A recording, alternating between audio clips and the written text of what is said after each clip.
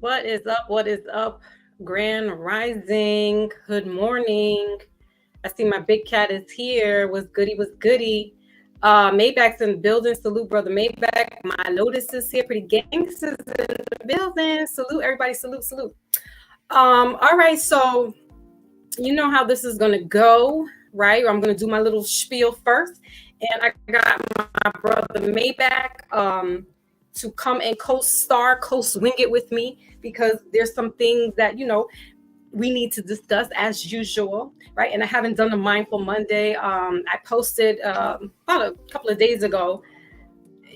Like I said, Scorpio season has definitely put some people in a mental, emotional, spiritual stronghold, right? And it really hit me like a couple of days going into Halloween. And I don't know if I should even talk about that, but shout out to my Lotus for helping me figure out some things on the unseen world. Also, big shout out to brother Smitty, who's been checking in on me, and my Wally. Thank you guys for, I have been under the radar. I haven't gone on anybody's panel. I just can't. Social media, it was even more intoxicating to just go on YouTube. Like, I kind of ventured into Instagram, but Instagram is like in doses. Like I literally was just self-absorbed into like watching shows and just kind of escapism because the grief really hit me in regards to my dad. And it's ironic that he transitioned in April, late April, right, of this year. But he transitioned on the cusp of a Scorpio lunar eclipse. So Scorpio has been playing out on the grand scheme of things, and people underestimate that energy. Shout out to my Scorpios that are here, my Lotus, Smitty, brother Hollow, brother Ra. I listened to him last night, and I haven't really I haven't really gone into YouTube because YouTube can be very toxic, right? But however, I'm going to discuss a situation that happened with a content creator that, he's been injured, he's been wounded. And the energy that you put out, and people are playing around with this type of energy. You have to be very careful, right? Because it will come back to get you. I stay out of karma's way. I know her very well. I don't play with her. I understand the power that she possesses, and I move out the way. So today I will be discussing another Scorpio, Puff Daddy Honeycombs, who also has been doing some scorpionic things. And just those are that, and I'll be showing those are the three things I had off the top of my head. I really didn't have anything laid out today. No discussions that I wanted to talk about other than just this. But like really, I've been in my bag just watching documentaries. I was binge watching. I think it was on Saturday, The Untold Story of Mussolini.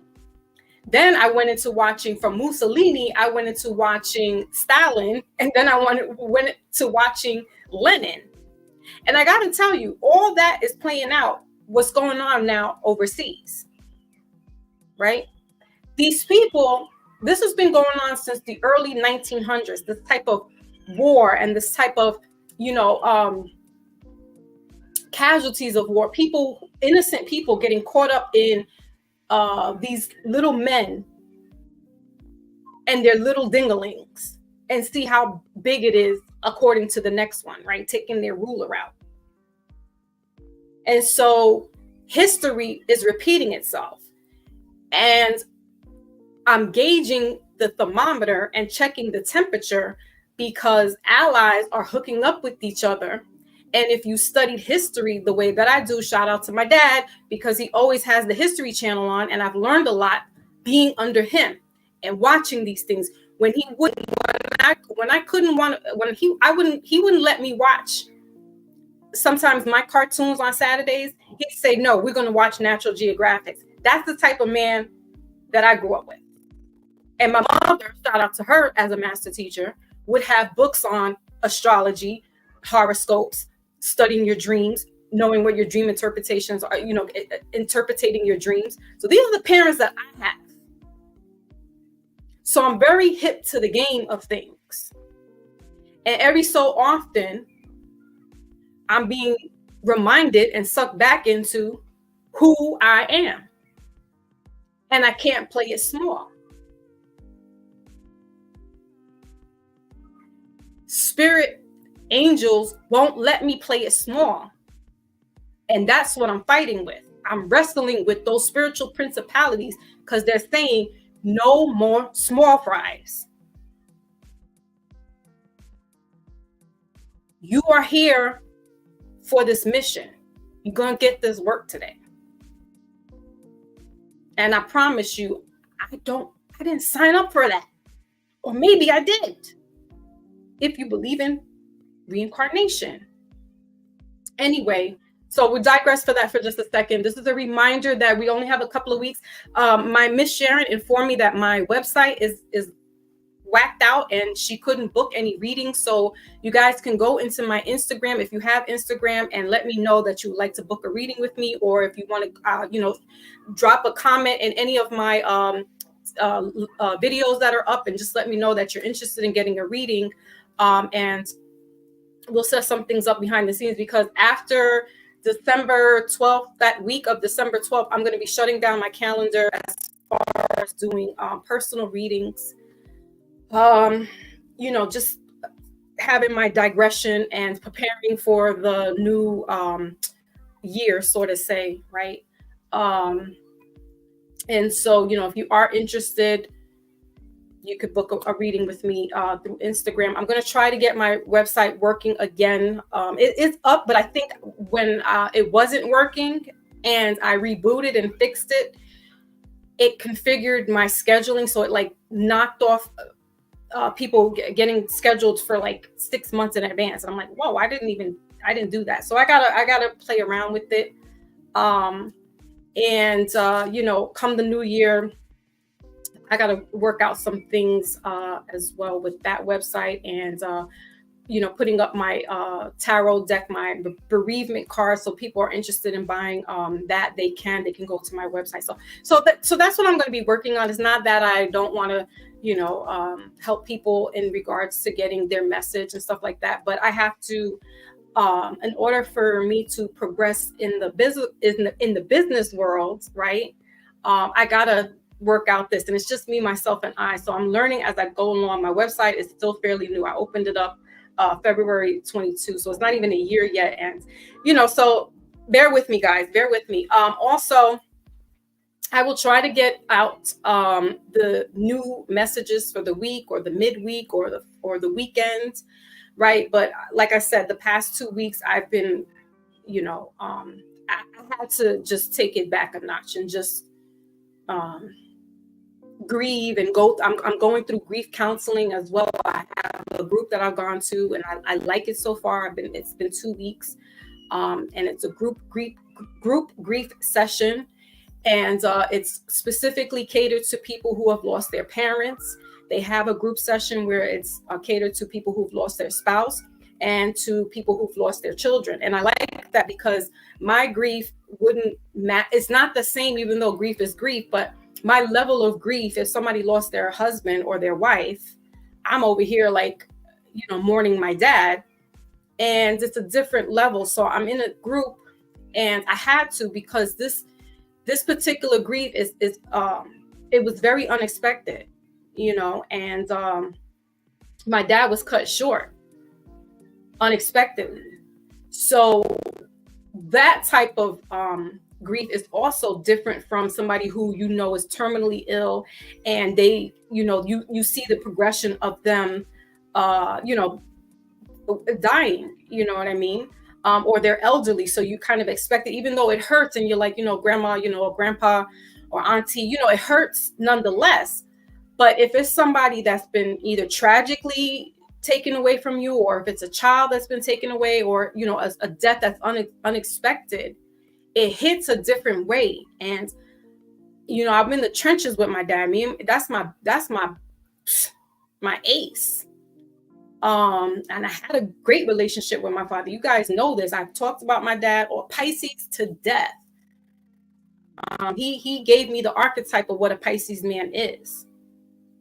So yeah, it's hitting me in a whole different avenue. And this social media thing is like, nah, I can't. It's not real for me at the moment. The grief is over consuming. And so I had to seek help. And so this is also what I want to talk about today. And this is being mindful, right? Is that when we're going through crisis, especially in the so-called Black community, right? We don't want to seek help because we feel, oh, the healthcare system, etc. We understand that. But if you are in a crisis, please seek help.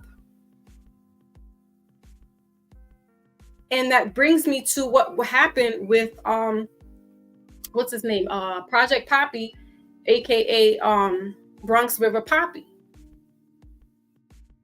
And so it's not to make light of him. It's not to make light of any mental illnesses that are going on, because trust me, the whole Hallmark holidays is a mental mind game for everybody. You done spent almost $1,000 on Halloween paraphernalia, costumes, candy, pumpkins, all to be thrown into now throwing out Thanksgiving paraphernalia. So now you in this rat race to put away the one that costume that you spent $100 on, and then please, if you got like kids and then you buying them costumes, you done spent a good G, right? So now you done threw that money away, all for you to get ready for Thanksgiving, all for them to put out Christmas stuff while Thanksgiving and Halloween is going. Does that not sound manic? Does that not sound like there's a mental issue going on? That you gotta, excuse me guys, that you gotta go and put stuff on layaway because you may not be able to afford these Christmas gifts that you want to get for people, and you put that foremost before anything.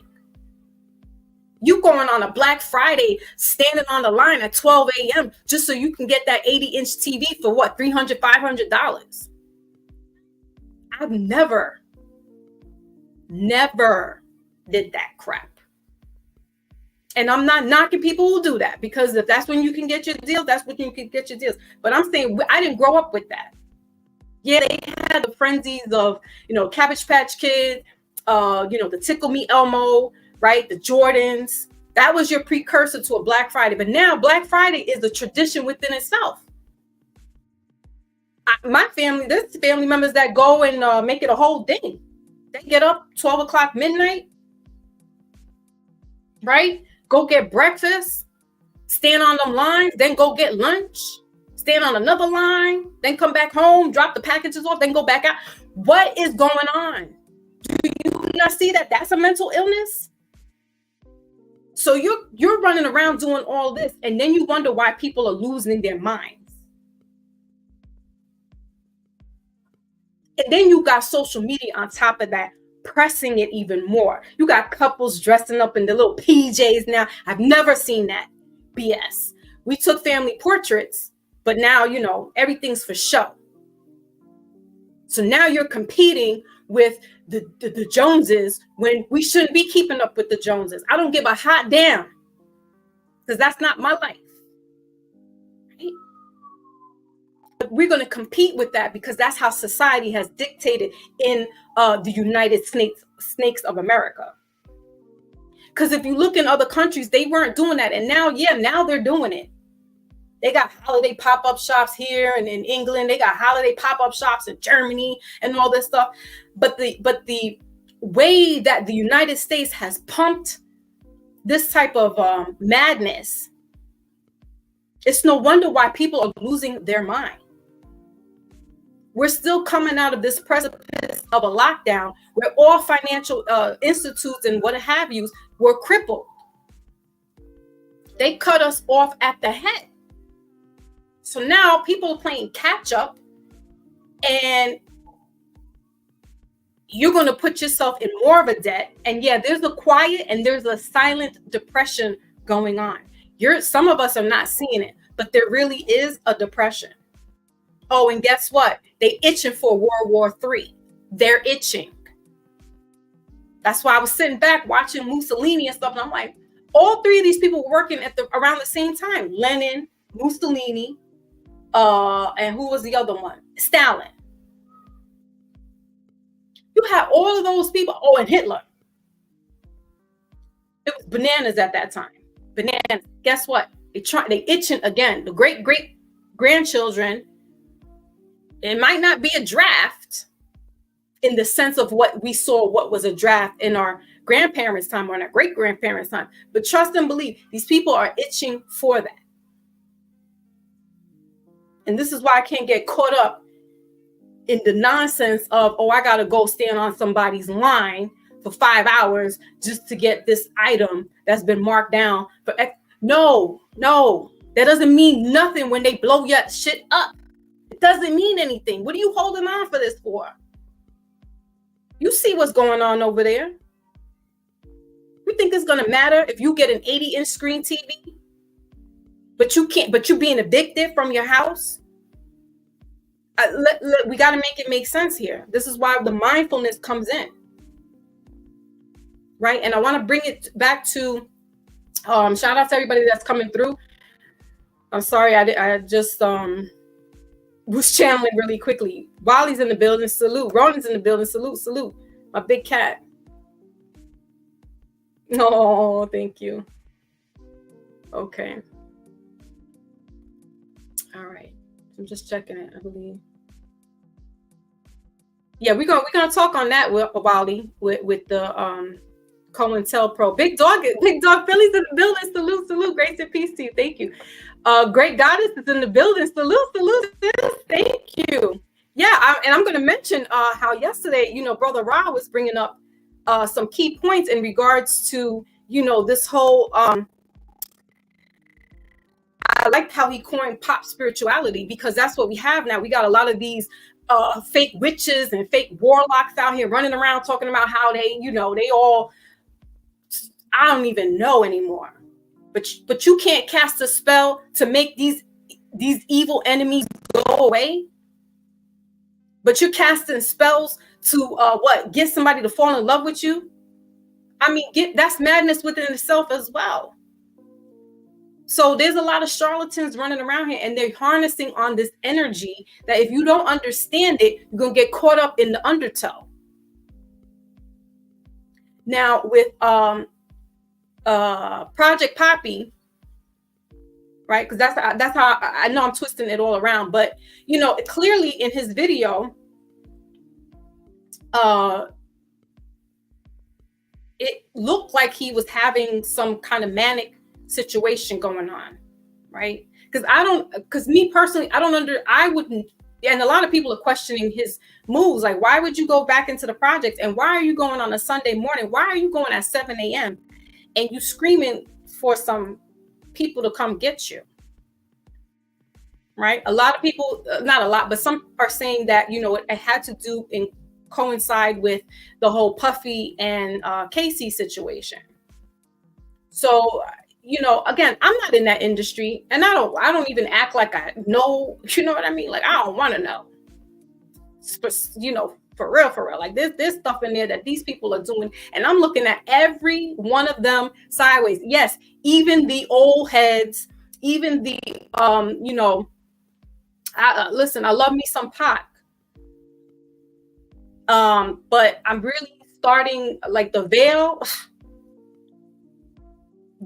has been lifted. And there's some, I can't really say I can trust any of them.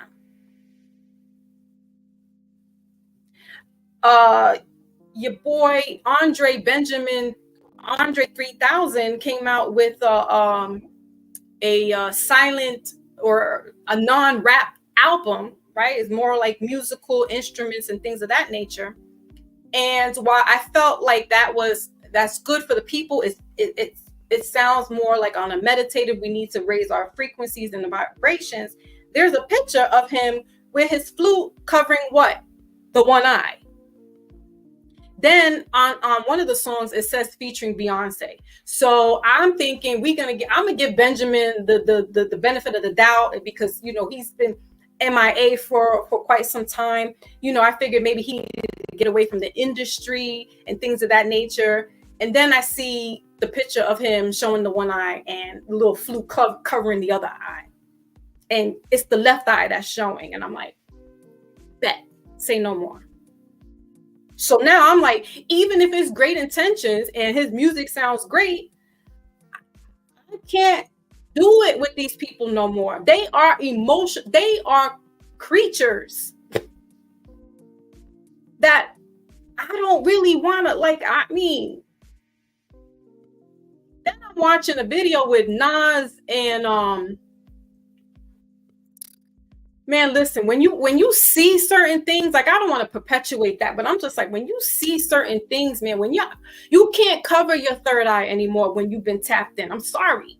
There's no going back as much. And that's what I'm saying. Like, I'm wrestling with that principality because I'm trying to give people the benefit of the doubt. I'm trying to give Andre 3000 the benefit of the doubt. Like, he's for the people. But now he's got his eye covered and he's got a feature with Beyonce, something featuring Beyonce. And not that he hasn't worked with Beyonce before, but I'm saying the fact that he has left, I'm thinking he did one of those Houdinis and was like, went on search of self. He's playing the flute now. So, he's getting into his God body, whatever the case may be. But then we see a picture of him holding his flute and his eye is covered. Now, we know the difference with occultism. Shout out to Brother Ra last night was breaking it down with the cult, right? And the cult is not scary. It's not spooky. It's a hidden science. But these people in that industry are nefarious. And you know what? While people were calling, what's her name? Damn. She's also a Scorpio as well. Her name will come to me. She was airing out everybody for like years, like a couple of years ago on social media. And everybody kept saying, oh, she's crazy, she's this, but she was telling people what Puffy was about. I read back in the early 2000s the book Superhead, which talked about Puffy and his white tie affairs out in the Hamptons of New York. With what's his name? Usher. And then not too long ago, he's having lunch with Nas. They buying each other gifts. All right, that's your boy, that's your man, right? Like I said, then I saw something on stage when they was at what was it, Barclays or something like that, and I was just like, maybe I read too much into it. But again, when you see things, it's like maybe I am reading too much into it. But what I was seeing was like Ghostface. I had to watch it a couple of times to because I was bugging like. But these are, and it's not like these are young men where you're like, they play around, it's horseplay. These dudes is in their 50s, their early 50s. I mean, and yes, there could be this brotherly love and stuff of that nature. And I'm not putting it past nobody anymore. I can't give them the green light. Because the industry has hid it from us, and then they have it. They've been showing you. We just wasn't awoke to or privy enough to see it. Now some of us, the scales have dropped off our eyes, and we see these things. And it's like, Another person who I brought up in the discussion was Albie Shore, right? And for some of us that don't know who Albie Shore was, he is a R&B singer from the late 80s that is also a songwriter, and was under, and he's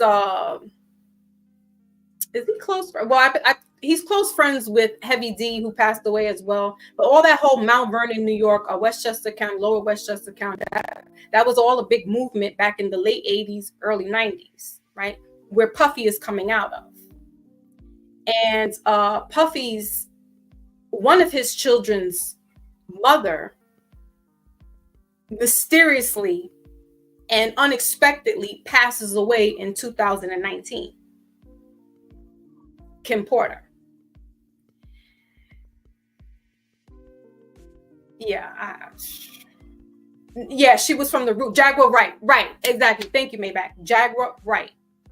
She was airing out laundry list of the industry people. And then I had to go back and kind of like fact check what she was saying on certain things. I'm like, she's not wrong. And who better to air out stuff than the person who's been in it? Oh, they were calling her bitter, and they were calling her washed up, and they were calling her, she was clout chasing and stuff like that. And I took her as, not with a grain of salt, but I took some of her stuff and just kept it in my Rolodex for a rainy day. Because, and then look, now she's been silenced. Her family has been on the line. They were like, oh, she's doing a lot of stuff for attention, but she was going through some manic issues as well. She was going through what Hassan Campbell is going through. Now, whatever his situation was, prior to him becoming a YouTube sensation, that's not what we're going to discuss about today. We're just going to be discussing about the mental health of us as a collective, right? And also with melanated people, because there's a stigma that, oh, if we go and get help, only the white people do that. Okay. If you don't want to go and get professional counseling, go to your rabbi, your imam, your pastor, or an OG that you can talk to and let them know that you're going through some things, right? Because the world is in need of love. The world is in need of healing. Not just the people, but the earth, the ground, the water. We're polluting. We're killing ourselves off slowly but surely. And it's not only just the open enemy that's doing this. We are our own downfall as well. So Albie Shore does this. So Albie Shore, he's an R&B singer. He wrote the song "Forever My Lady," and Jodeci, the group Jodeci, who also is an R&B group, sang that song. But it was dedicated to Kim Porter, who he was married to at that time. She got pregnant by him, and about a year or two later, she hooks up with Puffy, Kim Porter, and her son by Albie Shore becomes like Puffy's surrogate son. And we don't see any too much interaction with that until she passes away. Albie Shore then becomes very vocal on social media, on his Instagram. Jaguar Wright even mentions this, because Albie Shore was alluding to the fact he did one of those crying videos as well on Instagram, then took it down. It's been shelved. And a couple of us remember what he was talking about. And indirectly, he was saying something. Then he kept looking over his shoulder, talking about, I'm scared for my life. Who would be trying to get you, Al? Who? Then A year or two later, he's in a medically induced coma for 2 to 3 months with multiple organ failure.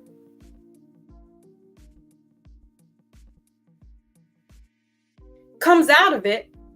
Now he throws up a video about it and says some indirect stuff and says in an indirect way, we forgive you, but we haven't forgotten. And he writes a whole paragraph in his Instagram, right?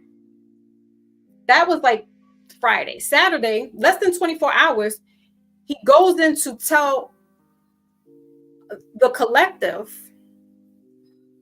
oh, you people are writing, you guys think it's about him, but it's really not. It's about somebody that while he was going to this coma and stuff like that, like somebody basically backstabbed him, right, metaphorically speaking, and that he doesn't care about what goes on with somebody's court business, etc. Right? So now he's alluding to who we think he's talking about. And then he tried to spin it on, oh no, it's the people that are running with this narrative. How, Al? You just wrote in a text about how we don't forgive, we forgive, but we don't forget. Then you posting Forever My Lady and talking about your ex-wife. Like, come on, like, stop. You playing on our intelligence. Like, blink twice if you need help. But don't come at us and then try to make it seem like we the ones losing our minds, and you're trying to make it seem like we're the ones spreading the rumors when you're the one putting this stuff out here. Must have been a light-skinned thing over the weekend. I just have to say that. Because you got, what was his name? Bronx River Puffy, and then I'll be sure they both from the Bronx. And it was this kind of animosity going on. Now I will conclude with Puffy, and then I will open the chat up to bring my brother MAYBACH in, and then I will open the chat up afterwards for other, those who would like to chime in. But just be mindful and use code words, guys. Please and thank you, because you know how things get here. We're fair use in it, right? I didn't do the fair use disclaimer, but it's attached in the description, right? So we're talking to all of this as comments and criticism. Let me just dot my I's and cross my T's really quickly while we go any further. All right. So copyright disclaimer under Section 107 of the Copyright Act 1976 allows fair use for the purpose such as criticism, comments, news reporting, teaching, scholarship, education, and research. Fair use is a use permitted by copyright statute that might otherwise be infringing. So now we got that out the way. All right. Okay, Wally. Wally says it's too much. She had no time left. Mm-hmm. So, yeah. Yeah, please hit that like button. It's, keeps me in the algorithm. I'm sure. So, smack Wally with a crystal ball. Y'all are too much. You know what I'm saying? Y'all are too much. But anyway, yeah. So now with Puffy, right, who wants to go by Brother Love, please. I don't like, it's all ironic that this court case, or not even a court case, but this lawsuit was settled outside of court.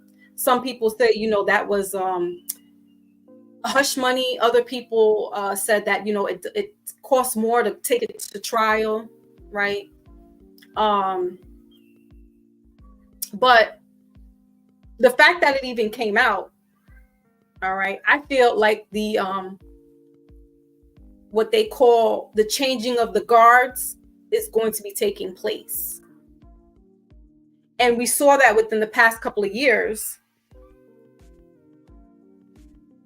Bill Cosby and R. Kelly. Okay.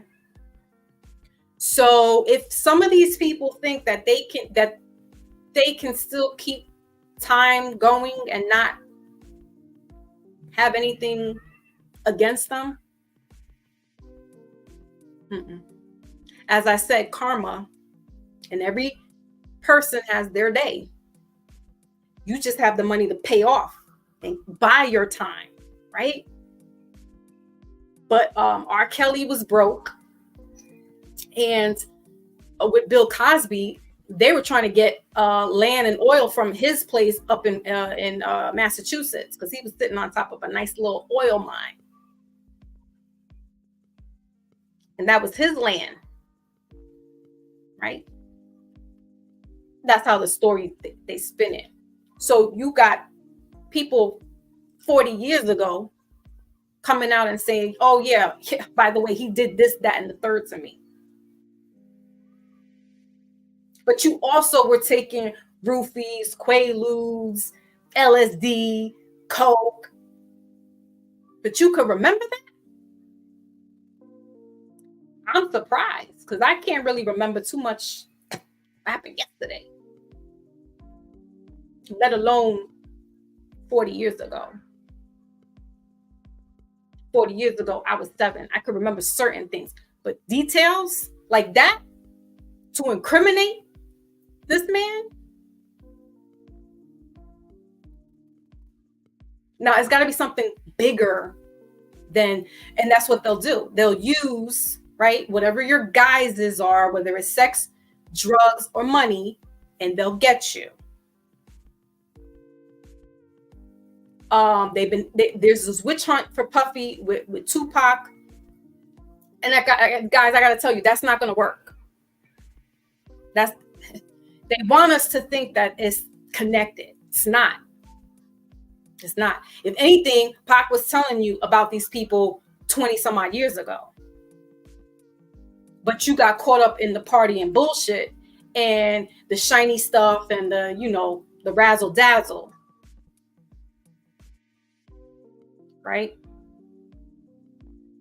And so all this time, this man, he had issues. The first case, or not really case, but the first situation that happened with Puffy was back in 91 at City College in Harlem, New York, where he puts on this big expose and has Jodeci come out and things of that nature, and basically something goes wrong, and there was a massive fight that happened, and there was an only one-way exit and entrance, and people who were trying to leave were stomping over other people, and there were deaths. I think there were like 9 deaths that day.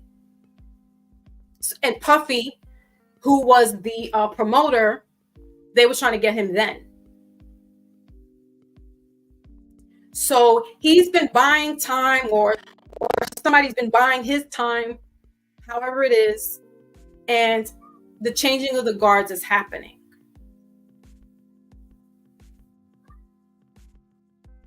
And this is why, he's a Scorpio, and the certain things that were going on. Now, we don't know if he was kind of isolating Kim Porter and her son Quincy away from Albie Shore, right? Because it looks like when somebody who is like that, who's very aggressive and controlling, they isolate you away from your friends and family, and they make it so that you only can talk to a controlled group.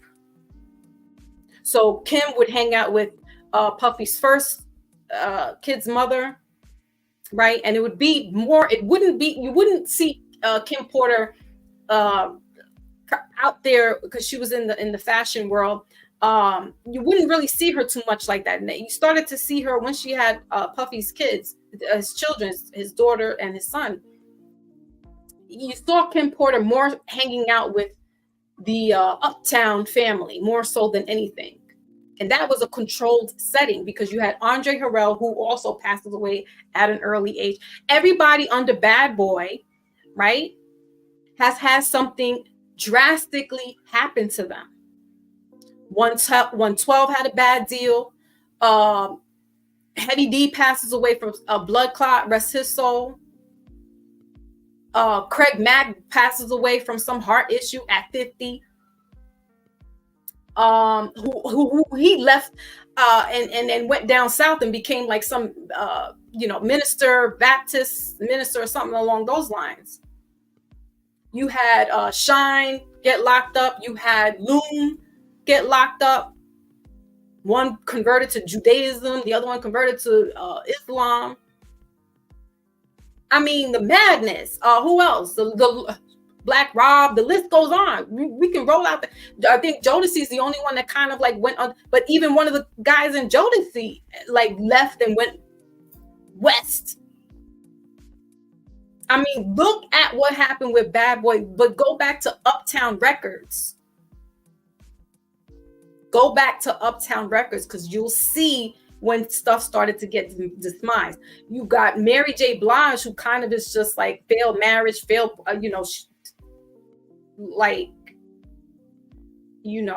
just not good luck with the love life, right? And you think it was like with all the pain that she went through back in the days, like, well, whatever. Like all of them got something going on with them. And you got to think, who is the main figure in all of that? So yeah, it's going to make me think that he got power over them, or there's some type of hold that people are not going to really go against it. But this young lady, then people are like, oh, why she wait so long? It's 10 years later. Why this, that, and the third? Maybe she felt strong enough now that she can come out and say the things that happened to her, allegedly. And in her in her report, it says the things that happened to her. And according to the records, she was 19 years old. And he was in his 30s. Guess what? They all been doing that. You can't just get R. Kelly and call him a monster. No, if you want to take him, you're going to take them all. Because they all rolling together. There's a picture with Puffy and R. Kelly. Jay-Z was running around with R. Kelly on the whatever tour. Like, come on. Because that one was, and I'm not defending R. Kelly. By no means. But trust me, those other people, they're not innocent. No. And Jay-Z was what? In his late 20s? When he got wrapped up with Beyonce? Like, stop it. Y'all, and people think, oh, that's okay. Oh, well, the white folks did that. That's fine. Whatever. But you can't sit here and call somebody else a monster and let the other monsters free. No. And I tell you what, I don't give a hot damn how much they talk ill will against Pac and call him a little fairy, a little tutu dancer, a little ballerina, and all that good stuff. Oh, he want to be this, want to be that. You've never heard him other than that stupid case, which he was not guilty of, but they had to make it guilty of something, right, to make it stick. But you've never heard him do anything against any minor children or any underage girls. And you never heard that he had to roofie anybody to have consensual or non-consensual sex. I'll wait. Please dig up the records. Because we don't have, what we see is two alleged children of Jay-Z's talking about that. That's their father. And their mother was 15 years old. I kind of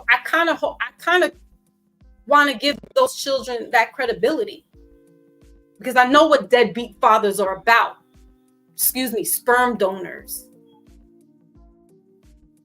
But because they razzle and dazzle you and they give you these encore songs and the Blackout album and the button-up shirts and the champagne and all this BS, that you've fallen onto a spell, and now you're gonna you really gonna have beef with somebody if they talk against Jay-Z and they talk against Nas and all that stuff. And I'm like, listen,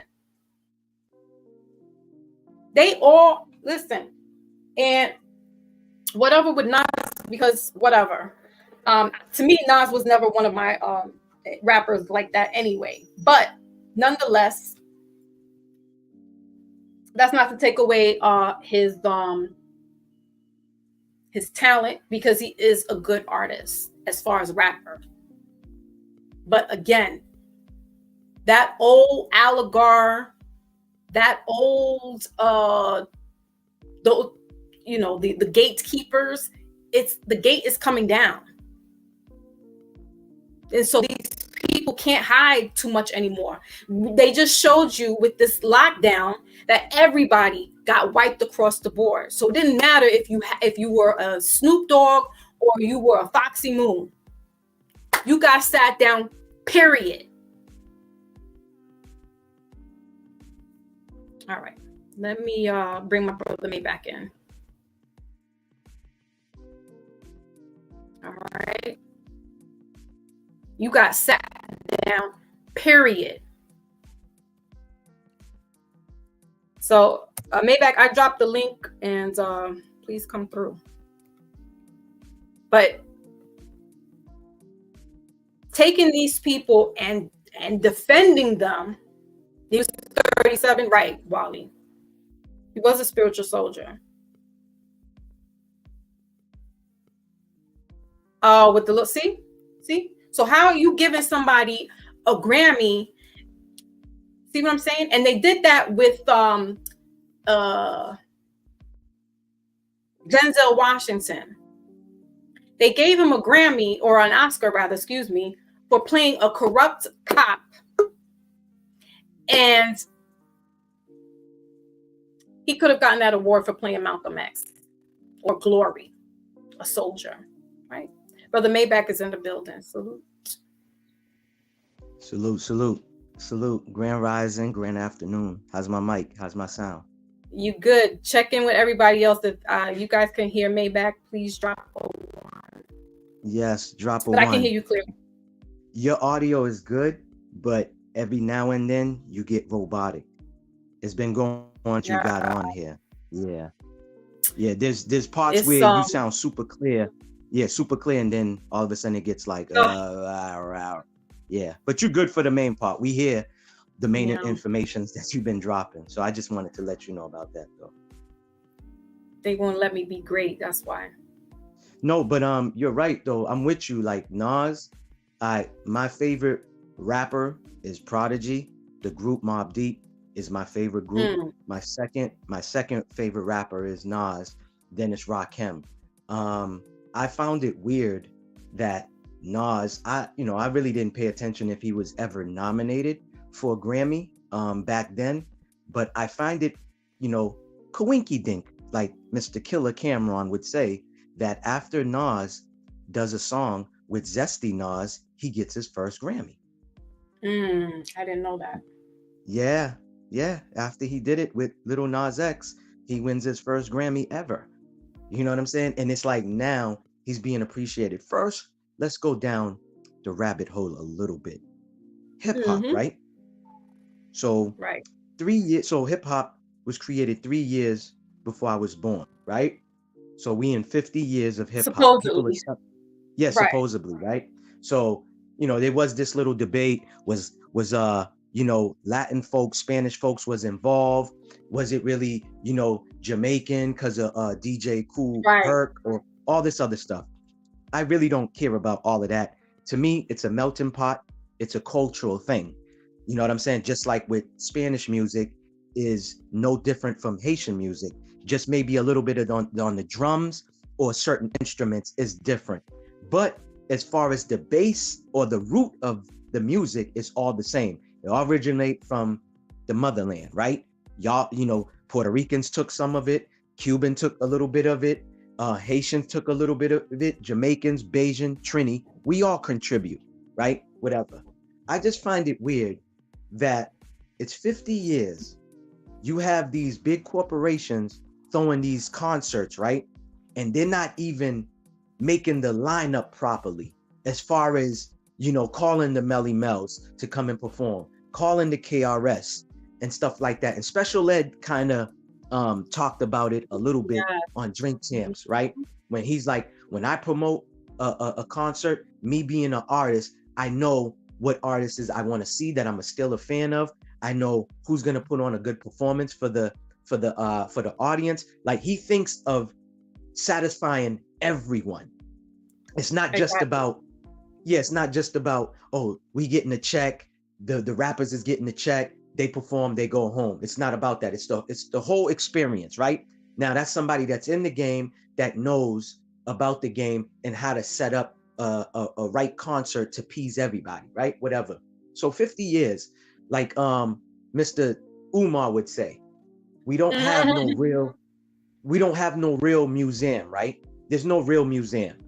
Noriega, the rapper, talked about when he started Drink Champs, one of his things was not just to honor the artists and the legends and icons or whatever, but he was talking about starting up a union or having a union for rappers, right? And that was a great idea to me because, you know, when I watched Biz Marquis's documentary, this man passed away.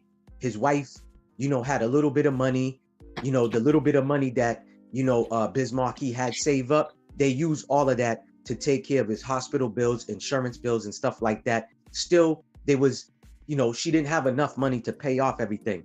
Why isn't there a union to where, you know, older rappers get sick and they don't have the money type of coverage, kind of like what the NFL does for the elder players, the players who's been retired for at least 15 to 20 years? There's still some form of financial thing put in place, financial program put in place to where hospital bills get taken care, this get taken care, maybe rent gets paid for. Why rap doesn't have that? Because when these rappers sign with these corporations, with these record labels, they put out insurance policies on the artists. So why, you see what I'm saying? Like, we still don't have none of this in place. Yeah, we celebrating something that we created and whoop-de-woo, yes, congrats, but we still didn't progress is the point that I'm trying to make. There's still not a black owned or melanated owned record label that artists can trust and go over there and not be, you know, what was the Locks? The FNU Records, you know what I'm saying? When the Locks did a skit and was like, yeah, sign with FNU Records, and you know what I'm saying? Stuff like that. And they was making fun of, you know, Puffy being played. Like, as you said, all of his artists, what's the main two stories? They either not here anymore, breathing, or they passed away or not here with no money in the bank account, like Black Rob. I heard Puffy had to step in, and I don't know if he did or not, but I'm just saying this was the story allegedly that was put, that he paid for everything. These things should not be happening. But once again, you know, when our parents don't have the information, you know what I'm saying? Then the child or the children is going to be born uninformed.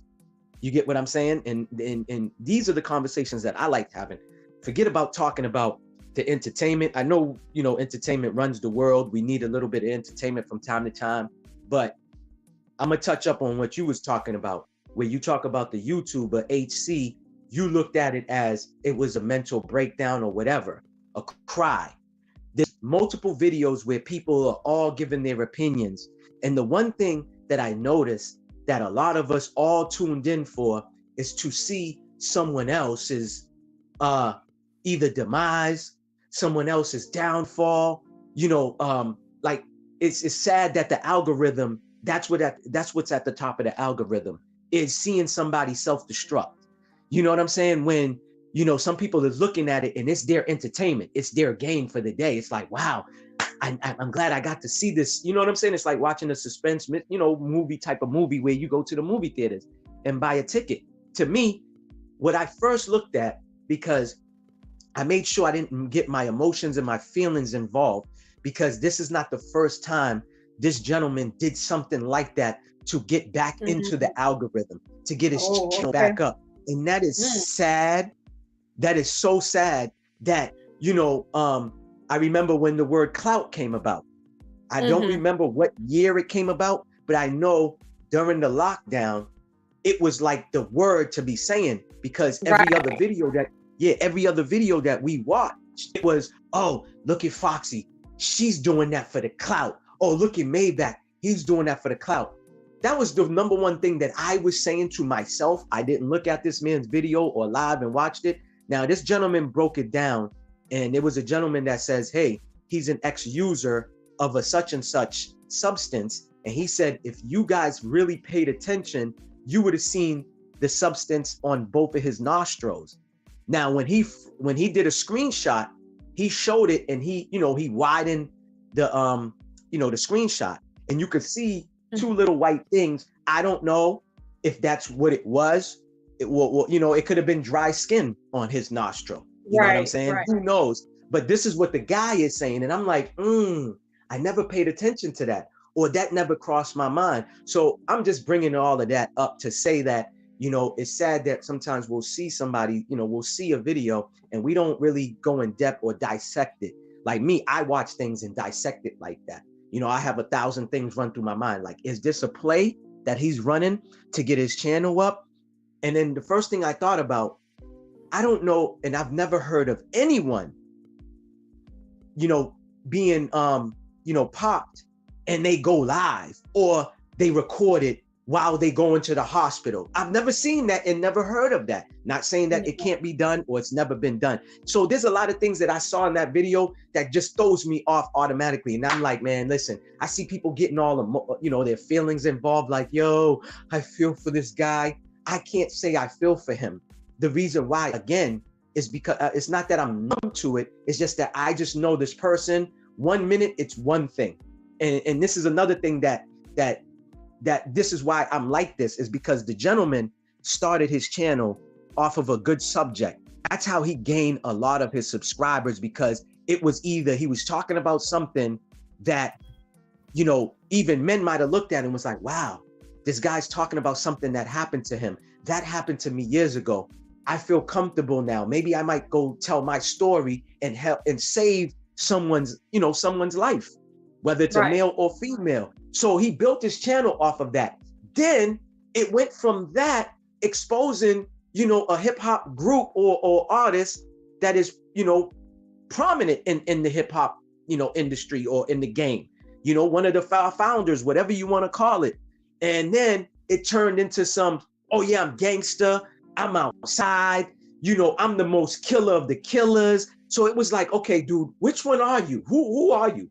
Are you the person who was the victim, or you out here? You get what I'm saying? So that's why it's like, I don't study it or analyze what happened yesterday. And that's another thing. First thing I thought about, what do I look like going back to my old neighborhood that I haven't lived in for 30 years, but I could go there because there's still people that know me on that block. But what do I look like going to that block early on a Sunday morning, whatever day it was, and just being disruptive to, to people's peace? And then you get what I'm saying? Like, it just, like I said, man, I just didn't study the video. I looked at it, I watched it, and then I just saw a bunch of people like getting all involved because, some people, it's the trending topic. I get it. It's whatever's popping in the algorithm. You talk about it, you get the views. I just seen people just looking deep into it and was like, oh, this and that and this. Once again, I wasn't there. So I see people putting in their thumbnail like, yo, it's confirmed. This did happen. It's like, who are you? You TMZ, you breaking the news? You CNN, you MSNBC? Like, how do you, people are putting, it's confirmed. And I'm like, what are we doing here? This is the same guy that's ran plays, like, you know what I'm saying? Like 2 years ago. And then people was like, oh, he was running a play. Like, come on. It is what it is. I don't know. Like I said, when it comes to the entertainment, I try not to, because we already know. The ones who's spiritually tapped, we all know. Like that's me, that's vibrating at the high frequency. We know a lot of this stuff is a distraction to what's really going on in the world. The real news, not the entertainment news, talking about real news that is not broadcast or told to us. I don't know if you've been, if you got hip to this. There's a there's a mining going on in the Congo, and it's called the Shahara. Yeah. So you know about the story that's going. Okay, so I don't even gotta go. But anybody that's in the chat that don't know what's going on out there in the Congo in the Shahara mining, just do your research and look up what's going on. To me, that's real news. This is the stuff that we should be talking about. You know what I'm saying? So not to get in deep, because I know you want to get into it. I'm gonna just touch up on that story. It's just that people are working without the proper equipment. I'll just leave it at that. You know, and it goes much deeper than that, but that's what I can really say. It's just people are working there with you know, not the right equipments. And I'll just, that's like me. I work in environmental. I do construction. We do home renovations. That's like me doing a de-leading job and I'm not wearing a mask, or I'm not wearing the goggles to protect my eyes of the leading that I'm scraping up that can, you know, potentially fall into my eyes. Because when you're doing that type of work, you have to be tested, you know, properly. You have to wear the proper equipment and stuff like that. Mask, goggles, the protective gear, you know, the suits, a hazmat suit, the lower level hazmat suit when you do that type of work, because that's what I do. You know what I'm saying? For anybody that don't know, you know, I have a cousin, he flips properties, he owns properties, and we do renovations from roofing, you know, to drywalling, to laying down floors. We do it all, you know what I'm saying, and stuff like that. But go ahead, sis. Yeah, no, I just got booted out. StreamYard. Oh, I thought you the big screen real quick. What? So salute to Blue. He's just coming through as well. Salute. Let me see who else is in the chat. Wally said he'd be back. Again, salute to everybody. We're just, you know, today is a freestyle that, you know, we're kind of just going off the dome, but there have been some trending news happening within the past couple of days, and that had to do with, you know, Puffy, and specifically, you know, now with Project Poppy. You know, they I can hear y'all good. Okay, thank you, Lotus. Thank you. What happened? She said what? She can hear you good? She said that she can hear us. Because StreamYard is acting funky, but I noticed it was acting funky with other people too the past couple of days. Yeah. Oh yeah, salute to Lotus, man. It's good to see you in the chat as well. So you know, so that's what I wanted to talk about. But a lot of this stuff is going on that, you know, we need to be mindful of. And like Brother MAYBACH has said, that you know, stuff that's going on in the Congo, there are things happening in Africa. And like I was doing my binge watching over the weekend, watching Mussolini, an untold story about Mussolini. Then I went into watching Stalin. Then I went into watching Lenin. Hold on, what's that? What's the second one? Scallion? Stalin. Fallon. Never heard of that. What is that? Stalin. Yeah, those are all, you know, those so-called dictators out in Europe, along with Hitler. And they all were kind of in the same timeline, the beginning of the 1900s. And it's just interesting how history plays itself back out. And like I said earlier, you know, the powers that shouldn't be are itching for another world war. Yeah, they are. They're itching, and there's allies working against, and you know, they're trying to, it almost seems like they're outing America. And once upon a time, and I still believe that there is a military stronghold, you know, of course, obviously, because if they were training the Israelis, right? Correct. That, you know, the US still has a powerful military stronghold. And so let me just add Blue in really quickly. And so, you know, the powers that shouldn't be there, they are, like I said, they're itching for the glory days of the early 1900s, right? And then the Second World War. They're itching for that. And people, we're almost on that precipice. You know, the United States, you know, they're flipping and flopping and being, they're being shielded from the real stuff that's going on.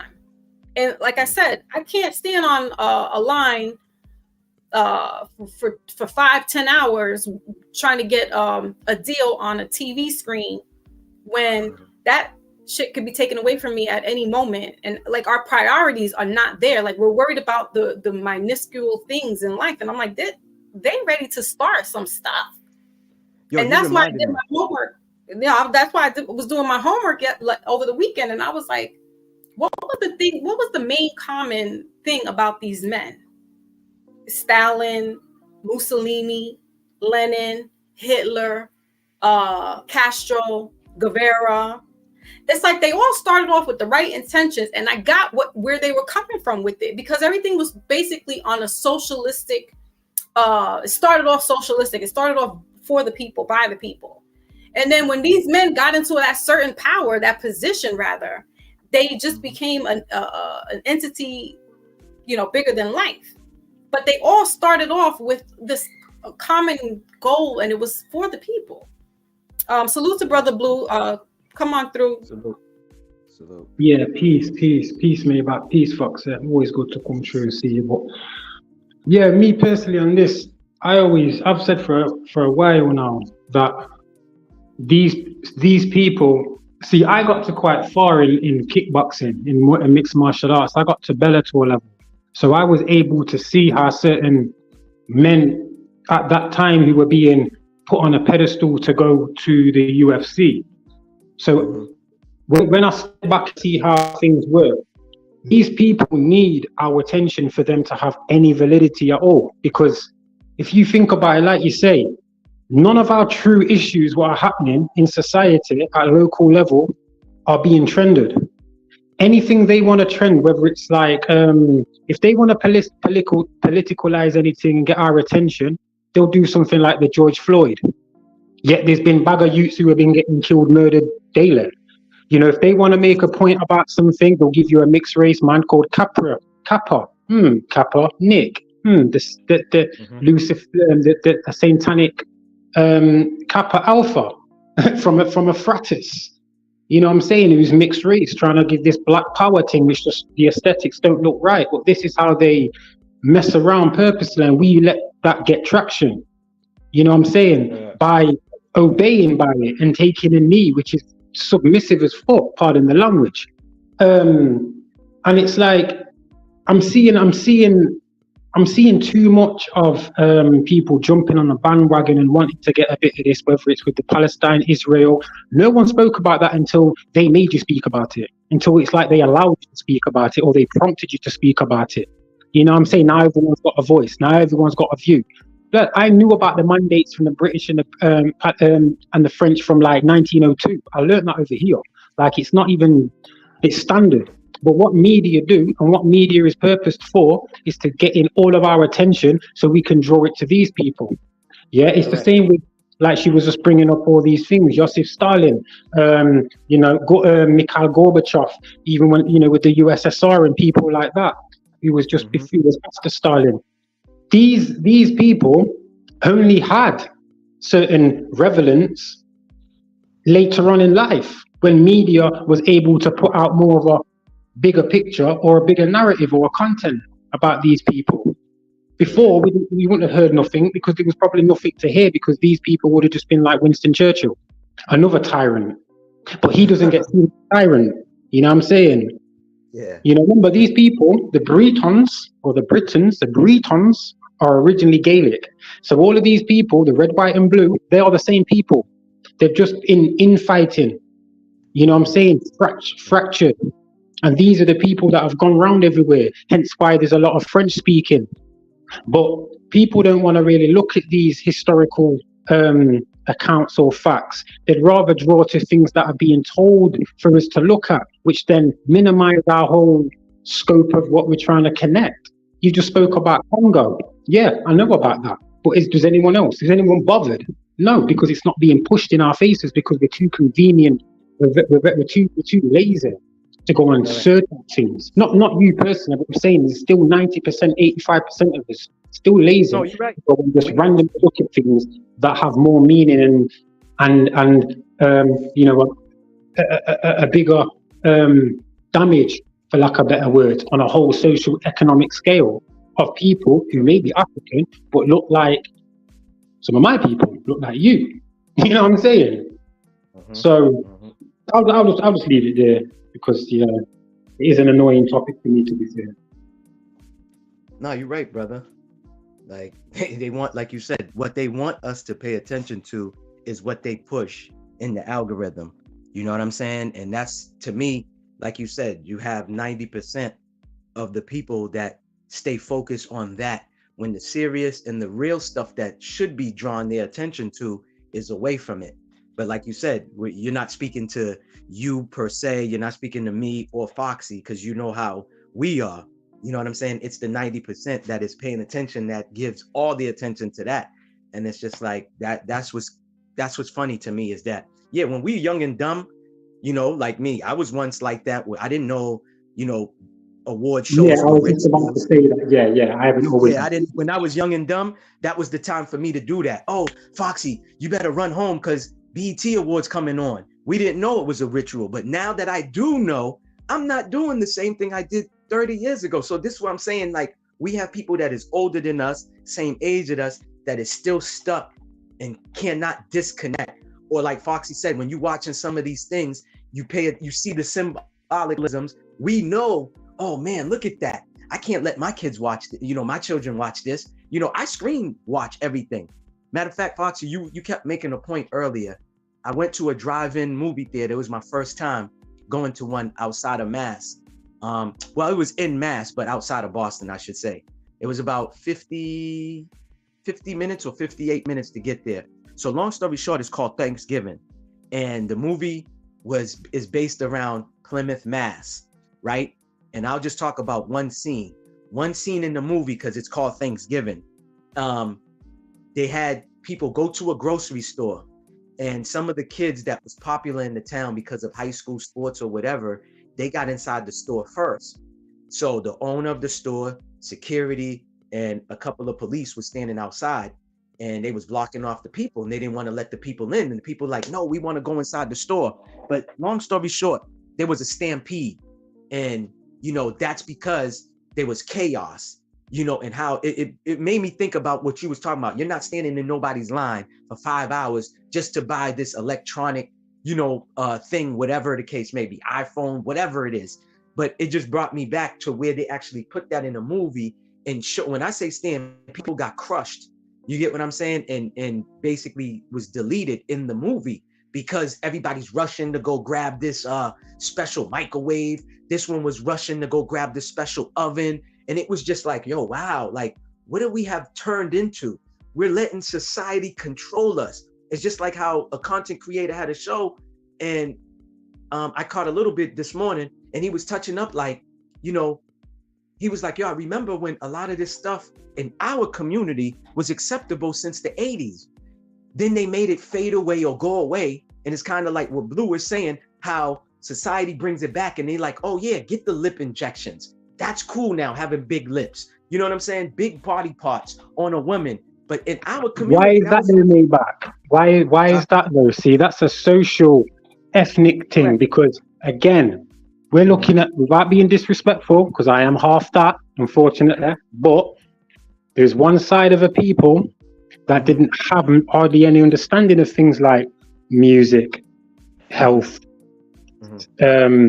holistic ways of being.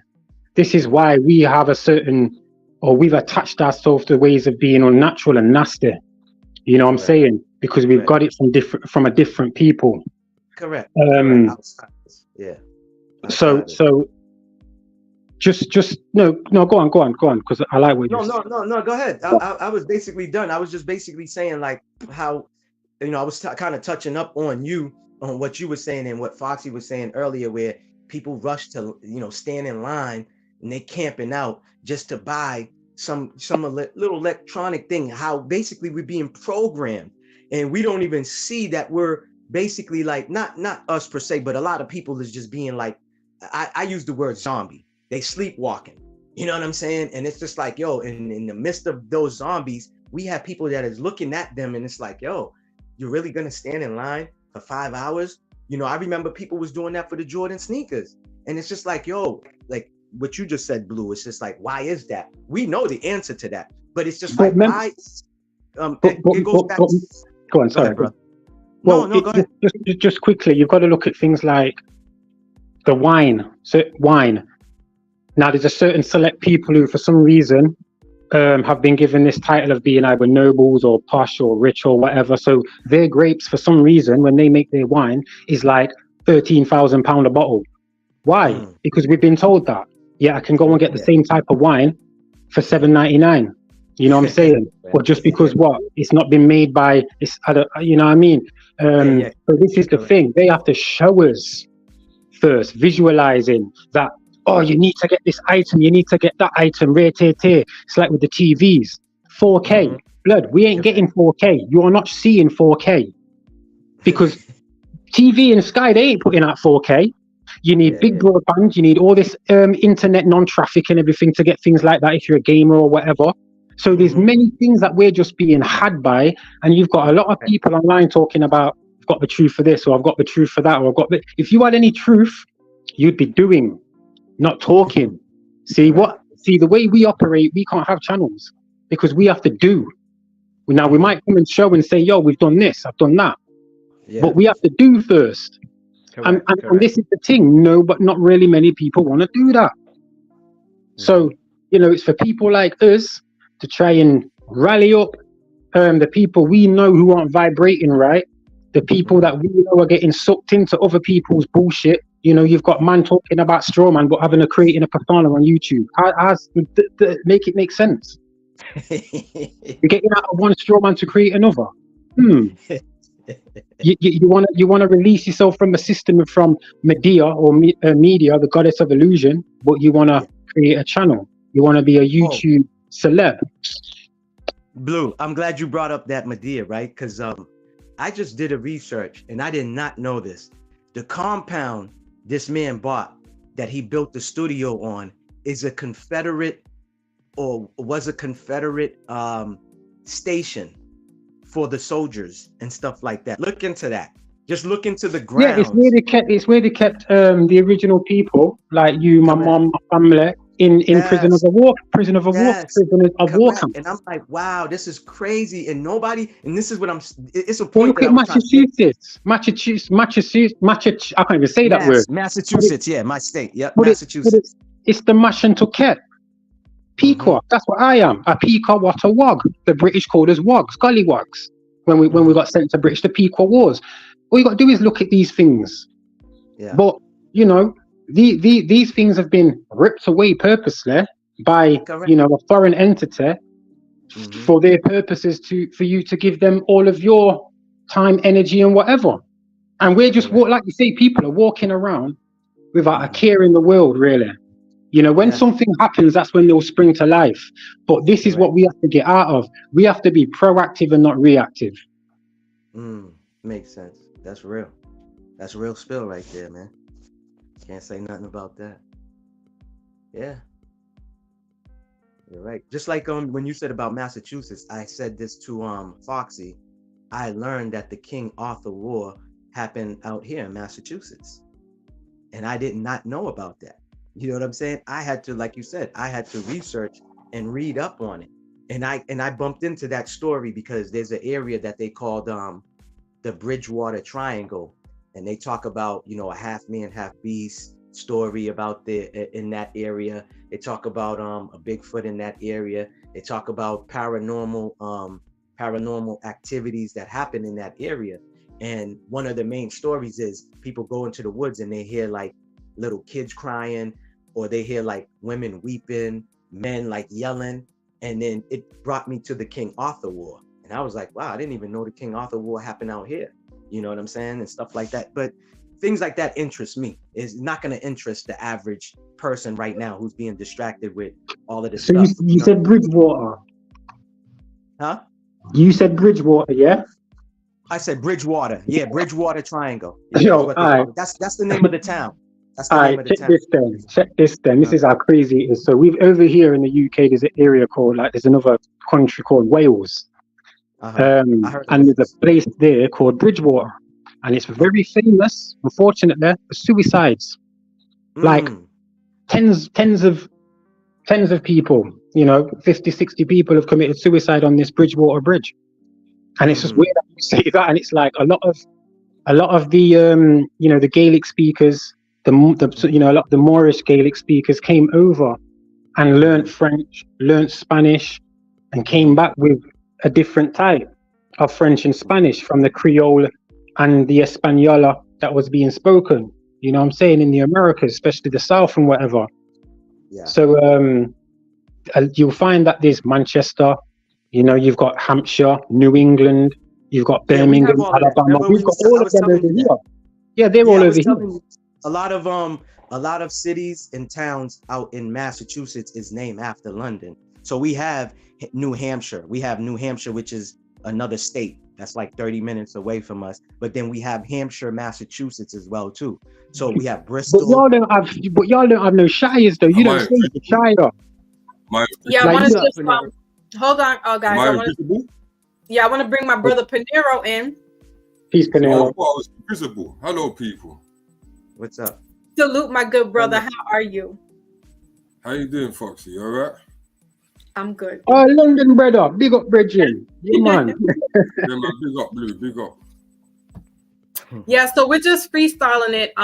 Just talking about, there was no real topic at hand, but there was some things that happened, within the past couple of days over the weekend, specifically with Puffy, and then now with the YouTube content creator. AC? Yeah. AC. So what about Hussein Campbell? I mean, that's Hussein. What she's talking about. That's what she's talking about. I feel. I'm not gonna lie. I feel sad because there's a lot of brothers like that who are just they haven't got a way to talk. They haven't got an outreach. They haven't got someone to put a shoulder around, their arm around them. You know what I'm saying, or even need a hug. And this might be like a pom man trying to like type of thing in it, but it's not. Every man, I don't care how bad you are. Every man needs love. Every man needs to give love. You know what I'm saying? And Blue, that's what I was saying earlier. Is that my take is not to talk about whatever situation that may or may not have happened, to him and in a younger age, but to talk about the seriousness of mental illness, and even not to make fun of that as well, because we're in a time zone that is, we're being bombarded with a lot of stuff that it's it can make somebody mad, and not mad like angry, but mad insane, because they're being bombarded now. Just case in point with the holidays, right? This Hallmark holiday that people spent hundreds of dollars on to get Halloween costumes, candy, pumpkins, you name it, decorations, paraphernalia, right? And then be bombarded with Thanksgiving paraphernalia, and then in all that Christmas decorations and all that good stuff is right there. It's sickening. It's maddening to now you got to catch up and do all that stuff. You're spending all this money, right? So somebody who may be in a mental state may not be able to handle all that, right? And as I mentioned before, we were in Scorpio. We're almost finished Scorpio season, and it did a number on me. I was in my room for days straight crying. But I mean, legit so, because I lost my father. But for some reason, it was like something just came over. And, I was like spiritually attacked. It was a lot of stuff going on. And I didn't want to be bothered with nothing. No social media, not talking to nobody. I just wanted to be in my cocoon. I went to my group grief counseling session and spoke to those people there, because we're all going through, losing our parents specifically, so that was it. I kind of just like went radar silence for a little while. I didn't go up on anybody's panel. I didn't even go check into YouTube, because I was like, this is toxic. And then no sooner do I put my big toe in to test the water, I'm hearing about Mr. Campbell. And then, Puffy's been all over Instagram. I go on Instagram and I see that, so Puffy's a Scorpio, right? So all his stuff is, just starting to unravel. I feel like the numbers, eventually, what you do in the dark will come to light, right? Mm-hmm. But at the same time, like, these people are just toxic as well. Like, even if you wanted to be positive, case in point, Andre Benjamin 3000, you know, his record dropped, and you know, people making fun of him, like, oh, we wanted to hear him rap, we don't want to hear him play the flute. And I'm like, but he might be onto something therapeutically, right? That we need that type of healing to heal our chakras.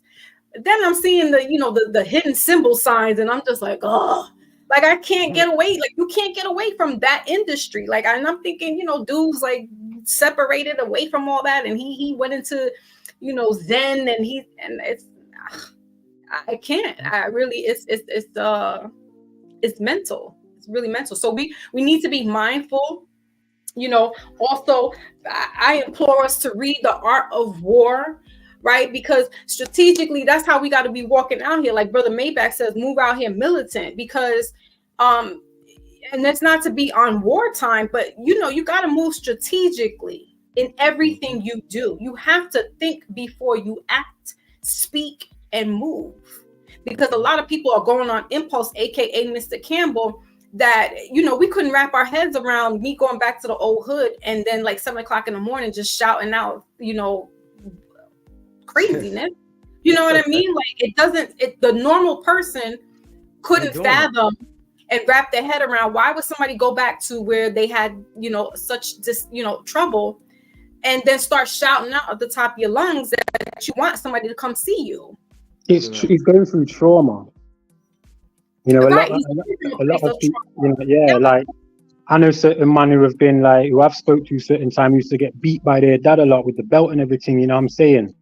And it's like they didn't really like their father, because their father had a certain attitude because of past trauma and so on and so forth certain time, you know what I'm saying? And like I say, I'm one of them man where I've done certain things, you know, I've been a roadman or whatever, but I let man know, yo, you can talk to me. You get me? You can run, you can shout, you can say what you want. I'll try and give you the best positive advice possible. You know what I'm saying? But, you know, some people aren't, again, some people look at it that way, Foxer, thinking that's not normal. But for me, that is normal. It's a normal reaction from what I'm gathering he's going through, you know what I mean? And it's like a thing where it's like, well, why no one saying to me like, oh, Hassan, you know, that was horrible, that was bad, rare tear, like that's what he's gone back there for. Look what he was saying. But he wants somebody to go on. No. What I was trying to say is that's the problem with a lot of us. That's what I was saying. I don't know if you heard it, but what I was saying is I saw more people in the comments laughing. You understand what I'm saying? Like that's the times that we in, unfortunately, that people tune in to watch somebody self-destruct. You understand what I'm saying? That's what I'm saying. Not all of us. Yeah, that was his wrong though. But Maybach, as a big, like I say, he's supposed to be one of the mandem, right? Yeah. One of the main people in a certain area doing a certain thing. So he should have a little backing. He should have an elder of a certain substance and integrity to say to him, Hassan, do not go on camera and talk to me about it. Let me see if I can help you. Don't go on there and make it worse, because that's all it's done. Because now man are laughing at, throwing bottles at him, and I'm thinking, you know, this is like, it's not a good look. You know, then you've got Sarnetta talking about it as well, and it's like, now is this a topic for us to berate and put down and then use narratives of, you know, this is how the so-called black man is and this and that? Or I'll be quiet because I know Panera wants to get in. Panera, you there? Yo. What's up? Can you hear me? Yeah, we hear you. We hear you good. Oh, what my take on it? Yeah. I done a video on it last night. And basically, I was kind of feel kind of let down, innit? Like, to be honest with you, I look at the conscious community, the ones that are up there. Big up Rolling 22 still. You see the ones that are up there, like when you think about the young Farrows, when you think about Hassan Campbell, Rashad Jamal, like what's going on with the brothers, man? Like, is it that have they done too much filming?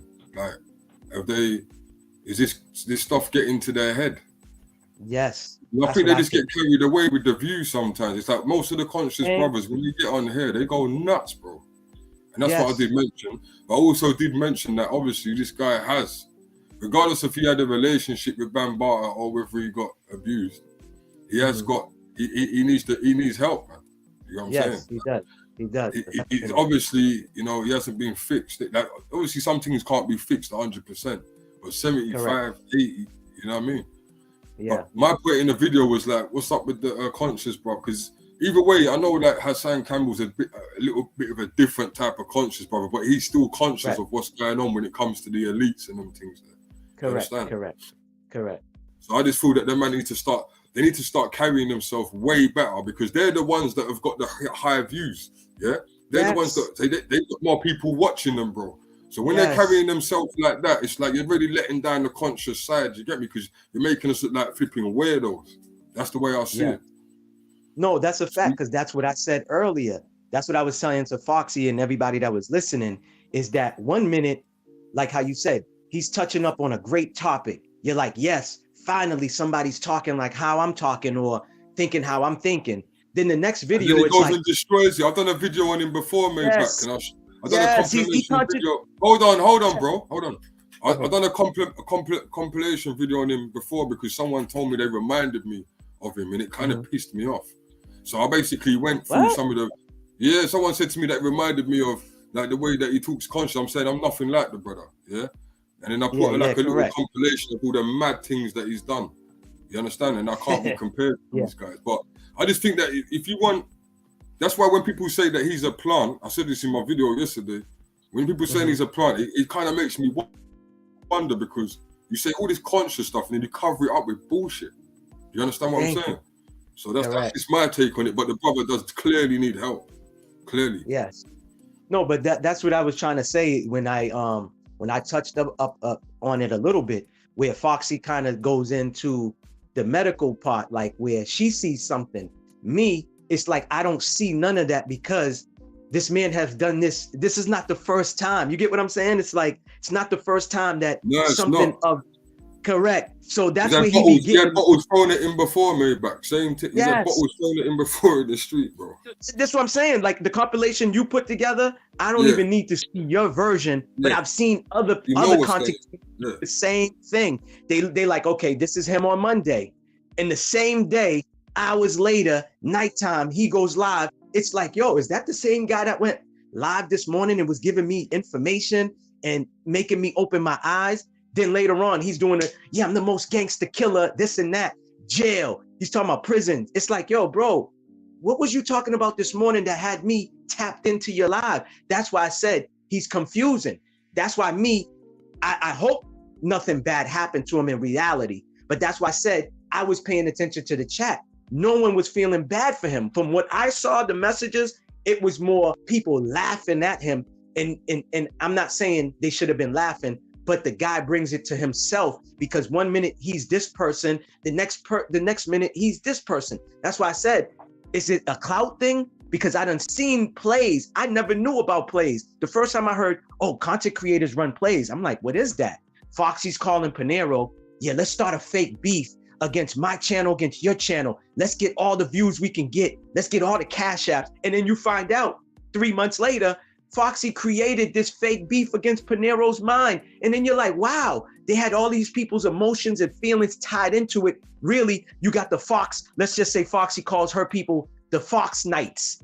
And then Panero's calling his the tough soldiers or the UK soldiers. And you got people really beefing with each other. Subscribers, that's not even content creators, is going at each other, and they get so wrapped into it. It's like watching daytime drama. That's why I said I didn't get. It's so true. Go ahead. It's true. Go ahead. Yeah, bro. So that's why I wasn't trying to be.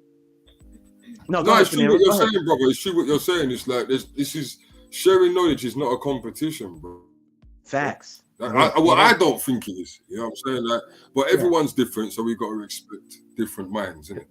You know what I mean? Correct. Some people have got this competition thing that I've got to prove to this person that I'm more knowledgeable than that person and that person. And when you get to that level, you kind of forgotten your mission. Thank you. Correct. Say it again, brother. That's very, very, very true. Brothers, I want to bring up Brother Smitty. Salute to another Scorpion King up into the panel. I appreciate you. Yo, big up yourself, man. Big up yourself, Smitty. Bless, man. Respect to you guys. How's everybody? Y'all can hear me? Good, man. Yeah, Yeah, we hear you. we can hear you loud and clear. What was y'all ending off on talking about? I had to do a couple things, Foxy. You know, I just came up here for real talk. I don't get to see you that often, so I had to come show you some love. I know. I have to thank you while we're in real time and social media time. Thank What's you for up? checking in on me. Always.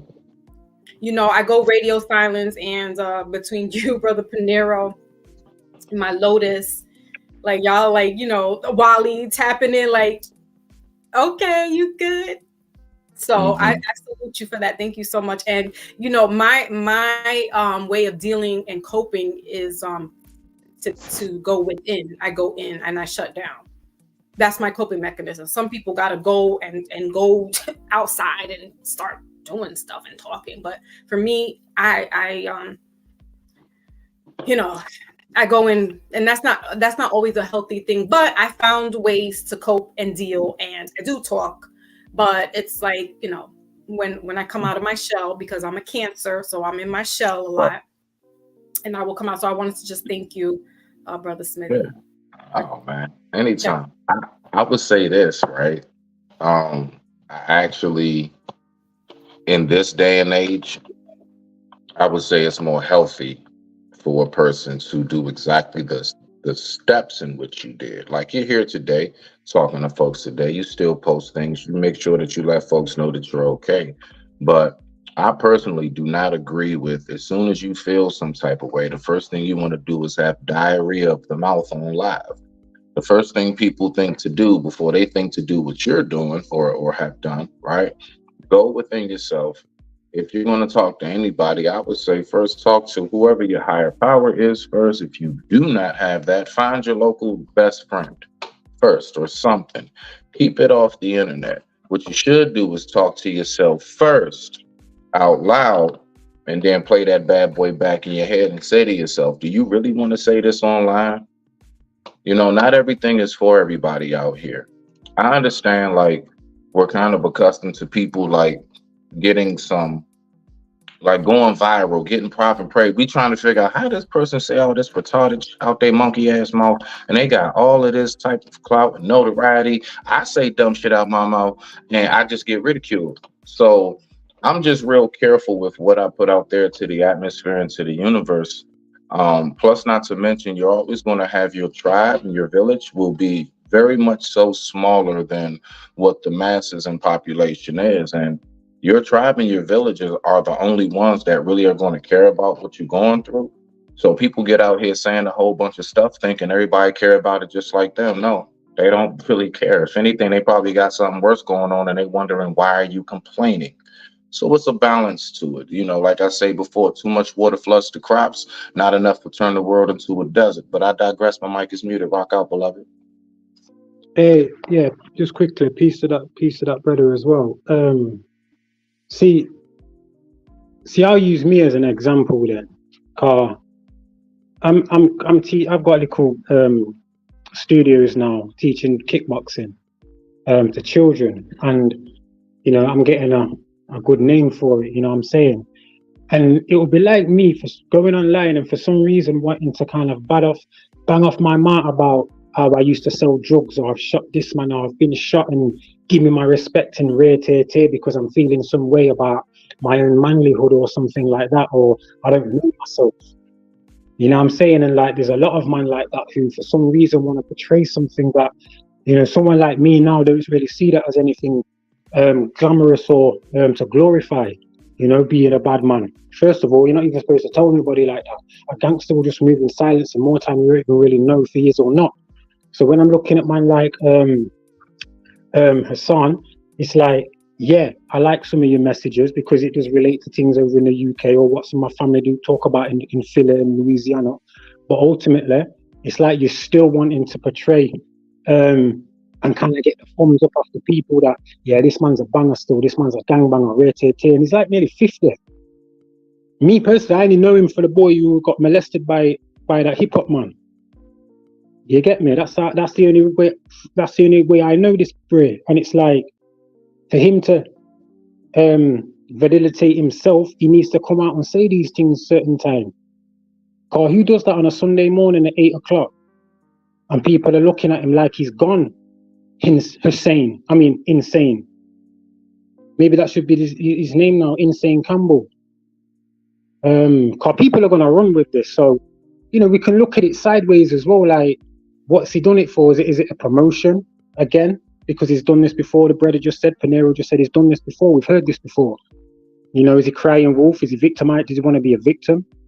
So I don't know. And this is what leads certain people astray, or gives people the wrong way to operate, young people the wrong way to operate. You get me? I don't swear and talk a certain way to these youths I'm speaking to, because they're going to get the wrong thing. I'm teaching them, trying to learn them something, but then I'm talking ratchet and go on, Bridget. Sorry. No, I'm just agreeing with you. Go ahead, bro. So I'm I good. wanted to interject with that is that my thing about what happened to him is that I'm not worried personally, but worried in the sense of now this can be turned into another glorification of violence, right? Yeah. The vindication of I got shot at, and now it becomes no one could take me down kind of thing. It's almost like a Tupac got shot 5 times. They try to drop me, but they can't stop me, right? So now it's going to become instead of a healing, it's almost going to. And how I perceive it, I could be wrong, but I feel like with his character that it could turn out to be like, yeah, they couldn't stop me, and glorify that. Yeah, I got taken out, took some losses, but no one could stop me now. You know what I mean? And I'm like, I hope that it becomes a learning lesson for him as opposed to really making it something like glorifying it, because that's not the move. Like, and that's I couldn't have said it better, Foxy. I couldn't have said that's it better. what I'm saying. Yes, that's what I'm thinking about. That's what's gonna pop up 2 days from now, 3 days from now. Yeah, they try to this, they didn't. I'm untouchable. I'm in. You know what I'm saying? I'm immortal. Right, that's what I did. But my fault. Pardon self. Go ahead. Yeah, no. So that's another thing that if we're talking about that's maddening, right? Like, just how do you heal from that? Like, people are really going through some stuff, and then to come on social media and then like even big that up like that's a thing, and it's like that's not a good look. And we are you don't bang on the open enemy, right? I mean, come on, we about to, like, if somebody hits a switch, things is about to get real ugly. Are you really ready to you banging on your brother and sister outside in the street? You flaring out the tool to innocent people, but your open enemy is doing dance moves around you in circles, and you are none the wiser, nor are you equipped to handle that, right? And so that's what gets me annoyed. And again, it's a facade with some of these people. Like I said, even if Andre 3000 is in the positive, like he's trying to make things change the trajectory of the music, my eyes can't unsee what I seen. So it's like, who really is for or about the people? And then you got these things going on overseas that, okay, granted, we the people here in the States can't do too much about, right? But we got to be prepared. We got to be on stand, what they call stand ground or whatever, on standby, because these kids, those kids out there, they walking around with AKs. Like that's their every day. And these kids over here are doing it, just because they're scared and they think that their ops is a 12-year-old little boy, not knowing that, no, your ops is way bigger and surpasses you on so many levels that if you met the boogeyman, you'd be scared.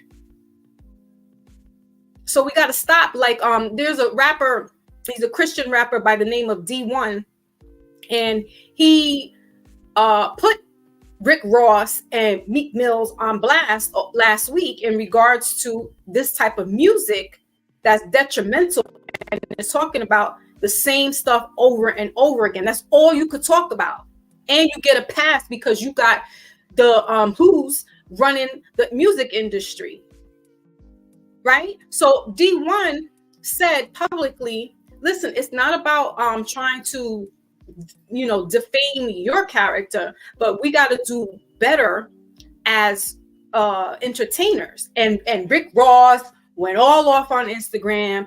Oh, I'm always out there for the people, and I give out turkeys and I give out bikes. And then Jim Jones chimes in, and it wasn't even directed to Jim Jones. And he's going in like, this young man doesn't know who I am. He goes on Sway and publicly puts out a threat. So you see, now these people, these are all your old school, you putting them up there on your top whatevers. And this young man, and he's not even that young. He's like probably in his early 30s, D1, who's, his thing is God. Right. And it doesn't matter how, if he was a Muslim and he was speaking all that good stuff, it doesn't matter. He's speaking positive, and he's been in that for 10 plus years.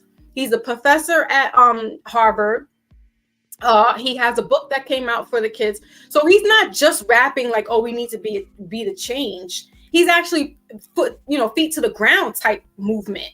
And then you get older people. You get somebody who was a correction officer, Jim Jones, like not Jim Jones, Rick Ross. Like, we forgot you worked in the Florida correction facility, but now you big Mr. Man, and you shooting shots at this, metaphorically speaking, you're shooting shots at this young man who's saying we got to do better because our youth is really glorifying this deaf culture. And I digress.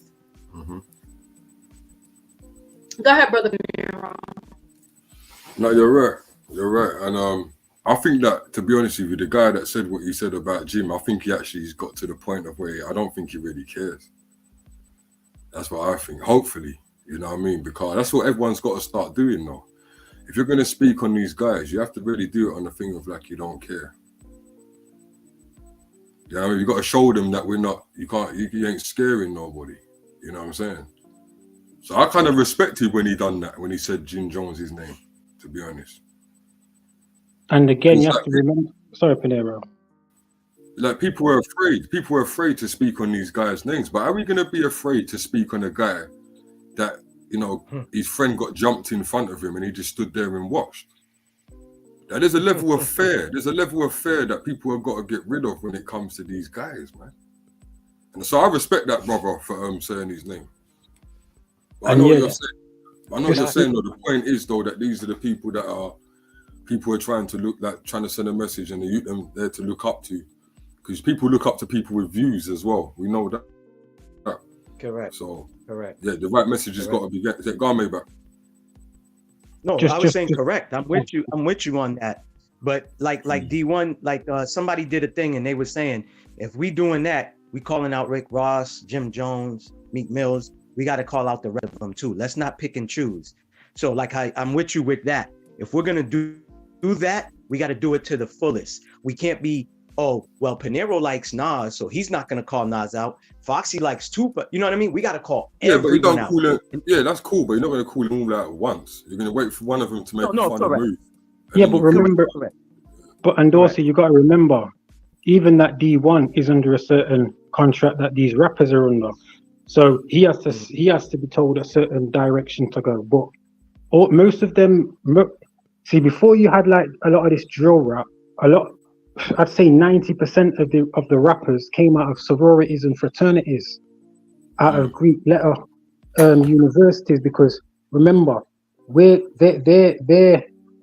they're acting how we naturally move in the streets, and then they visualize it because they've got the production to visualize it and enhance certain things.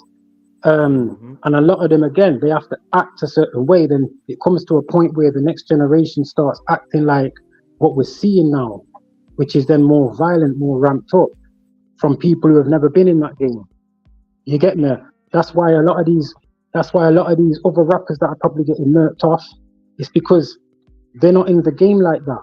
They're not in the Masonic fraternity like that. You know what I'm saying? They're not wanting to be. They probably are actually street. No, I agree with you. I've always said that as well. The ones that you see get murked off or go through problems and get locked up with gun charges, they're the ones that are saying, nah, man, I'm not into your funny guy thing. But yeah, carry on. Yo, Panero, check this. No word of a lie. I was in Aylesbury, right, with Ashley Yeah. Walters. Yeah, he got Right. locked up for a gun, but it was a fake gun, right, with fake Yeah, ammo. back in the day. Yeah. Yeah, The back in starter pistol. '99, fam, and Yeah. I was like 16. You get me? Yeah, it's like a starter pistol or something like that. I remember. Right, Yeah. but check the thing. That was his backstory, right? Okay. To make him, because he's in the Masonic fraternity. He's not like Noel. You get me? He's not like Wiley. He's not like them, man. He was never in the underground thing, Lord of the Mics. He was on So Solid, a commercial version, just like Stormzy. Yeah. This is why Wiley got slashed. Because he's not in. He got given his little Rolex suite where he got his number one. After that, he didn't want to be in the party. He didn't want none of that. That's why he got hated, and that's why man went for him. That's the originator of fucking grime, fam. You know what I'm saying? How's man going after him? You get me, man? Like this. So what they'll do over here? You get me? You've got the proper drill, which is getting promoted the hell out of. But then you've got like Stormzy, that type of thing where we do a tune with Ed Sheeran. Where like I seen Papoose do a tune with Ed Sheeran. Because these men are told what direction to go, who to go with, who to sleep with. Correct. You get me? That's why you've got certain man like he did being allowed to do what he's doing. Rick Ross being allowed to do what he's doing because he's keeping certain man in line and keeping that money coming and flowing. And not just that too. He blatantly had a song with Jay-Z called FM, where they brag about being part of the fraternity. You know what I'm saying? It was on that. I go to the grave before I be a bitch. Better be that one there. Yeah.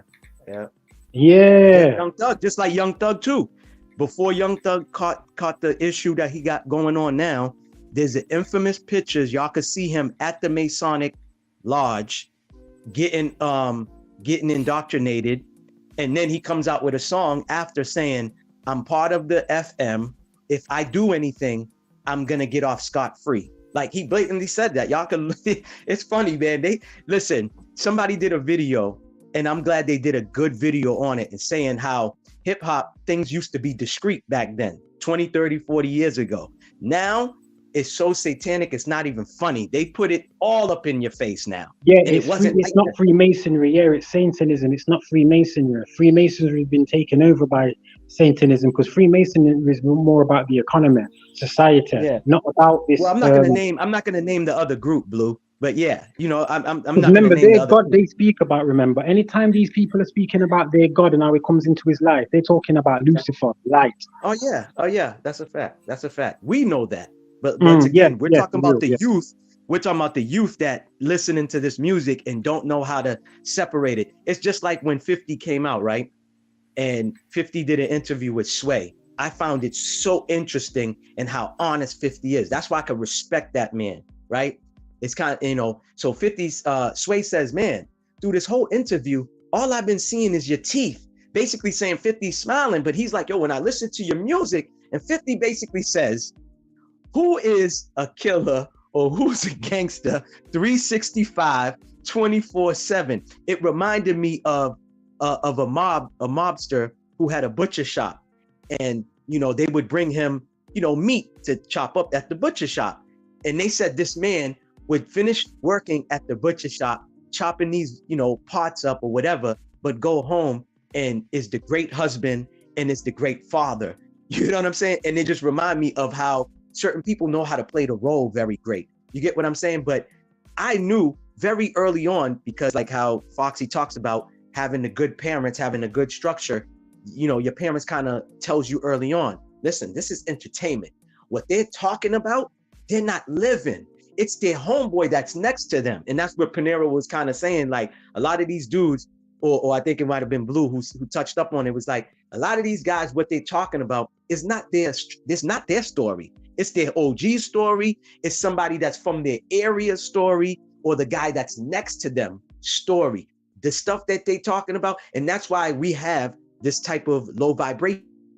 Back then you had the rappers who was around the kingpins and the hustlers, like LL being allegedly around Supreme Team. So he seen what was going on. He saw the money being made. He saw what they was doing. So he could rap about it. Now you have these dudes actually doing the crime, and they coming out, going into a studio and rapping about the crime. And that's why they talking about smoking on this one, and it's just like so low vibration. But I like the fact that That's the D1 generation change, maybe. That's the correct, generation change, maybe. Because, correct. like you say, I think Foxy said, you know, even 30 years ago, it was more discreet.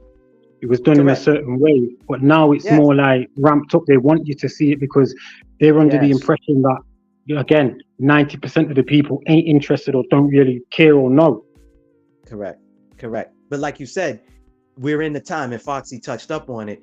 If they don't see it, then it's not true. Oh, you went to juniors? Well, I didn't see it on your IG. It's like everything got to be broadcast. It's got to be televised, or it didn't happen. So if Panero's like, man, I was driving my Lambo this whole weekend, and it's just like, oh, well, I didn't see you posted on IG, then that means it's not real. But that's why they doing what they doing, and they just telling on themselves. Like we said, like you even said it earlier, Blue.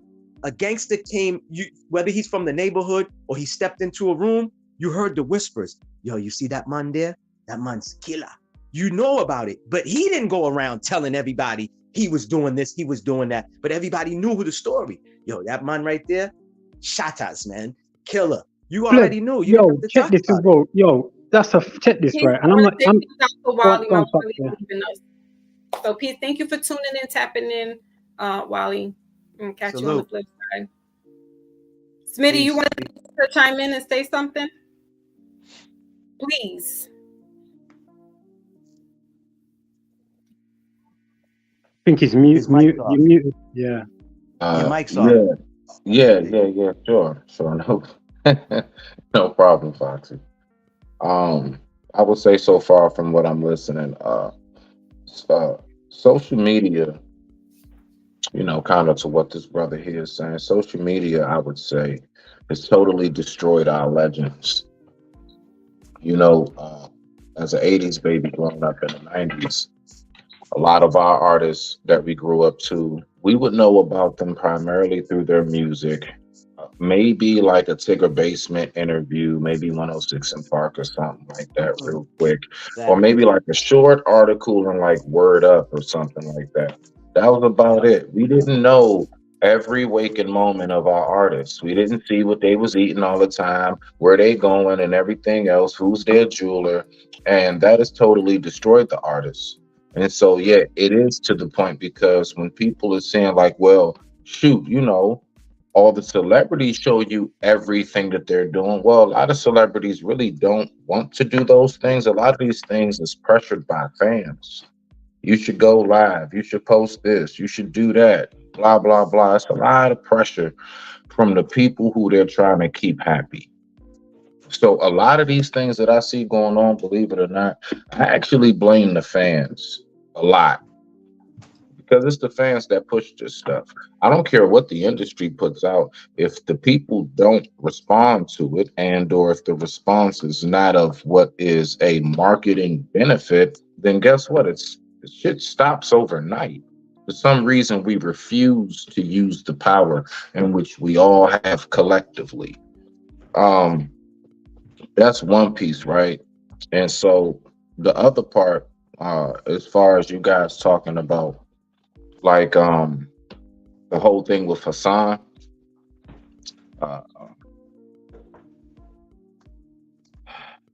to me, that's if the shit even really happened. This guy is awesome at antics. I'm looking at little small key details, so on and so forth, that really make me question that. So I'm going to kind of hold back on that a little more. But I will speak on, let's just say it really did happen. All right, bet it really did happen. You are a classic man in your later days of life at this point. When you do something like that to try to, now again, who you think had him out there? The fans, the followers, the listeners. That's what had him out there. He didn't go out there and just like do a regular recording on his phone, just push record. He went out there and he went live. What is the purpose of going live? Live is to get an audience. All right, everybody come see what's going on. You totally diminish anything that your message may be about, and the whole nine. Whenever you make moves like that, you can't do things like that. People throwing things at you from outside the building, and you like come outside, now you riding talking about, you know, the bullets getting hot and everything else. I mean, that totally wipes out everything that you've been talking about when it comes to trying to preach any type of unity. And you sitting up here talking about how stupid these rappers are. You did exactly what the stupid dumbass rappers did, bro. You went and you took yourself from a very comfortable position in which you worked very hard to get out of. I'll give him that. He worked very hard to get his numbers up, to get his money up and his notoriety, regardless of the embarrassments and everything else that come along with it. Even to this day, that man has worked himself out of a predicament where he doesn't have to be somebody who lives there in Bronx River, right? And so when you go right and take your monkey ass back around there just for what? Some clicks and some likes and some views, you put yourself in harm's way. We could be sitting up here talking about RIP or whatever it is to Brother Campbell, right? So thankfully that's not the case. I don't care what you do that may be irate or crazy to me. I don't wish, you know, death or prison on nobody unless you truly should be there. So I would say that's that piece right there. And the last part, with what you brothers is talking about as far as with Rick Ross and the other artists of D1 and everything. All right. Sheesh, man. All right. So on that one, right? Respect. Go off, Smitty, go off. My man. So my whole thing with that piece is like, look, right? We have all the information in the world. We got all the intelligence in the world. I'm gonna be honest with you. I am so damn sick of hearing niggas talking about such and such just exposed the industry. How many people we need to expose it? We already know what it is. It's some freaky shit going on behind closed doors. You got to kind of do this. You got to do a little bit of that. You got handlers that actually handle your affairs and what it is you're supposed to do. I don't blame the people who are in the grocery store for doing what people in the grocery store do. I got So let me just finish real quick. I'm about to land it. I'm gonna give it to you, bro. So all I'm saying is that when it comes to that whole thing with D1 is exposed. I mean, bless the brother. I'm not knocking what he's doing because I'm for anybody that is at least trying to speak about and be of the righteous. I don't care what's going on, right? But my whole thing is that we know what it is. And what I see is this. Watch this.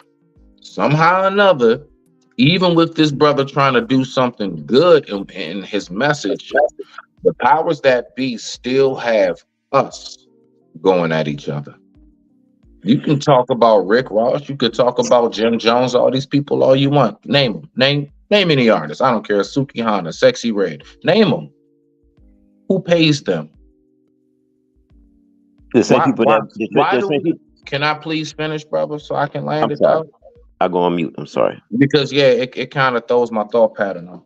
So my whole thing is, it's like, why do we keep on trying to like hack at the branches of this tree because it's not producing good fruit instead of going right to the root system?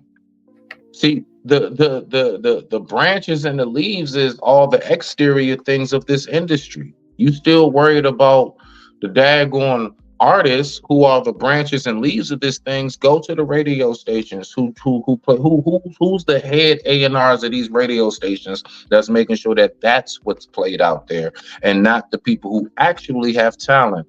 Who are the people that are the managers and the CEOs and the people who are in the big top positions in these industries and in these companies that is making sure that that is the message that is being pushed out? We can keep going at each other all we want. We can do good rapper versus bad rapper all we want. That shit ain't gonna be nothing but good rapper versus bad rapper with no results.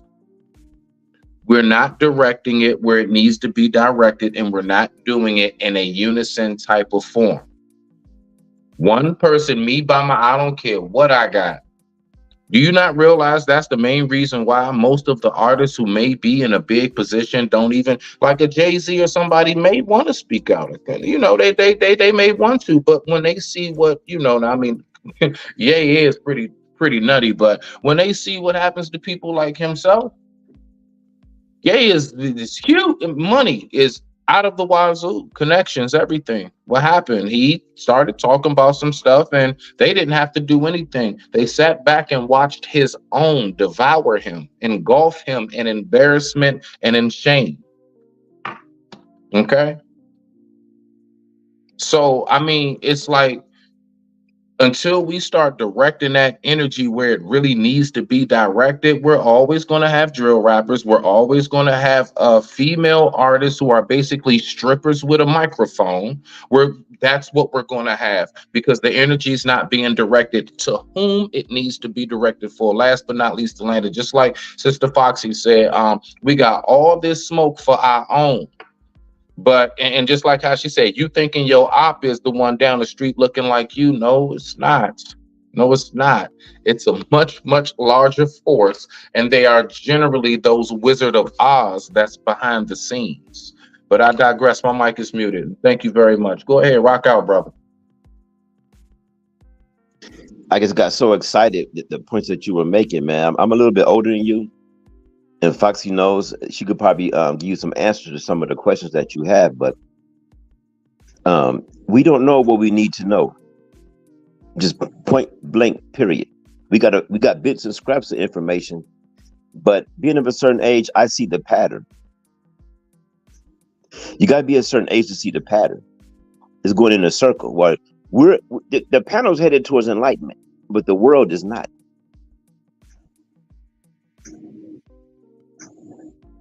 But there's a couple of hip hop books out speaking on the conspiracy. I think I know Black Dot has one. Another guy by the name of Keedy.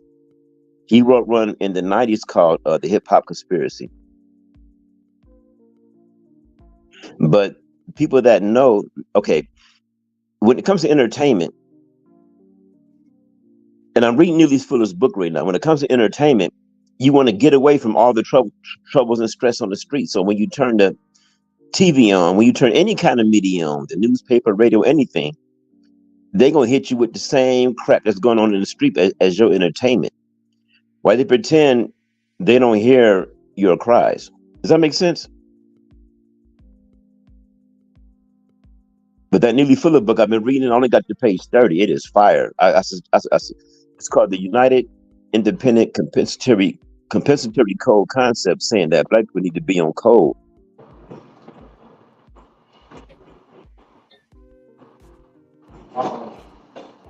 Okay. You heard of that book? Can I ask a question about that real quick, if it's all right? Because I've been wondering about that whole statement or that saying that we got on code. What's on code? What is that exactly, and how does that look? He is saying that each Black people need to become their own leader with independent thought, thinking for yourself, and being a leader.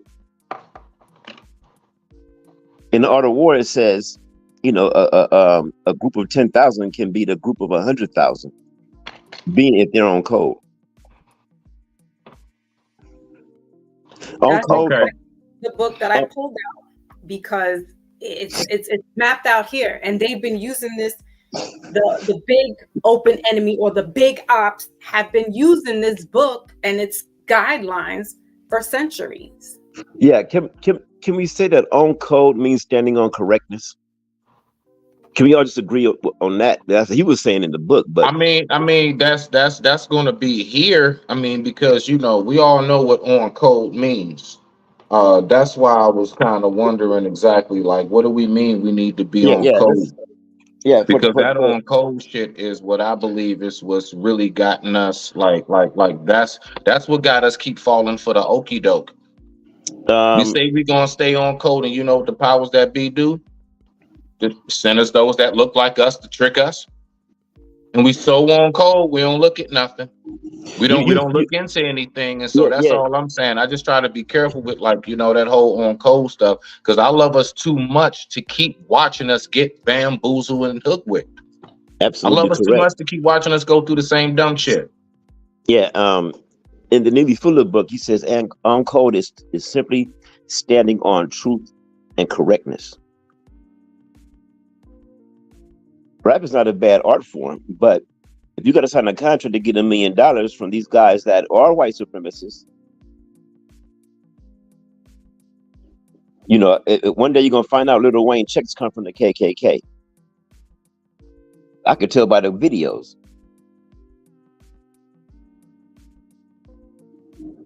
Okay, I mean, it's not.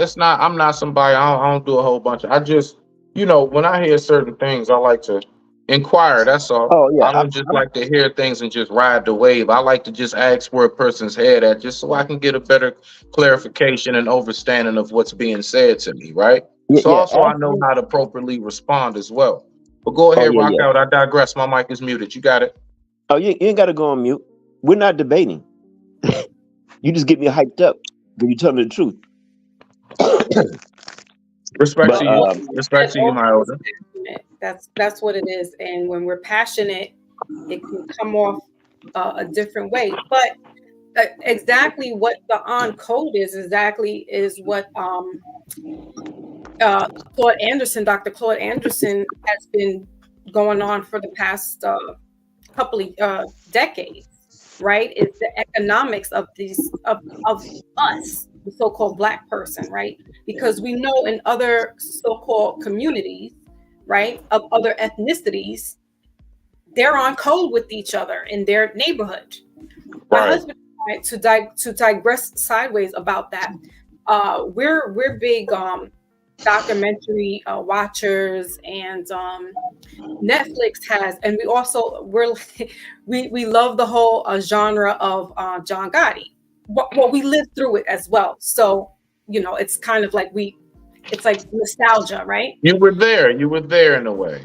I got you. Yeah, we were right. So rock out, sis. You got it. The other about a couple of weeks ago. So what we'll do is we'll watch it at separate times. Sometimes we'll watch it together, or I'm able to watch it because he has to go to work, so he'll watch it at another time frame, and then we'll come back and we'll discuss it, and we'll get each other's views, just as we're doing right now on this panel. And so he said something about with Gotti and the whole Gambino family, just period the mob,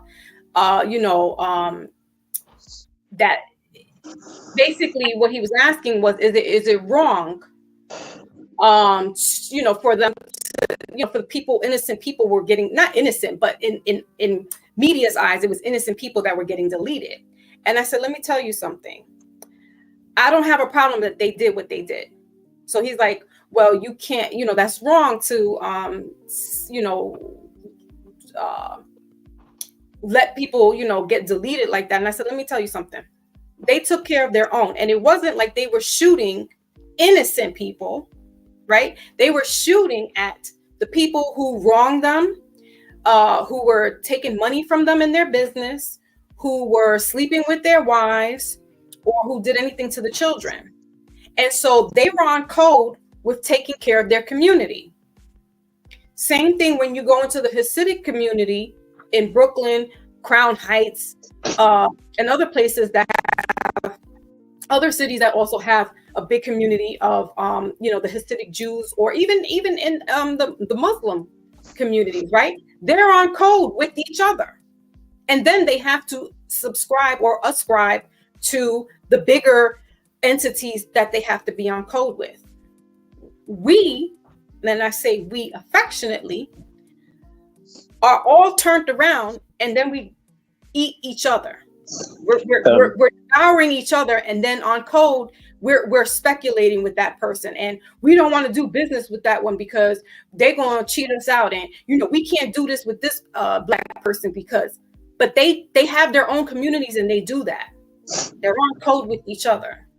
We're the largest consumers of cultural cannibalism. We're the only ones who love a good old chunk of ourselves. I love me some meat. That's a trick too.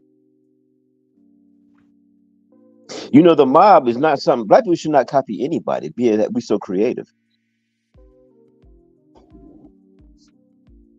But the mob in itself, all roads lead to Rome. Oh, absolutely, absolutely. And I'm not But there's. Let me make this declaration and clarification. There's by any means am I glorifying or I'm on code with the mob or Costa Nostra, right? But what I'm saying is that they still are on code with their own way of doing things, and if that means they got to take somebody out or whack somebody, right? They're not going to the hood, right? They're not going to Bedford-Stuyvesant projects. They're not coming to Harlem projects. They're not coming to the Bronx projects and whacking off innocent people in the hood. They do that too, but that's because they tried to have a code to where it has to do with whatever business things that they're working with, but they're not specifically going in the way we have our youth running around on the west side of the Bronx and the east side of the Bronx on these scooters with pistols in their hands and shooting off randomly. You don't see. Come on. The sloppy. I'm sorry. Foxy is absolutely dead ass on point right there. And I get exactly what she's saying as the analogy. Look, fact is, first and foremost, okay, how do you think all the other civilizations, for the most part, got civilized? Through watching us and what it was that we were doing. So they took examples from us. God damn it, we say all the time that they stole everything from us. Well, shit, the least that I think that we can do is go right on ahead and start taking back the examples that they know that we've forgotten and lost. And that's what she's talking about. That's a damn fact. In the mob, like in the mafia era and stuff like that, bruh, even in the movies, you did not really ever see nothing unless that was part of the hit order or something. Kids and stuff. How many times we see they went to go slide on each other as dumbasses, and it just winds up being a child or a 70-year-old man or somebody's grandma gets hit. There have been more funerals that have been for the bystanders than the dudes who the bullets with names were for. And we're not gonna sit up here and act like that ain't the case.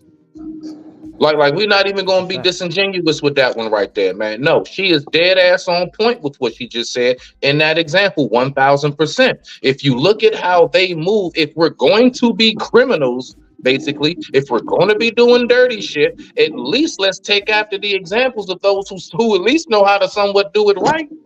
You know what a lot of mafias and mobs have done? You know how many stores, you know how many places, stadiums, and everything you go to, they smack behind that? And you don't know it.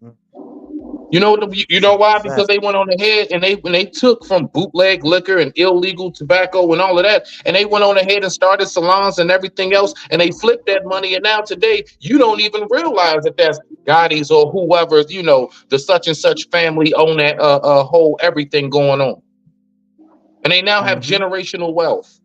Where are we? We still back and forth in court, bitching and arguing with each other, and we really think it's a flex to take a damn chain. Come on now. We gotta get our shit together. Nah, Foxy, you dead ass on, beloved, with that one. Let's not forget the elephant in the room, which is slavery and the dislocation and the mixing up of people. On the real, someone out there shooting somebody might be shooting a relative because they don't even know it. Facts. No, but that's what Smitty's talking about. And I'm glad that he touched up about it because I talk about it a lot. Like, how you quick to go grab your toolie and go see Tyrone down the street because he looked at you the wrong way. We're ready to take out someone, not even think it out through or have a conversation. The dude could have been looking past you. You ready to take him out. But if you take to that same young man, yo, you know what we're going to do? We're going to drive 30 minutes to the Clear Folks area and we're going to light it up. We're going to light it up like it's 4th of July. Yo, hold on. Why we doing that, Maybach? Why we going over it? You get what I'm saying? That now the questions is being asked. Now they hesitant. But if I say, yeah, let's go to the projects street, let's go light it up like it's 4th of July. No questions is asked. And that's sad. And that's sad that we've been programmed that way. and that's a fact. Just because So I'm glad that they're Smitty drunk. touched up on it. Just because they're drunk or whatever the case may be, and they got the Ronan, I'm not talking about nobody being intoxicated. I'm talking about how the youth, like Foxy touched up on it earlier. The kid who lives up the street is thinking the kid down the street is his op. But you go to a third world country, they fight it against real ops. We're the ones still talking about our ops. And I'm talking about the real ops. Everybody on this panel know who the real ops are. So we don't have to go into detail who they are, what their names are. So I'm not talking about us. I'm talking about the average youth that's in a borough in New York, that's in a hood in California, that's in Boston, my inner city. You know what I'm saying? Like, look, man, I know it's been months since the summertime, but we had a festival, okay, a Caribbean festival that we have, which is traditional. They had to have a meeting for us to have it back. The minute that we got the carnival, the West Indian festival back, don't you know there was 9 shootings that happened? 9 shootings, and we're just talking about it. A lot of the people who got hit weren't the initial targets. We're talking about bystanders. You got people's mothers, grandmothers, grandkids, nieces and nephews being hit at a carnival. The carnival used to be a peaceful thing back in the 80s and 90s. It was actually to go there and celebrate your culture. Your you know what I'm saying? Where So your parents was the is from, or where grocery you're store. from. So was the grocery store and church. Well, street rules change all the time.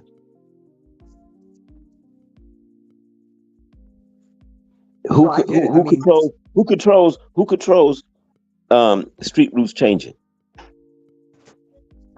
Not black people. Black people may think they shot calling and all that, but they're not shot calling shit. Because you got to go to the white supremacists to get anything done. But it's not about going to them. It's not about going to the white supremacists. It's about, listen, it's not like back in the day. It's not the white people getting on camera as white people and influencing us.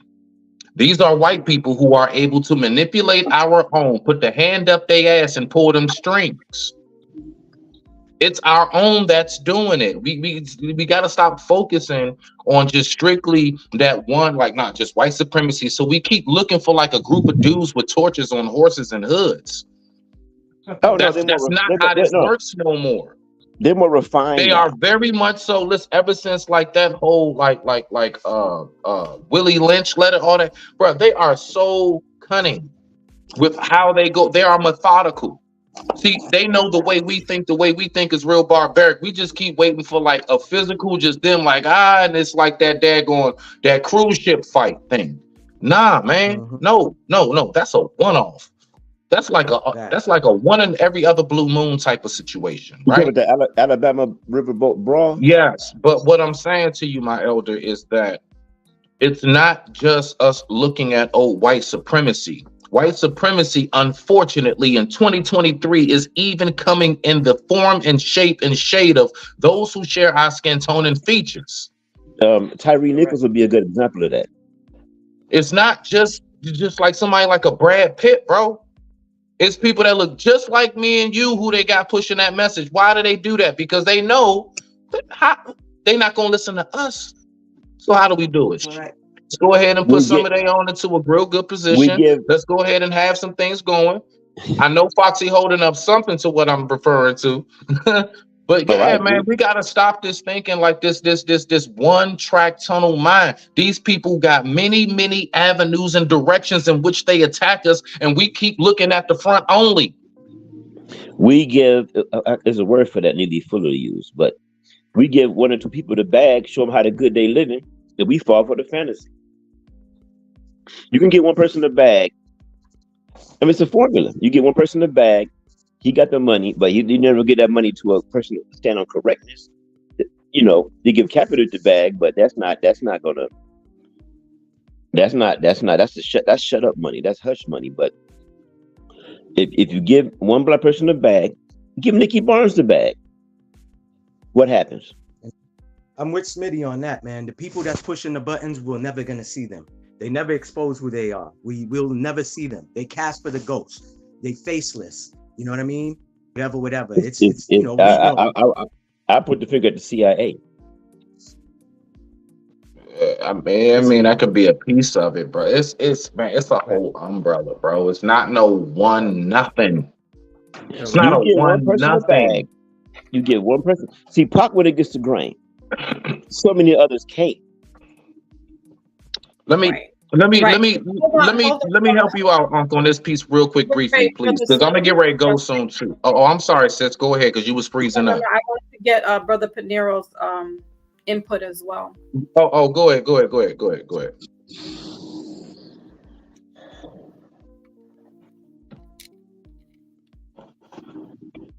Sorry, I might was be still muted, Panero. Yeah, I was There you still go. muted. There you go.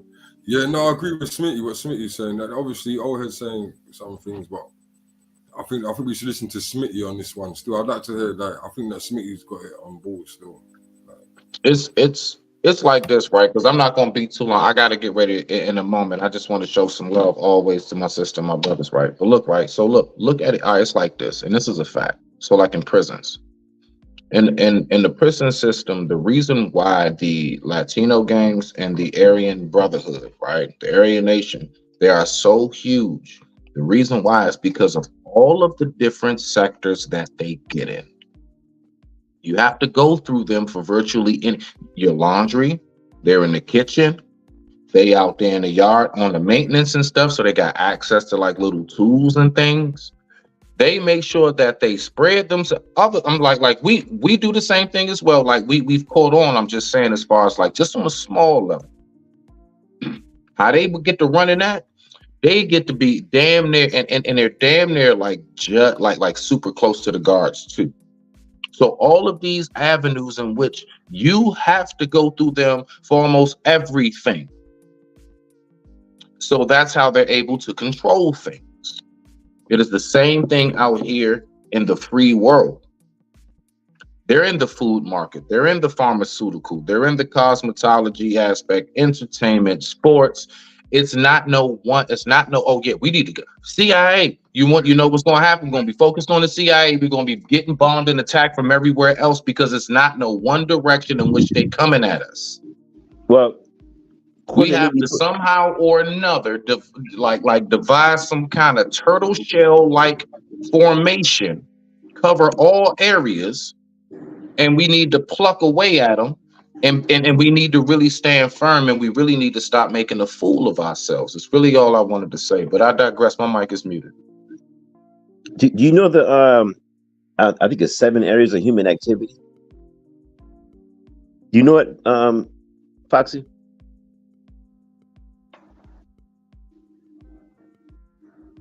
No. Economics, education, religion, sex, war. There's a few others. There's only certain things that human beings can do. Though all these are dominated by the white supremacists. Like he said, when you go to prison, you got to go to white supremacists to get anything, which are the prison guards.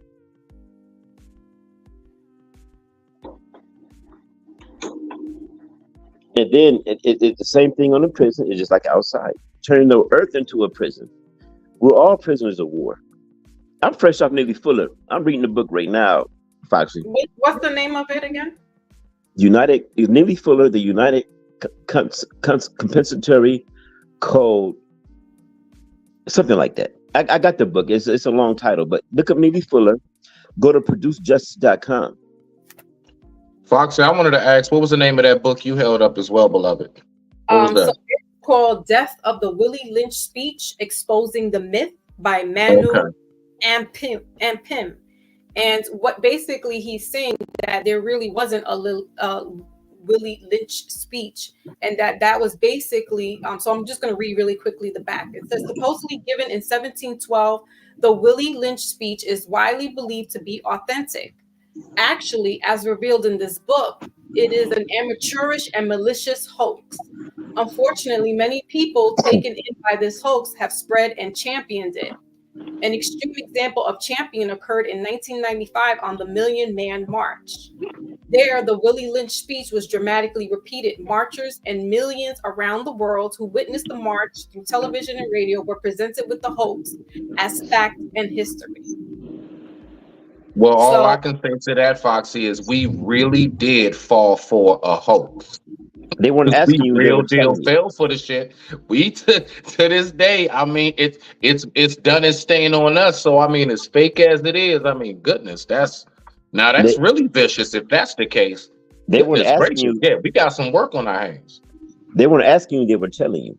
The Willie Lynch Thunder was debunked by Dick Gregory years ago. Yeah, I heard that. He said the language that using it. But because of so by nature, right? For the most part, the so-called Black person by nature is an emotional species. We also act instinctually. And because if you get enough of and I would like to call them the white inferiority, they're not supreme over me at all. And I will not give them that title anymore. There's no white supremacist. It is white inferiority. They are scared to death that the melanated person gets back into control, and they will then become the slaves and subservient beings that they were once upon a time. They know this, but we don't. Talk about it. That's a fact. And so when you're writing such things as the Willie Lynch speech and other things, now collectively, because we're emotional, we're holding this to truth. Correct. And now it spreads down the line in generations, and you gotta at some point debunk this. Last thing I'm going to touch on is that my mother and I had this conversation, and about 2 weeks ago, about a week ago, for about 2 hours, almost 3 hours, about the whole, things like Willie Lynch and J.A. Rogers, 100 Amazing Facts of the Negro. And my mom, she's just turned 70 in September. Her head was spinning because she didn't know half of this stuff, as I didn't. And I'm, informing my elder. And she's like, wow, a lot of what you're saying would make sense then, because we're Northerners, but some of the stuff that happened in the South is kind of different from the way the North was, but just it doesn't matter. Irregardless, is that again, because we're emotional, right? We are, and it says that if you do the numerology, that the so-called Black person is the number 4 or not 4, but anyway, it's either 4 or 6, but their zodiac is Cancer. And the United States is also, its birth, the United States, not America, is also a Cancer sign, and Cancers have to deal with emotion. So when we're hearing things like Willie Lynch, or we're hearing other stories that we've been hearing for centuries, right? Collectively, we're going to be emotional about these things. And therefore, that's why we're carrying the torch for so long. But so I digress.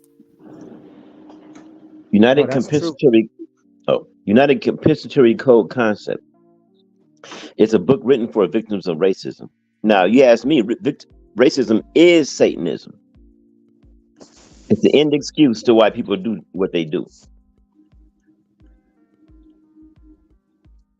I got the book. I'm on page 30. It's fire. Foxy, I'm with you on that. And it's just sad that for me, a lot of things that running. Huh? Hold on, Brother Mayback. Can you spell that? United Compensatory? United Compensatory, C-O-M-P, compens, E-N-S-A-T-O-R-Y, Code Concept. The book is absolute fire. Mayback, where you at? I'm right here. What's up? The United. No, what I was saying is that no, go ahead, Ronan. United Compensatory Code Concept. I've been listening to Lee Fuller since maybe 2 years. I should have been on it 10 years ago because it's been out since the 90s. But the book is absolute fire. It lets you deal with the L that we're taking on a daily basis and who's doing it. It breaks down everything. It breaks down why, in a perfect world for them, we should be attacking and going at each other and debating them, but we're on the same page. For the most part, the book is a must-have read. Because it's right. I wrote it down, so I'm gonna put that on my wish list. Ooh, which? Yeah. Well, I might send you one for Christmas, boy. See, like I'm gonna say this though, right? It's going back to what Foxy was just saying. I'm piggybacking off of what she was saying. Is that it's sad that a lot of stories was brought to us as the truth and facts, and we just take it on and believe it. You know what I mean? And our emotions and our feelings, going back to those two things, get involved with it, and we don't even go do research to find out this is a real letter that was written by him or a real speech that was written. And we run with this story for so long that when you find out that it was debunked, that it was all false, it was to get our, feelings involved and for us to believe it. Some people still don't want to believe that. Oh, it's fake. You know what I'm saying? Or this is not real. They just did that. It's just sad. That's why I've been started to unsubscribe to a lot of things that I just believed without any proof of did it really happen. You know what I'm saying? Now that I'm old enough and I got the mentality that I got, we all should be doing research. And this is what kills me, is that someone rather waste time looking at entertainment. And I love using this example. Oh, I saw TMZ reported 50 Cent slept with 1,000 women in 1,000 nights with no proof. The person's running with this story, telling one person, two people, just running off with that. And it's just like, yo, homie, why don't you go do some real research on something that you can teach your children? You got children. What is this entertainment news? If 50 really did he do it? Did he didn't do it? What's that gonna do for your life? You get what I'm saying? So me, I don't want to call it wasting time, but I use my mind wisely. Panero talked about this. Foxy said it. I done said it. We all talk about it. We become what we consume. Whatever we watching, you know what I'm saying? Whatever we listening to, whatever we eating, you become that. You know what I'm saying? So if you aware mentally, it's just like, what are you waiting for? A skull and bone poison sign on the container to say, hey, this is poisonous. Don't eat it. You know what I mean? Or don't consume this. It's just crazy. That's why I said, man, I'd rather be researching all day, like how brother Anthony be sending me stuff. I send him things. I never tell that man, yo, you're sending me too much stuff. A lot of it I don't get to watch. A lot of it I already done seen from somebody else's perspective. But that's what I rather somebody do. Whether it's Panero, whether it's Foxy, I don't care who it is. Send me stuff on IG that I can learn some information. Because I've been on a platform early this week or weekend, and they asked me, how do I get everybody on board? And I said this, I'm not worried about anybody. And I'm gonna say this again, my street and 3 other streets, we're all ready for anything that goes down. You know what we do every weekend? Every weekend we take the little ones, we teach them some type of survival tactics. We take the women, the women is showing other women how to grow. The men, we're going off in the woods and we're practicing, doing certain things for whatever. That's what I focus on. I don't care outside of my community. I do not care about that, because unfortunately, we're not going to be able to save everybody. That's what we do. So that's why I keep saying I vibrate with the people that vibrates on the same frequency, because before that, I was vibrating and trying to have conversations with people that was side-eyeing me. Oh, we got another conspiracy theorist in the room, guys. He's talking about the government's doing it. And I would get so upset that I want to punch somebody in the face. And then this elderly man told me, and it was the best information he gave me. He said, man, listen, what you're doing is you're spreading the information, which you're supposed to do. You're trying to spread the knowledge, which we're supposed to do while we're here. But the difference is you're spreading it to people that ain't ready to, wake up from the sleep yet. Once he said that to me, I overstood and I understand everything that he meant. So ever since then, that was the best advice that I was given. And since then, I've been connecting with people that's on the same vibration. That's why I connect with all of y'all, but I'm actually doing it in real life. That's why I said, and one of the people said, how do you get everybody else on board? You know what it started with my street first. Then we got the second street to come watch what we're doing on my street. Second street got involved. The third street was brought to see what the first and second street. Third street got in line. Fourth street. So when y'all talk about being on code, that's why I said my street and 3 other streets, we all on the same frequency, same code. We can be assets to one another.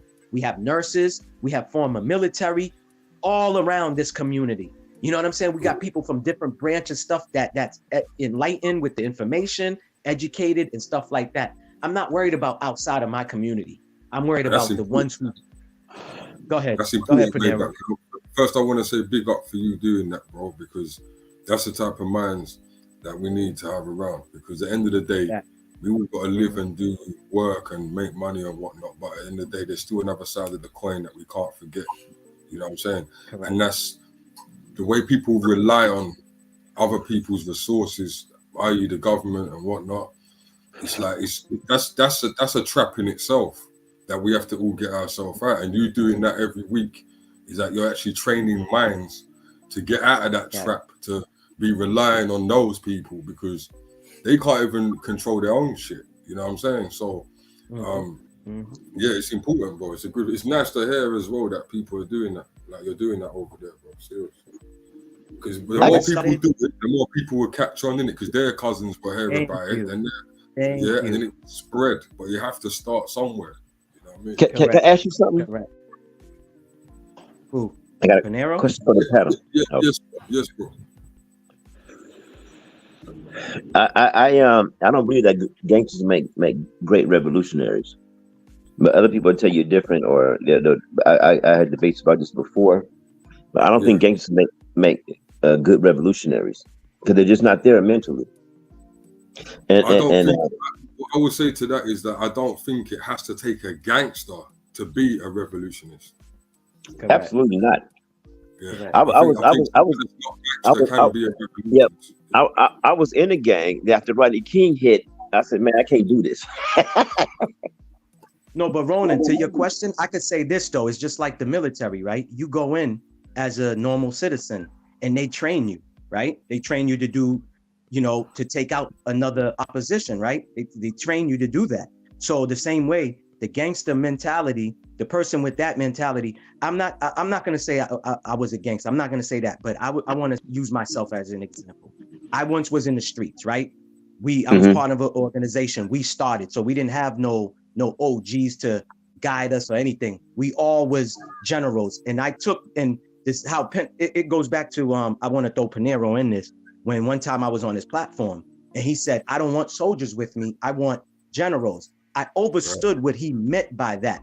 So I'm bringing it back to, that's why, like, when I came out of prison, going back to what Smitty, because I was going to elaborate with Smitty, a point that he made where he's talking about how these groups of people can be in prison and they function, right? There's a structure. Everybody's following the law, the policies, the guidelines. And I've been said this, and I'm not anti-American. I'm from this soil. I was born here, but I also have parents that's not from this country.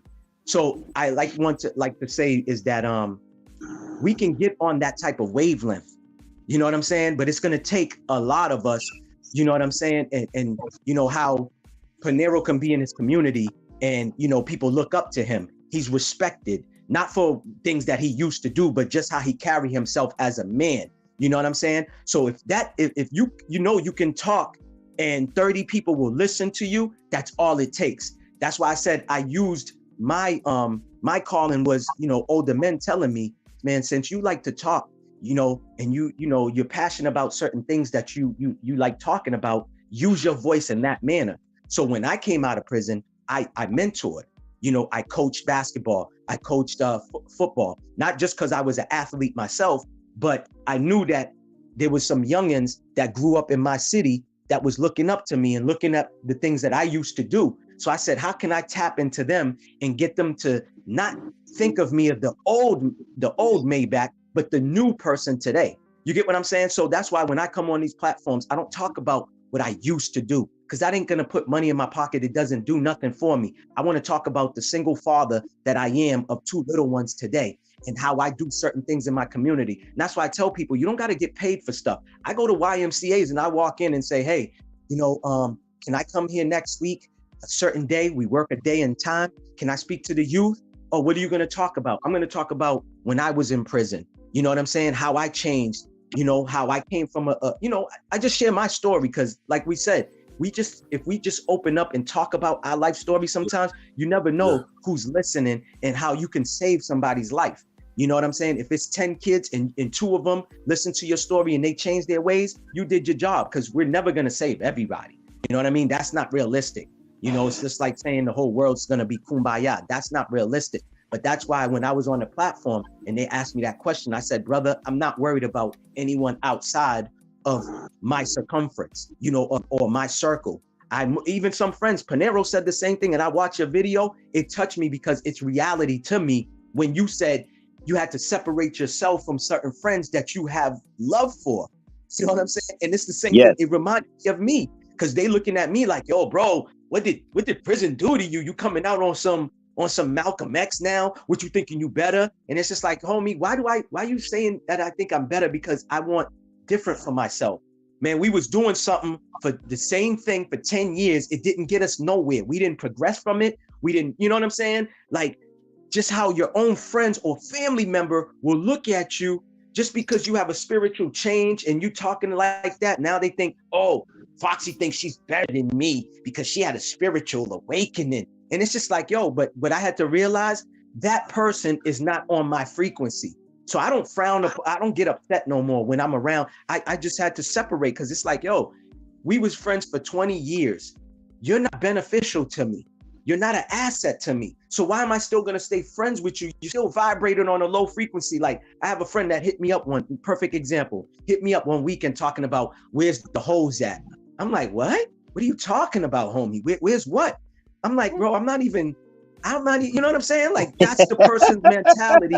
And this is stuff that we used to do back in the 90s. But the brother's mentality, you know, and I always quote my dad, you know, may he rest in peace. But my dad used to say certain things that I did not understand or overstand at the time because I was on that low vibration. I was running around in the streets. I was doing low vibrational things. So I didn't understand a lot of things. And he always said to me, you're not going to get it now. But when you get in your 30s and your 40s and you look back at your life and you reflect, you'll understand things. Now I look back because he used to always say, you're going to have a car. You're going to pull up to the street corner with all your friends hanging around. Everyone's not going to fit in. But I didn't think that he was talking. See, my dad was always like somebody that was like way before his time. He would say something. He didn't say a lot of words, but the words that he used and how he put things in perspective, he makes you think about it. You get what I'm saying? I never understood what he meant by that. Go ahead. Man, that's hard hitting. You know? Yeah. That's how he always spoke to me and my siblings. He made us overthink things. Like not overthink things in a negative, but it was like to really think about it, not just to react off of things. It's just like how I was watching a documentary talking about even how we're up here on this panel, exchanging information and building with one another. Before we talk about what we're going to say, we have to think about how we're going to put it into, you know, a sentence first, how we're going to put it to where I'm going to say this and Ronan doesn't get offended by it. Or I say it, Panero doesn't take it, you know, to the left. That like, we don't even know the language that we speak and hold spells. We can cast spells on one another and we don't even know this. I mean, we know this now because we're vibrating on a high frequency, but I'm talking about as far as when we was young and dumb, we didn't know just by greeting each other. Foxy greeted me back in the days. I'm greeting her. I'm casting a spell on her and she's casting a spell on me. That's why now when I learned certain words, we're not supposed to say it to each other. I don't say it no more. You know, one of the words, the bless word or blessing, I don't even use that no more. I thought it was all positive, you know what I'm saying? And stuff like that. But, you know. Well, we're speaking a cursed language, which is the only way, unfortunately, that we have to communicate. Correct. Boy, you're on the level. Boy, I tell you, boy, I enjoy this, Foxy. It's the only place. So I'm looking at the book now, and it's $42 in Amazon. What but book? I'm gonna put it on the United Independent Participatory Code System Concept by Neely Fuller. I love the one that you posted too on IG. I like that one too. 100. What is it? 100 amazing facts. 100 amazing facts. Yeah, that right there is of the Negro, right? Of the Negro, yeah. Correct? Yep. Brother Panero, there was something you wanted to chime in on? Yeah, I'm right here first. Okay, no, I thought you wanted to go ahead and say something. No. Okay. Yeah, and what's been happening? Have you not heard about the banks lately, folks? The banks. Well, let me tell you, I had an issue, and I don't know what's been going. I kind of hear murmurs, but I did have an issue personally with my bank, and you know, it's like they were tapping in whoever the scammers, and so I tried to go get my card, a new bank card. Their system wasn't working to make the cards. Then they had shut. Then throughout the I would say boroughs, the particular bank that I operate with, they had to shut down for like a day or so because they couldn't do any transaction. The only thing that was operating was the ATM. But if you had to do any kind of other business, I was like, you mean to tell me? So I went to like 2 boroughs to try to get a new card. Yeah. So yeah, the banks are acting funny. I was very tempted this month to, you know, conduct business differently with that, because I mean, honestly, these are telltale signs of things to happen, to come. And it's very, you know, it's alarming. I'm not going to sit here and be like, you know, I'm not worried about certain things, but you know, I mean, you know, when you got your hands, your life is in the higher power, you know, source, then you shouldn't fear. You shouldn't walk in fear. And for the most part, I don't. But you know, I'm still a human at the end of the day, so I kind of like. Foxy, I got a question. Yeah. I got a question. Yeah. Foxy, did you place a phone call to the bank, like, and ask them what's going on? Yeah, they couldn't answer me. Because I heard in your state that they switched to the DC. That's what I heard. DC, you know what DC stands for? Yeah, that's possible. Digital. That's what they're doing. Yeah, and you know, that's what they want. That's how they want to roll out stuff anyway. I mean, that's their like. Correct. You know. Correct. I heard slowly but surely they doing it. They doing that. Now they're doing a lot over there, Maybach. They're doing a lot. So right now, especially in the States, yeah, you got the banks right now selling billions of their stock. Yeah. Yeah. Right. Yeah, I heard that. Yep. Right, and they're not really telling people why. Correct. What I'm saying. Correct.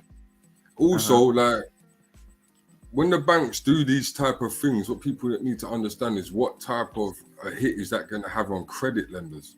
Because you know, people have mortgages and things like that. Correct. I'm glad that you said that, because there's a guy, I don't know him, just a normal guy. Let him finish on that. Let him finish on that, because that's very interesting. My fault. Yeah. Because I didn't know. No, it's cool. I'm just saying. I didn't know about that. It's gonna have a big effect on credit card owners. It's gonna have a big effect on home owners. You know what I'm trying to say? Now, what is crazy about this? Yeah, because I check things like trending searches on Google, right? And the one that's trending like the most right now is can't pay my credit card. Yeah. Can't sell my house. Give my car back, I can't afford it. Right? So these are trending searches that are very high right now that people are going through. So people are getting affected by this. Yes, correct. I'm trying to say. That's why it's so necessary to do stuff what Maybach was talking about earlier. Come together as a group and know how to survive without or being off grid or whatnot, sort of. If you know what I mean. Yeah, brother. So this is a big thing that's going on right now, you know. So what this has also done as well, it's made insurance premiums skyrocket. Yes, I heard about that too. And you see after Florida as well, after what Florida went through Maybach the other day. Their premiums has skyrocketed to 900%, bro. So that's crazy. So it's just gonna make people, in a way, in a way it's good, but in a way it's not good. So the reason why it's good is because, you know, there've been a lot of people over the years that have been living their life like, you know, like living way beyond their means. You know what I'm trying to say? Yeah. But on the flip side, sometimes you do need those lenders to get to the next level of what you want to do. Correct. You understand? Correct. So if this is the case and this stuff basically continues, there's going to be not just people losing their homes. There's going to be a lot of businesses that are going to go down. You have to go to the white supremacists for help. Right. Go ahead, man. No, brother, you're right, man.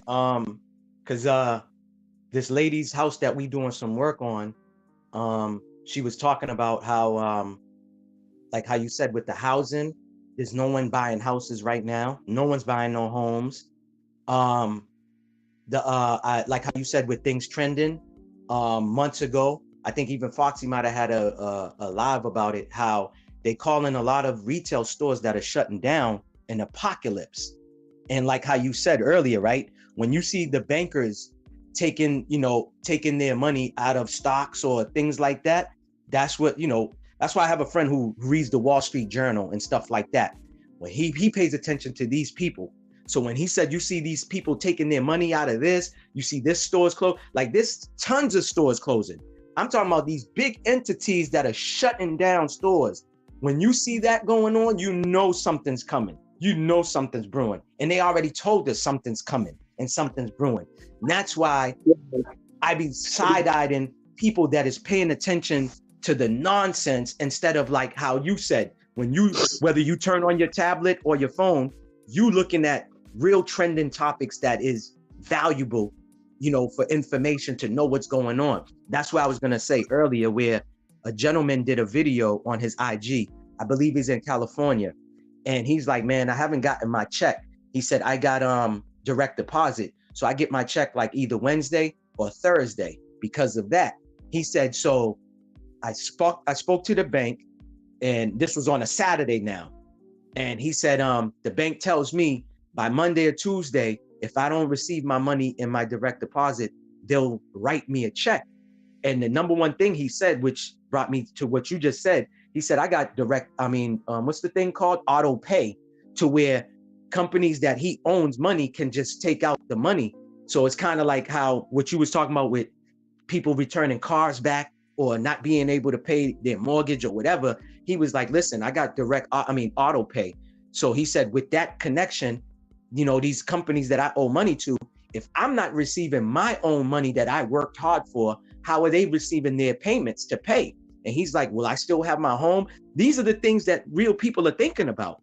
If I'm going to still be able to pay my mortgage, you know what I'm saying? And stuff like that. See, these are the conversations that I know we have, but I'm saying people should have, instead of coming on here talking about P. Diddy and what he did. Like Smitty said, we already know these people are wicked. You know what I'm saying? I'd rather talk about something that I can gain some knowledge from.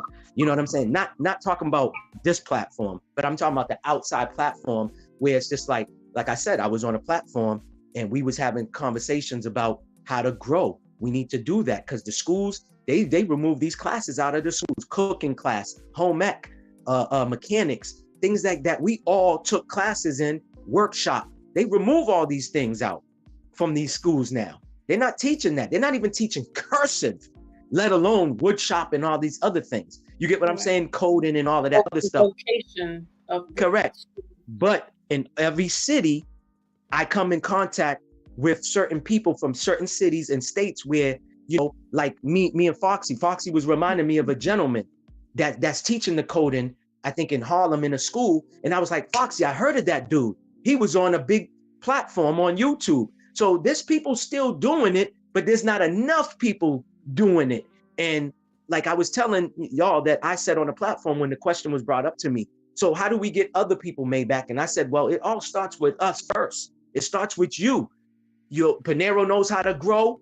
He grows. He shows his next door neighbor on the right. The next door neighbor on the right shows the third. Then it becomes a domino effect. People's, we're in the times where people need to see it to believe it. You understand what I'm saying? And if it just starts like that, it starts small, and then we can get the domino effect or, the snowball to get bigger and bigger. But it all starts with your area first. That's all we have to do. That's why I said, I'm not thinking about, the block that's 5 minutes away from me. I'm not thinking about them. Not thinking of the next, even the 5th block or the 6th block. I got enough people that is assets to one another. And that's how it has to start. You know what I'm saying? Again, we're not all going to save the whole, world or whatever. I would like the whole world to be as one, but that's not realistic.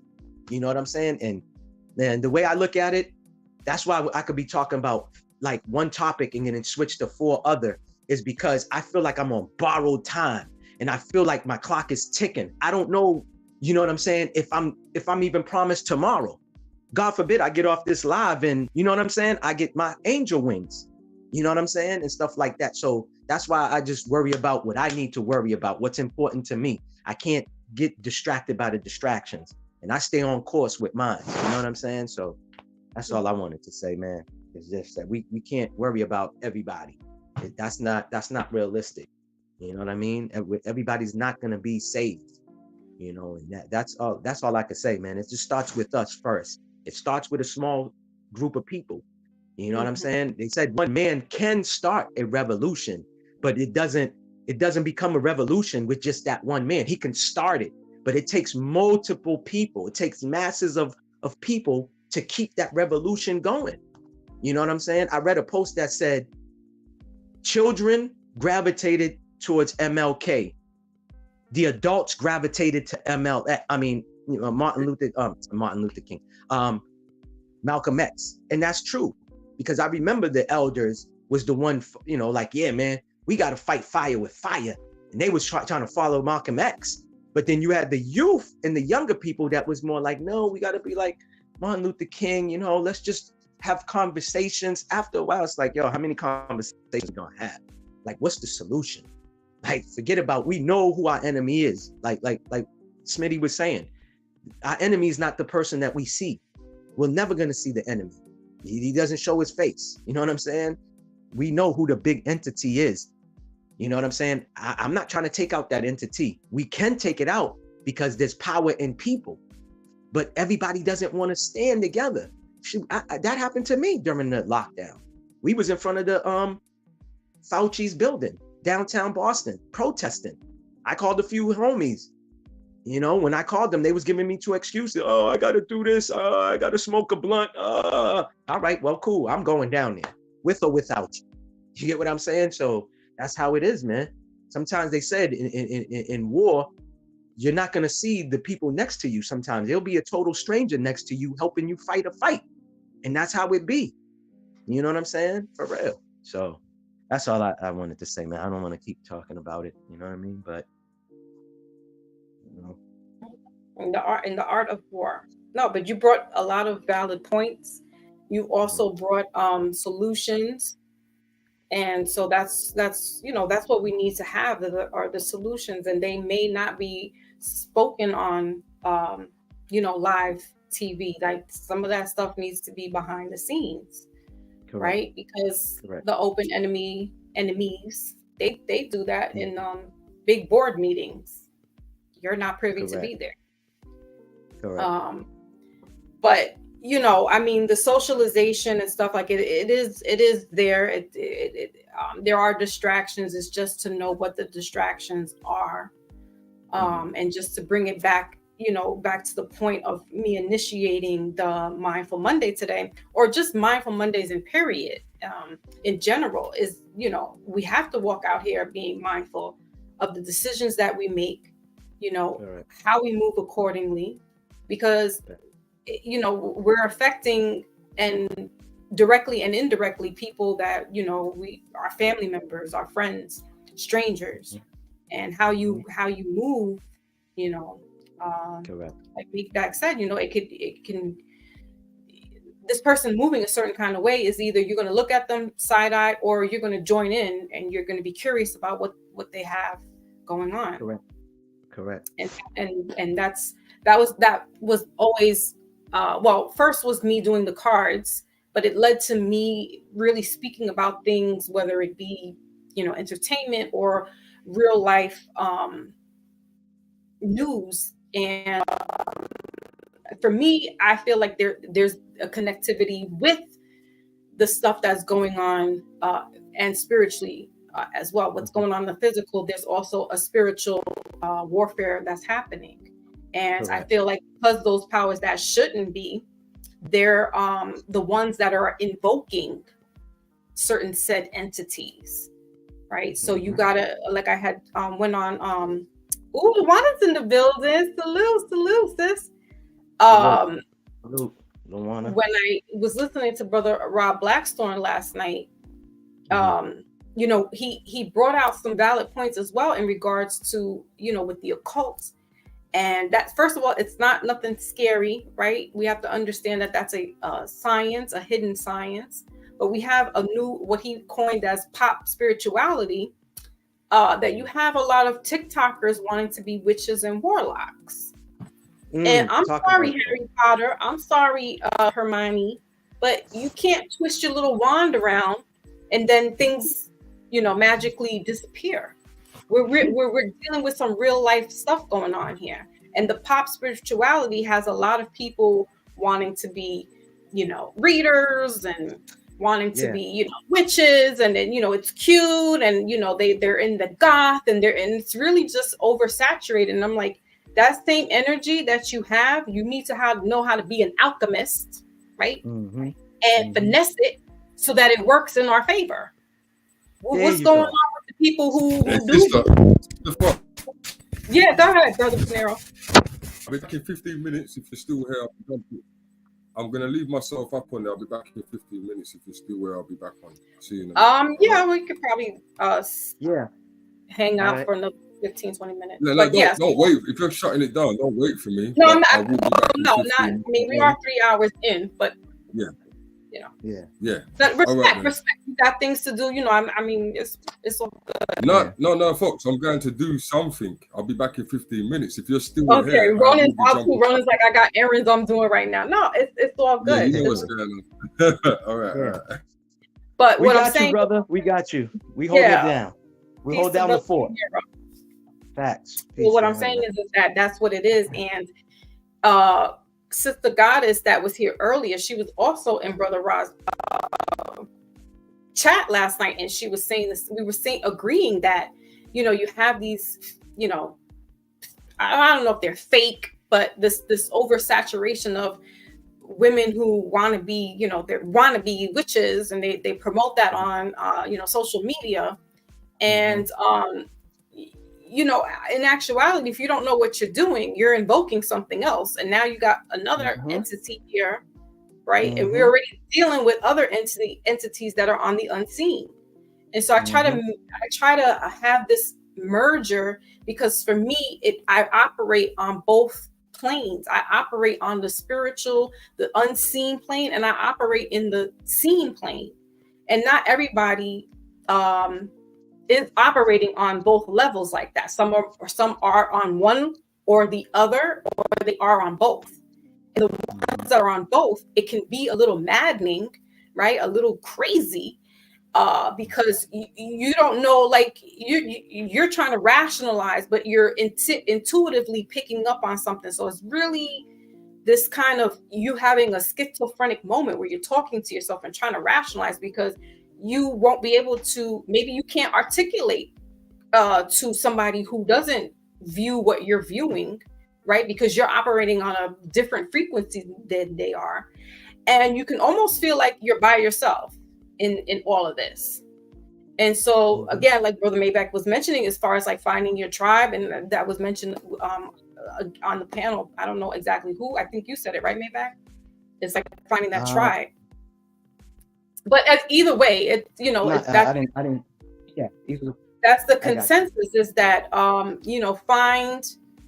finding your tribe, because, and I had said this about 2 years ago, it's going to get to the point where you're going to have to set trip out here on a positive level, where you're going to have to remember who you are and where you came from, and not necessarily it be biological, not necessarily it be blood, but if you have a spiritual family, if you have a group of people that are like-minded in regards to finances and spirit and resources, then that's where you go, because it's getting to that point where no more is what we've been used to. The walls are crumbling, the layers, the dimensions are crippling upon themselves. They're crumbling on top of each other. So there's a need, there's this urgency, like Maybach, you were saying that you feel like there's this urgency, that you're not promised tomorrow. And I feel like a lot of people are going through that as well. And this could be the case with, Mr. Campbell, where he may be having some type of, meltdown, and I'll give him that benefit of the doubt because we are talking about being mindful, right? That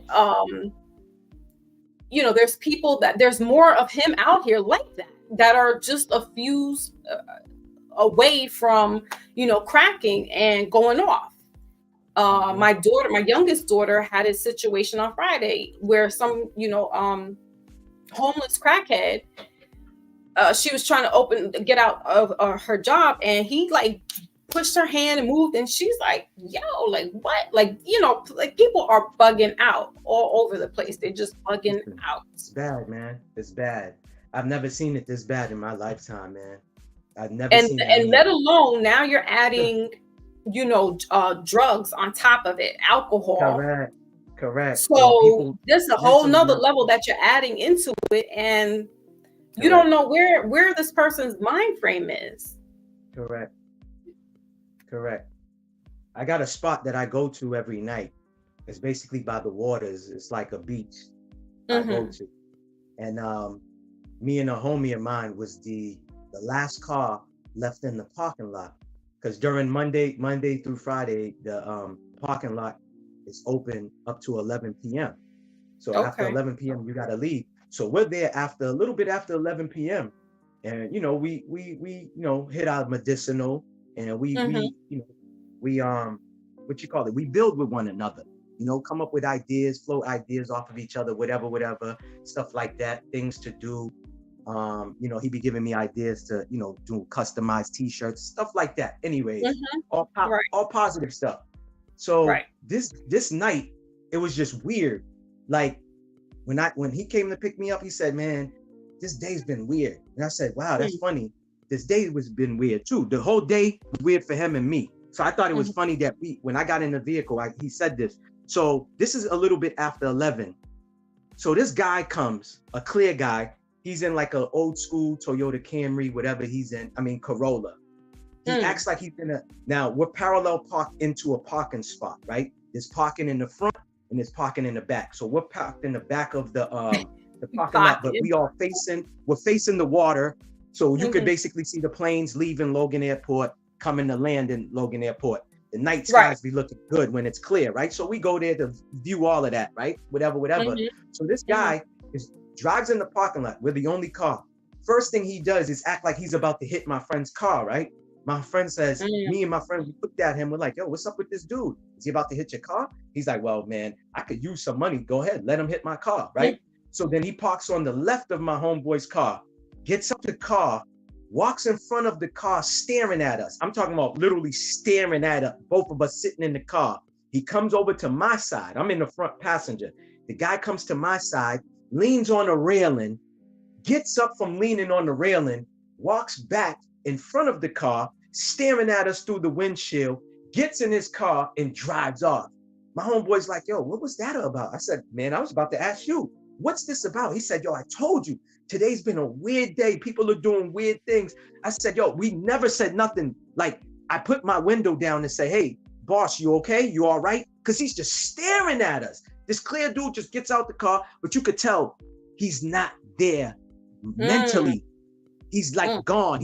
You could tell he's on something. You get what I'm saying? That's first and foremost. His eyes is like just bloodshot red, right? From whatever he put in his system. But two, he looked like he's there mentally. You get what I'm saying? So gone. Like I said, the guy's he never said a word. He was basically walking. The only thing we never hear, I'll say he was walking like a zombie, just without the grunts, like without all that noise. But he was walking like one. Just got out the car from almost hitting the car. Parks the car on the left of my friend, just walked. Like the whole thing was just weird. Like that's if I recorded that. Spooky story for spooky hours. Foxy. I was just about to say that. That's what I was about to say before you said that. If I recorded it and sent it to you, that's what I was about to say. And you just took the words out of my mouth. We vibrating. We on that same frequency. I didn't even have to say it. You said it. But yeah, you would have been like, hold on, Maybach. That happened to you? Yes, I recorded that. You would have thought, you know what I mean? A friend. You gotta have that for MREC too. You gotta have that for MREC. And that's another thing I meant to ask you. He asked me to send him a clip of when we called. And I don't remember what episode that was. if it was at the beginning, if it was at the middle of when he started Spooky. Yeah, he told me to send in the clip of when I called in. And I told him there's some other good ones too. You know what I'm saying? He's like, well, just send them to me. And what you call it? What's the thing called? Like if I send you a video, the mark, like 4-minute mark, 3-minute mark. Yeah, he told me to send that because he said he wants some of these ones that he I guess overlooked or whatever, you know, kind of got overlooked or not looked at all. That's a good story. Right.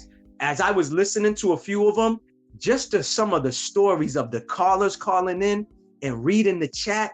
Yo, my God, Foxy, I'm talking about if you want to get yourself like how you say sometimes you wasn't in the mood and you was out. Yeah. If you go back and listen to some of these calls, I swear they will. If your day is damper, they will brighten it. Just listening to the callers like call and just MREC talking about, oh, so-and-so just put this in the chat and he reads it. Oh my God, I swear. When I say I was holding my stomach like last weekend, just listening to some of those. Oh my God, man. It was like, wow. I wasn't like feeling too great anyways, but it just brought me up. It brought my spirit up just to listen. It'd be the littlest thing that can brighten up somebody's day. And again, that's being mindful, right? Because you don't know who you're, you know, inspiring or whatever the case may be, directly or indirectly. And you know, Pretty Gangsta had mentioned this in the chat. She says that it's on TikTok as well. Like when I was talking about, you know, the so-called pop spirituality and yeah, it's oversaturated now that, you know, and to me, it's not to bash because there are some legit people out readers in the spiritual community. Like there are legit people. But, and also if you have some, you know, gifts or whatever it is, or you know about certain things, 9 times out of 10, you're not really like exposing it. You know, you don't, it's not like you walking outside, like being Gandalf the Grey. You're not saying, you're not professing you're a wizard, but you have social media where you're on here talking about, yeah, you are one. Yeah, I was about to say, they put that perspective out. Yeah, and it's the same thing as somebody acting like they're tough Tony on social media, but meanwhile they're not, right? It's the same kind of man, tough Tony. Yeah, that's what we say, tough Tony. But it's the same thing with some of these people, like in that type of so-called spiritual community. And how I even got into going down that rabbit hole was going through the conscious community. And that took me into another space where I rock with some legit people, but then I also saw like stuff was being gimmicky and commercialized. And when I saw that McDonald's was doing free readings with your Happy Meal. Exactly. I forgot about that. Yeah. I was like, what's going on? Was that early? That was early this year, or was that late last year? Yeah. Okay, yeah. And not to cut your wisdom, that's what made me really follow you, is because when I first started seeing these tarot readers, somebody put like a little compilation and was like, yo, a lot of these people don't know they tapping into some evil, spirits or whatever. That was one. Two, some of these people don't know, like how you said, you don't even know your own power when you tapping into certain things, that you inviting certain things. So when I saw that, it made me hesitant of who you were. I'm like, oh, here goes another. Right. Here goes another one. Yeah. So that's why I said I had to analyze you. Once I felt, for one, no lie, it's feeling the frequency through the phone or through the tablet. I'm like, yo, she's not one of the ones that he's talking about. That's like how you said, right? That's like all of a sudden I create an IG page and now I'm a tarot reader. You're gonna be like, MAYBACH, this is what you're doing, because it's a fad. Right. So when you say the TikTok thing, that's automatically, you know what I mean? Right. Yep. And so you got you're influencing a younger audience. My daughter's come to me and showed me, I think there's this thing called For You page, and she's on it, and then the algorithm puts the tarot readers in there and stuff like that. So I school her, and I'm like, well, you got your own person anyway. But she's intuitive And because I've given her the tools, the knowledge, she's aware that there are scammers. And then he even went to the length of her friends had saw a so-called tarot reader outside down in Manhattan, and was like, oh, for you, yada, yada, yada, giving them the whole rundown. And my daughter's looking at her friends like, y'all, we don't do that. Like, what are you picking out somebody off the street to do this? Like, they just looking for money. They're scammers. She already knew it. And I learned that too from your last live. It's funny, the last Mindful Monday that you did, I learned like maybe the day before that the spot that you just mentioned, Manhattan or New York, was a big place for warlocks and witches to go to. You know what I'm saying? So I heard that that's their playground. Like New York City is the number one. Oh yeah. Yeah. And Mass too. You already know about Mass. We talked about big Salem. Time. Yeah. Big time. Yep. And what actually started off as something that is organic, right? Because people practiced the land, and it was more so of spirituality in the respect of, giving homage to the land, giving homage to the wind, giving homage to the waters for your crops, for guiding you to the next land. It was never about this religious thing, and the religion is what makes it spooky.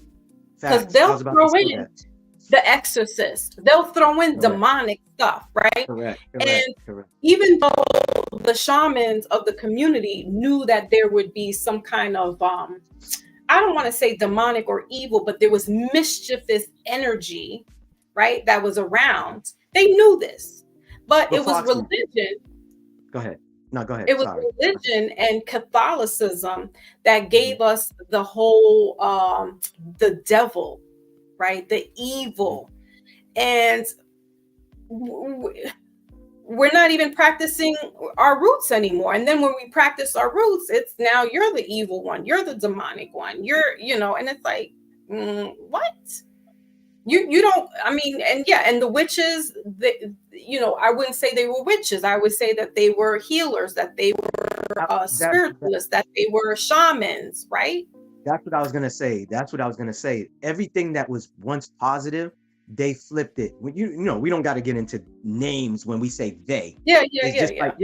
Because that's why I be trying to help a lot of people. Because when I get asked about the voodoo, I'm like, to this day, voodoo is not a negative thing. It's just like how we're taught that 666 means something negative that was flipped. But the origins of it is 6 neutrons, 6 protons. Am I saying it right? And then 6 electrons, right? Right. That was the build of man. That's what made man. So everything that was once positive was all flipped. Same thing with the FM people.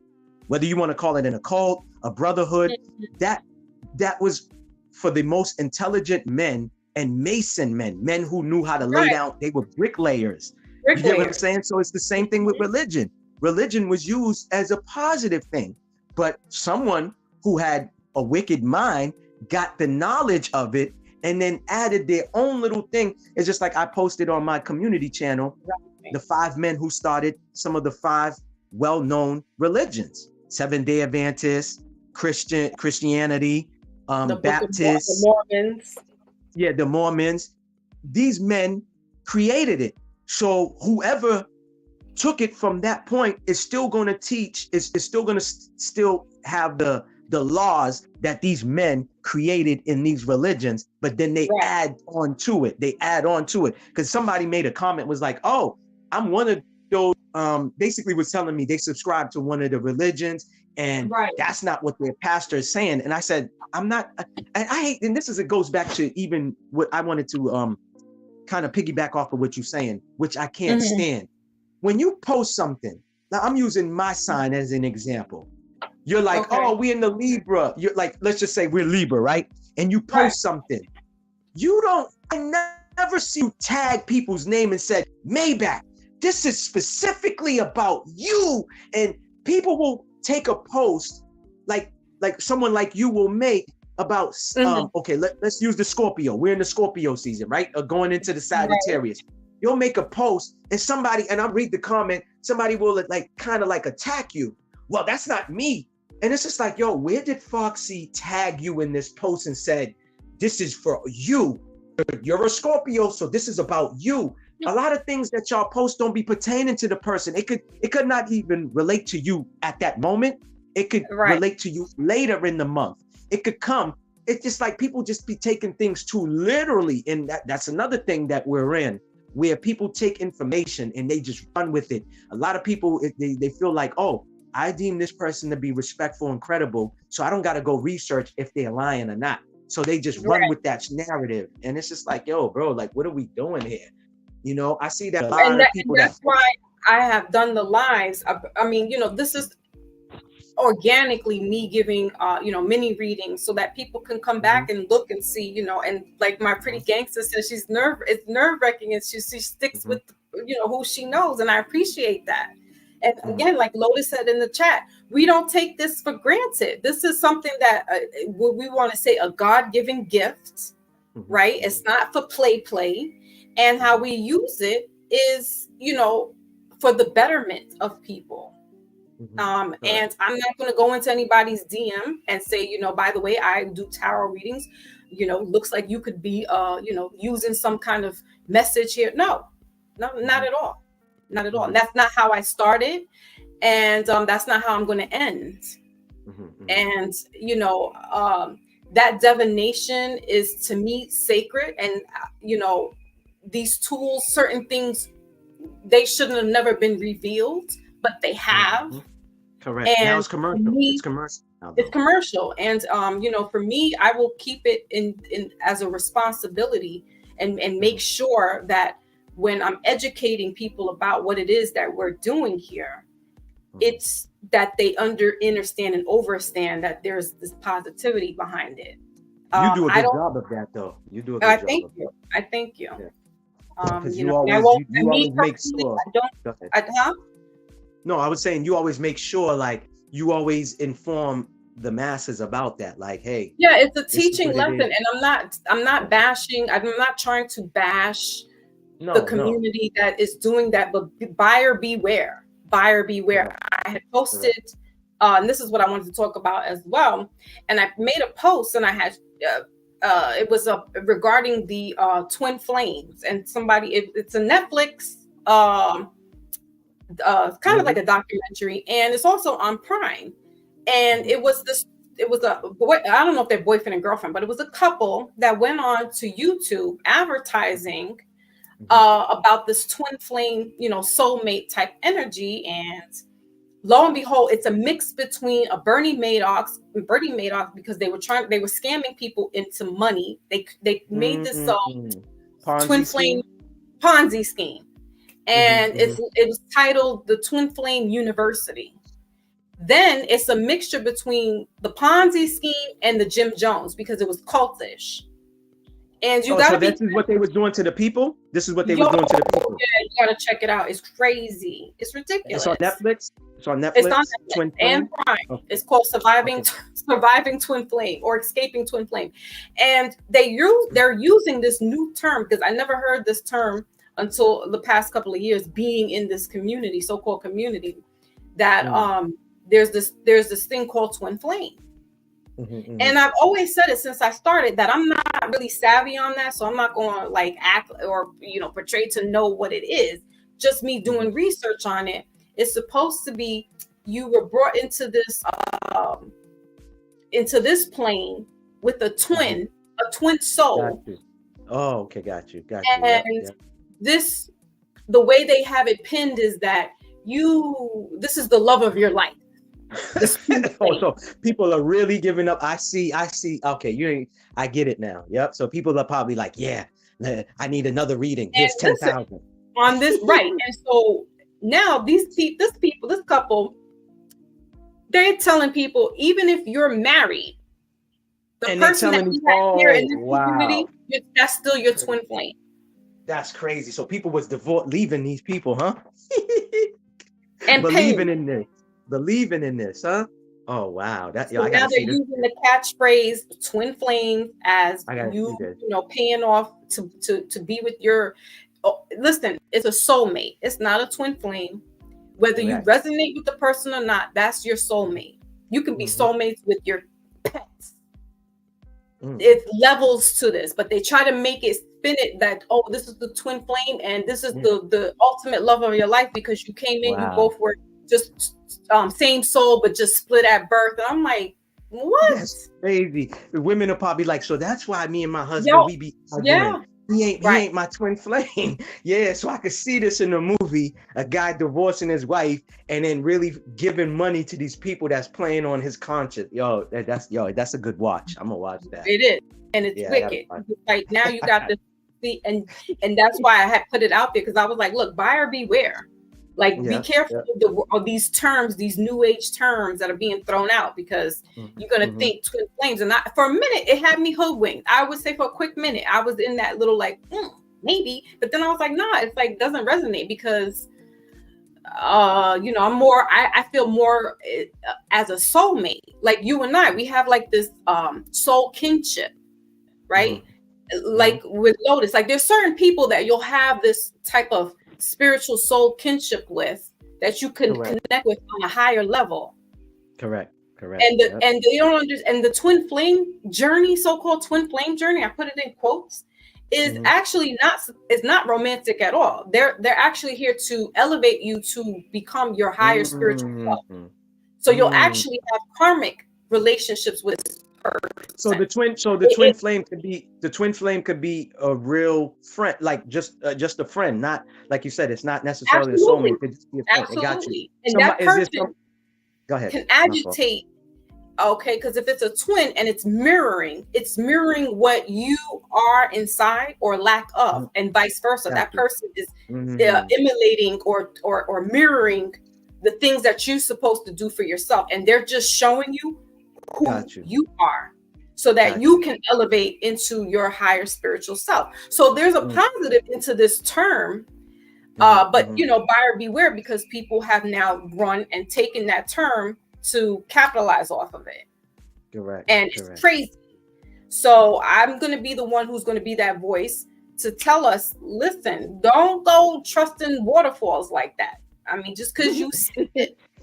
And it's not because I'm trying to get revenue and get people to come. No, I'm all about the people first and foremost. If you're skeptical, I'm skeptical. And just because I show you a picture? Go ahead. Oh, Brother Panero's back. No. This has to do with what we're talking about, right? So I saw this. This has to do with what we're talking about. So Panero is just tapped back in, so he's going to be seeing this as well. Can you see this? Hold on. Yes. You see this picture, right? Can you see that picture? Yeah. That's Papa. Okay. You see what he's holding, right? The stick? Yep. The crook. They said that it's called Wiccan, WICCAN, sting, or they call it stang, right? And they said the warlocks and witches would use that to perform their things. So I found it funny, and that he's holding that. Yeah, he's holding that. And they said the people that hold that are not good people. They are, wicked. They antichrist. Right. They not. But not we. Some people are going to fall through and think that's spiritual. That's positive. Yeah. And they have done the biggest okie doke. The same people who gave you Tolkien, J.R.R. Tolkien and Harry Potter.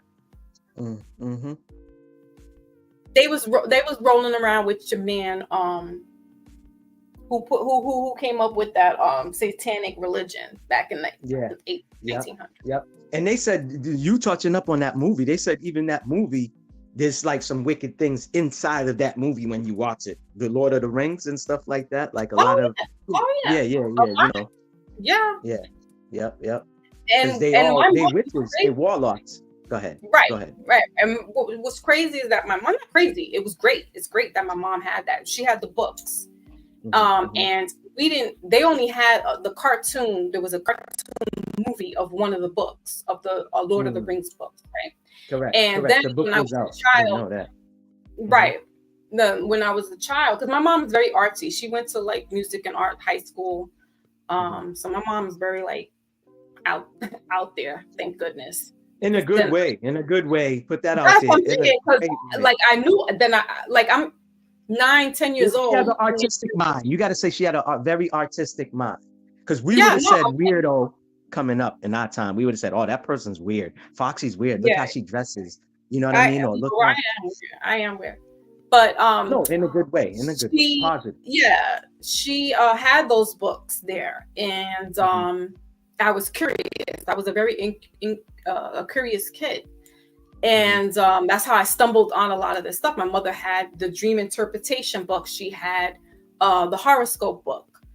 And my mother would light incense all the time. She would get the incense from the Muslim guys on Fordham Road.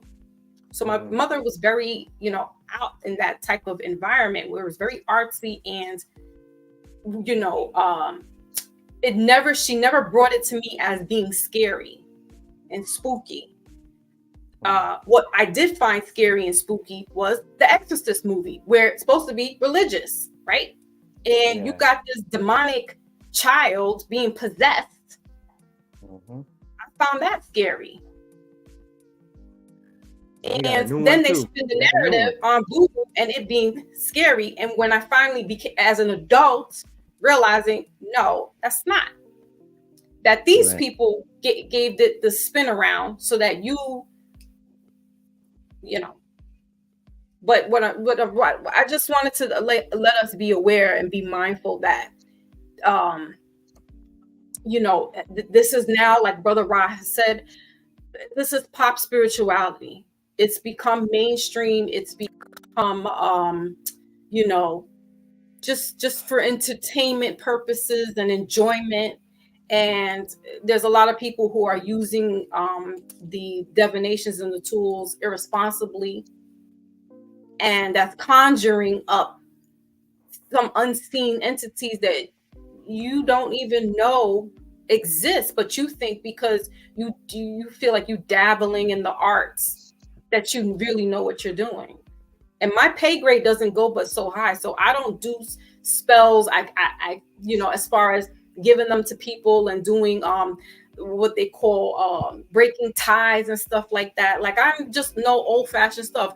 Lotus had given me some old-fashioned remedies to clear out my house and things of that nature. And that's how we operate, not on this, seances and doing all that stuff. It was commercial. Remember, in the 1800s, Harry Houdini and all of them, that was a big thing for them to do seances, to connect with the dead. Who's doing that? Not us, not our people.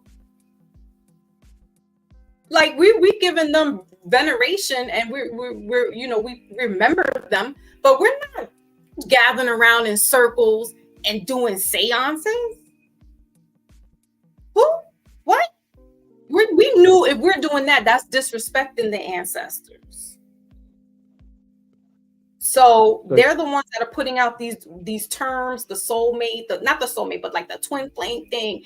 And, they got you all thinking you can't, there's nobody, this is why you don't get along with the person you're with, because they're not your twin. So now you're in search of, where's my twin? And then there's criteria to the twin. And, if there's so many years apart from you, or it could be the same sex. I'm like, nah, no. So you and Lotus don't have pentagrams? Y'all don't have no pentagrams? No, I'm not into that. Candles lit around it. I can't speak for Lotus, but I don't have pentagrams. I'll light my candle up. I light my candle up in my altar, and things of that nature. But yeah, no, I'm not seancing over here. I'm giving Lotus. We need you to answer this question, Lotus. Lotus.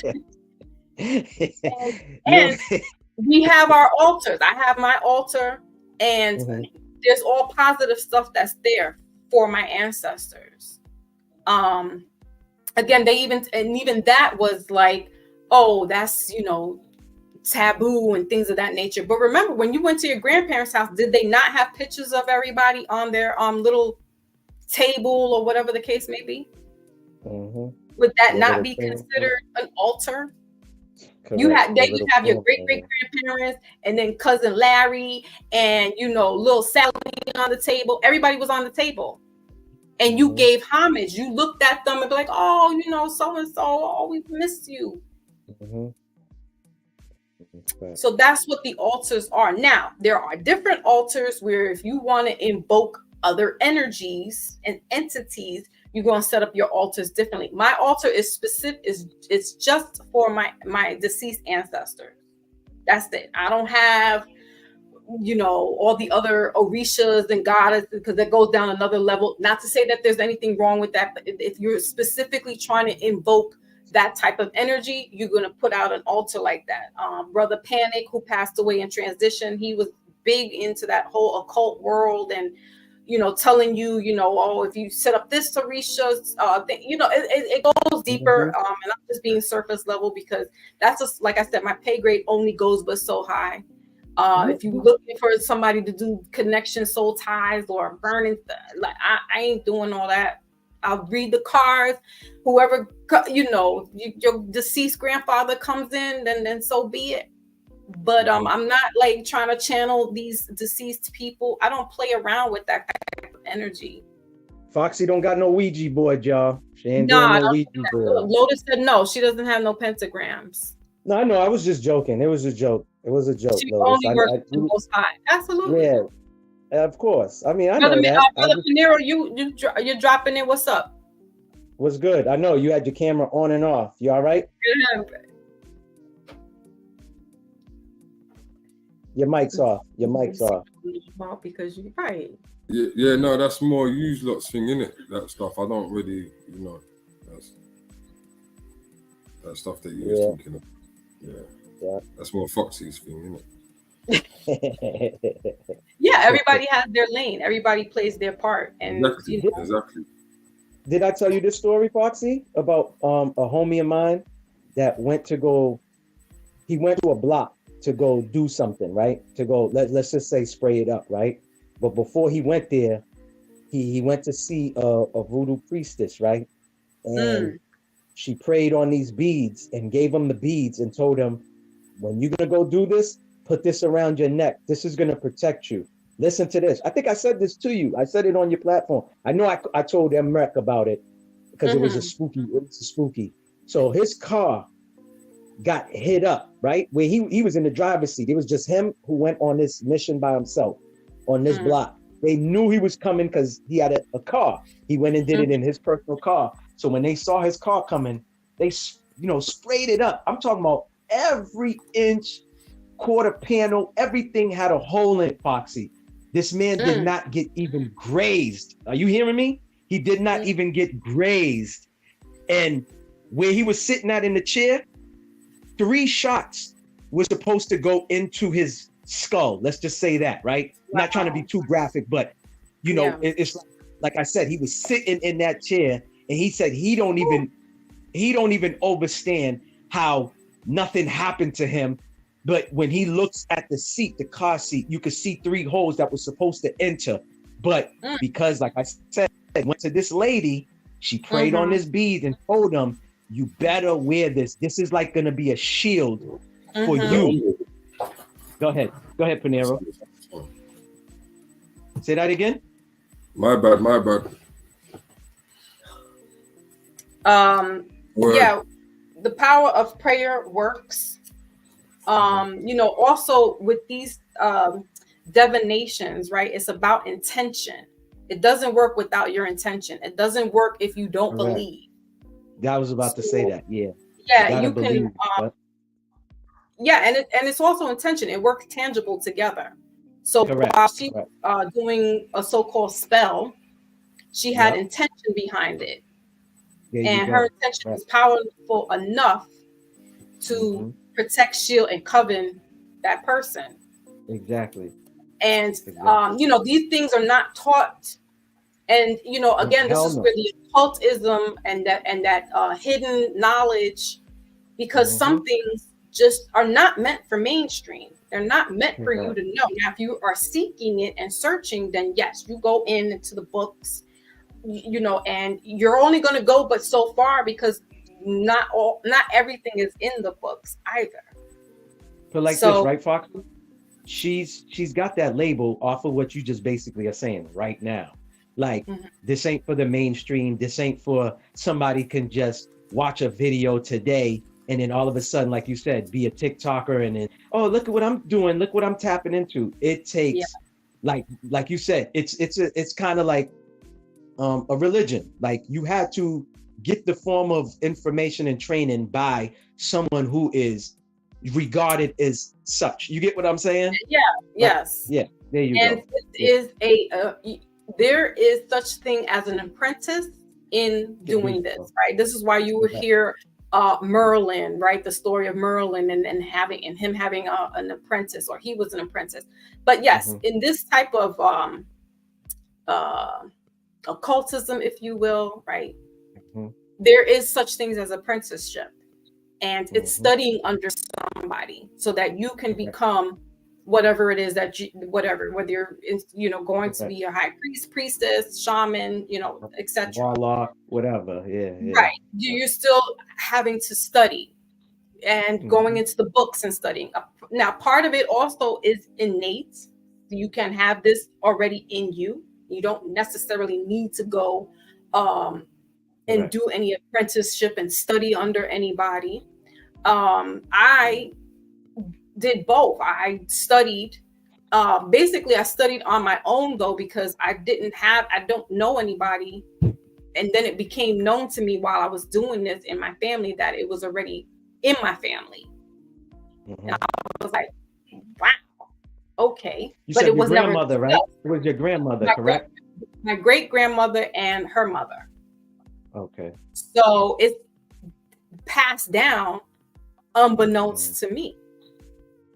And it came late in life. It wasn't something that was like, oh, okay, that's what I'm gonna do. No, it chose me, and so I'm honoring the ancestors by doing that. But then it's the responsibility. I'm not out here trying to hoodwink anybody and scam anybody just to make $1 off of them, because I understand that that's karma coming back. So now I just scam somebody so I can get a few little dollars. Guess what? Something's going to turn back on me. That's the energy that these people are having to exchange. And so if somebody doesn't really know all that and they're just looking at pop spirituality and TikTok, they're running with this, oh, I can do this and things will happen in my life. Yeah, sure. There's a price to pay with everything, though. How breaking down to Puffy, there's a price. And he's paying handsomely to keep stuff under wraps. But after a while, there's something greater and bigger that happens because you've made that type of exchange for the limelight, celebrity, or just to try to scam somebody and get money off of them. So we got to do our homework, like MAYBACH said, he didn't just listen to what I was talking about. He actually came onto my channel, looked, chilled, watched what I was doing. And then it was like, oh, okay. And that's what you do. That's what you call a student. That's the only way you'll evolve, is by researching and doing the study and coming to your own conclusion and not being stagnant with just what you know. And that's what a lot of some people are having that hard time right now. Is they're wrestling with what they know to what's being shown. And social media is doing that, is playing havoc on people, because you don't know who is what anymore. What is what anymore? Professor Griff just basically outed Chuck D, right? And Professor Griff from Public Enemy has been always militant mindset and against the establishment for decades. But then when he saw Chuck D singing Fight the Power with Bernie Sanders in a political run, it doesn't make sense. He's like, what are you doing? What are you doing? Right. Matter of fact, what happened to him? Because somebody did a video and they're like, yo, you don't ever wonder when they put somebody in our faces as a puppet or whatever for so long, and then all of a sudden you don't hear from the person? What happened to him? You just made me think about that when you brought him up.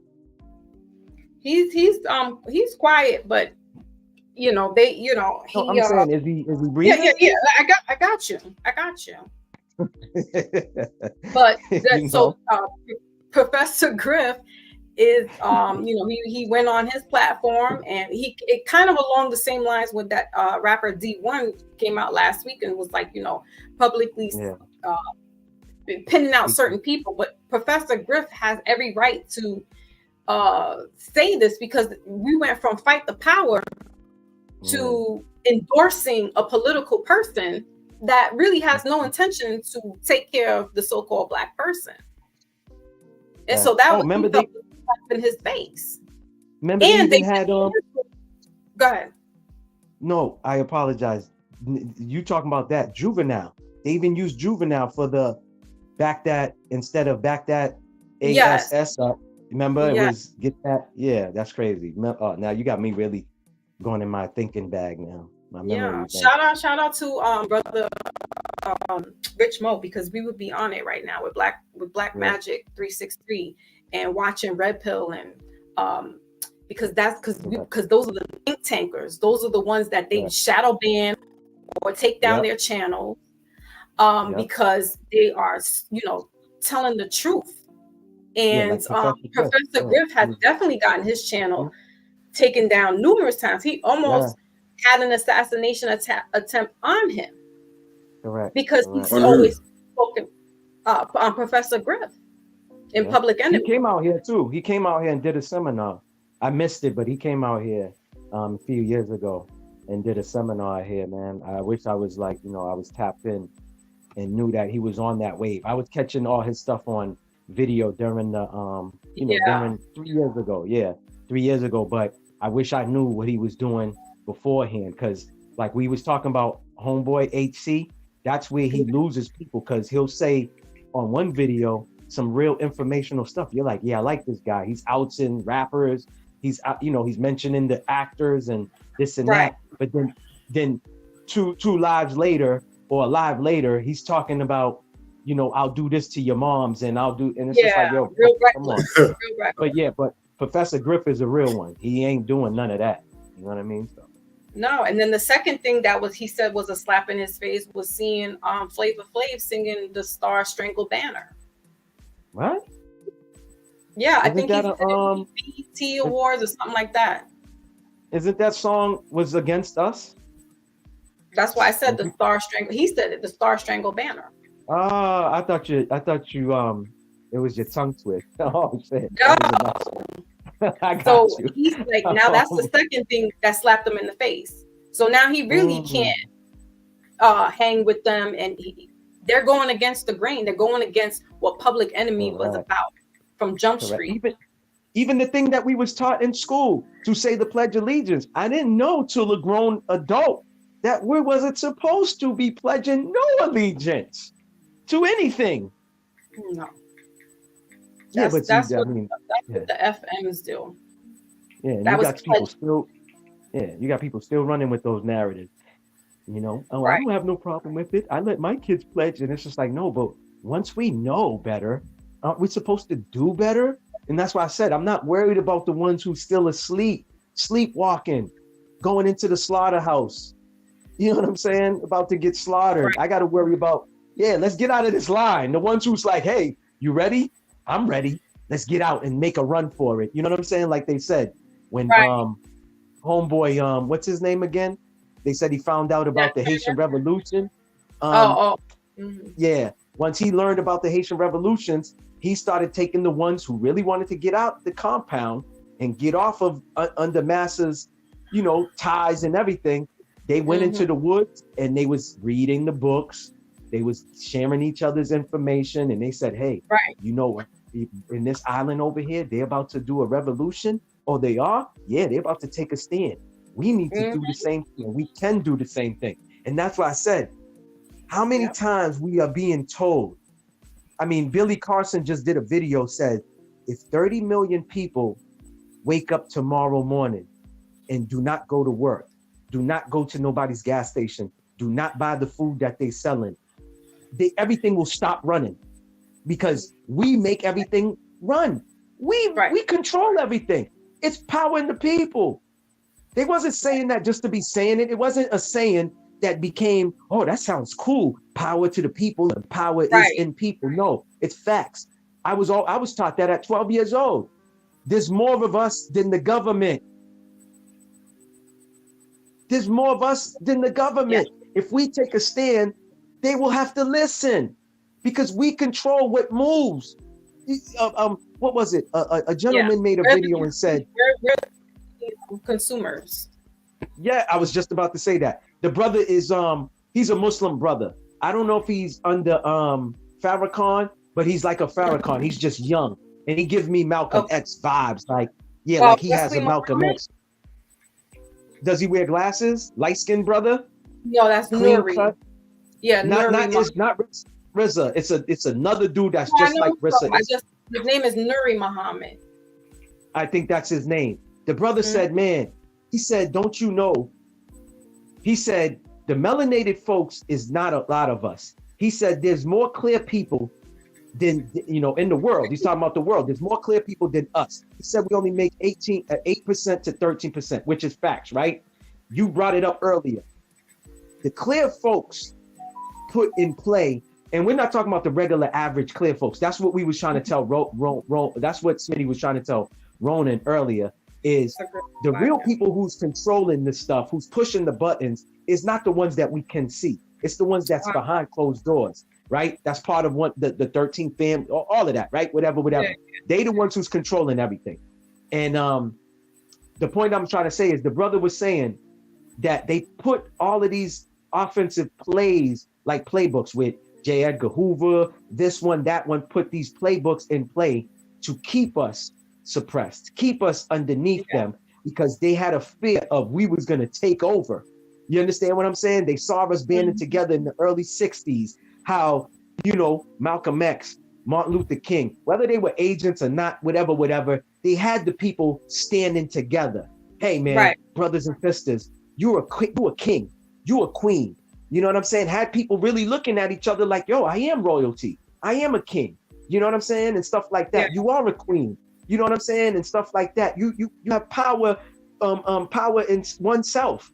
Once you know who you are, that's power right there. And they didn't want that. And that's when they created all the distractions with the drugs, with the guns, with the gangs, with this and that, the COINTELPROs to wipe out one of, how do I wipe out? Oh, chicken does the job, huh? Watermelon does it. Or this one drinks. Oh, okay. So we're going to hit them with liquor. Yeah, we're going to kill them with liquor. This one, it's just sad, man. And we know the plays. We see the plays and we awake. We know what was going on. Our eyes is wide open. We're not asleep. You, me, anyone and everyone who's in this chat, Lotus, Panero, we all see what's going on. It's the ones that is just like us that we try to give some knowledge to or give the information, and they're looking at you like, huh? Where'd you get your information from, Foxy? Or here's MAYBACH with the conspiracy. Like that's why that's the difference. I'll give them some sources because I don't know it all, but I'll give you, like Ronan came on and gave us Neely Fuller. Even if it's one person and you know that's that source that you can quote, then go for it. Because you spewing off stuff off the top of your head is going to make somebody think, wow, what are they saying? Because it's all over the place. But if I can say, okay, like I'm just showing y'all books, that's sources. You can go look it up yourself. That we're not just talking. Like I'm going to do my research. Today, I didn't do too much research because, I've been in my own little shell. And my research is just seeing what's going on, like the playbook from 100, 200 years ago, that these people want to do, the same thing again in current times. So, today was one of those, it's a freestyle. But I did want to bring up the fact that, again, because it is a Mindful Monday, that we do need to have this mindfulness. We're coming up into these so-called holidays, as I mentioned earlier in the live, that can bring havoc to certain people because you know, they're stressed out, and these holidays are putting a cramp on. Oh, you got to buy this. Oh, you got to have a mad race to get to this to get to this. You know, whatever. Black Friday, right? And Correct. that's a new thing. That's not even something that's been around, you know, for centuries. That's, you know, within the past 30 years, right? And the holidays, so-called holidays, will have somebody who's already going through some type of mental strain or distress go off the deep end. And, you know, you know, it is good to have these conversations, whether it be on live or whether it be behind the scenes, talking to professional help or talking to some type of clergy person or anything, you know, where you can, you know, let out a few things that is troubling you, and so that it doesn't get to where it's going to harm you or somebody else. It's being mindful about, you know, what's going on in yourself, because we're all battling something within us. And even if that person looks like they got it all together, trust me, they really going through something too. They just good at hiding it you know, containing it. And then you got others who will go off on social media and show you that they're going berserk. And you know, it's just to be mindful and you know, don't let all this stuff out here scare you into you got to do this and you got to do that. You know, use your mind, do research, do reading, right? Because that's going to help you go into, you know, channel what's being presented as scary. And then just having faith. When you have faith and you have faith in the Most High, the higher ups, you can walk out here kind of, you know, not braggadocious and not, you know, like, but you can have some kind of security knowing that you're in good hands. You're being taken care of on a higher level.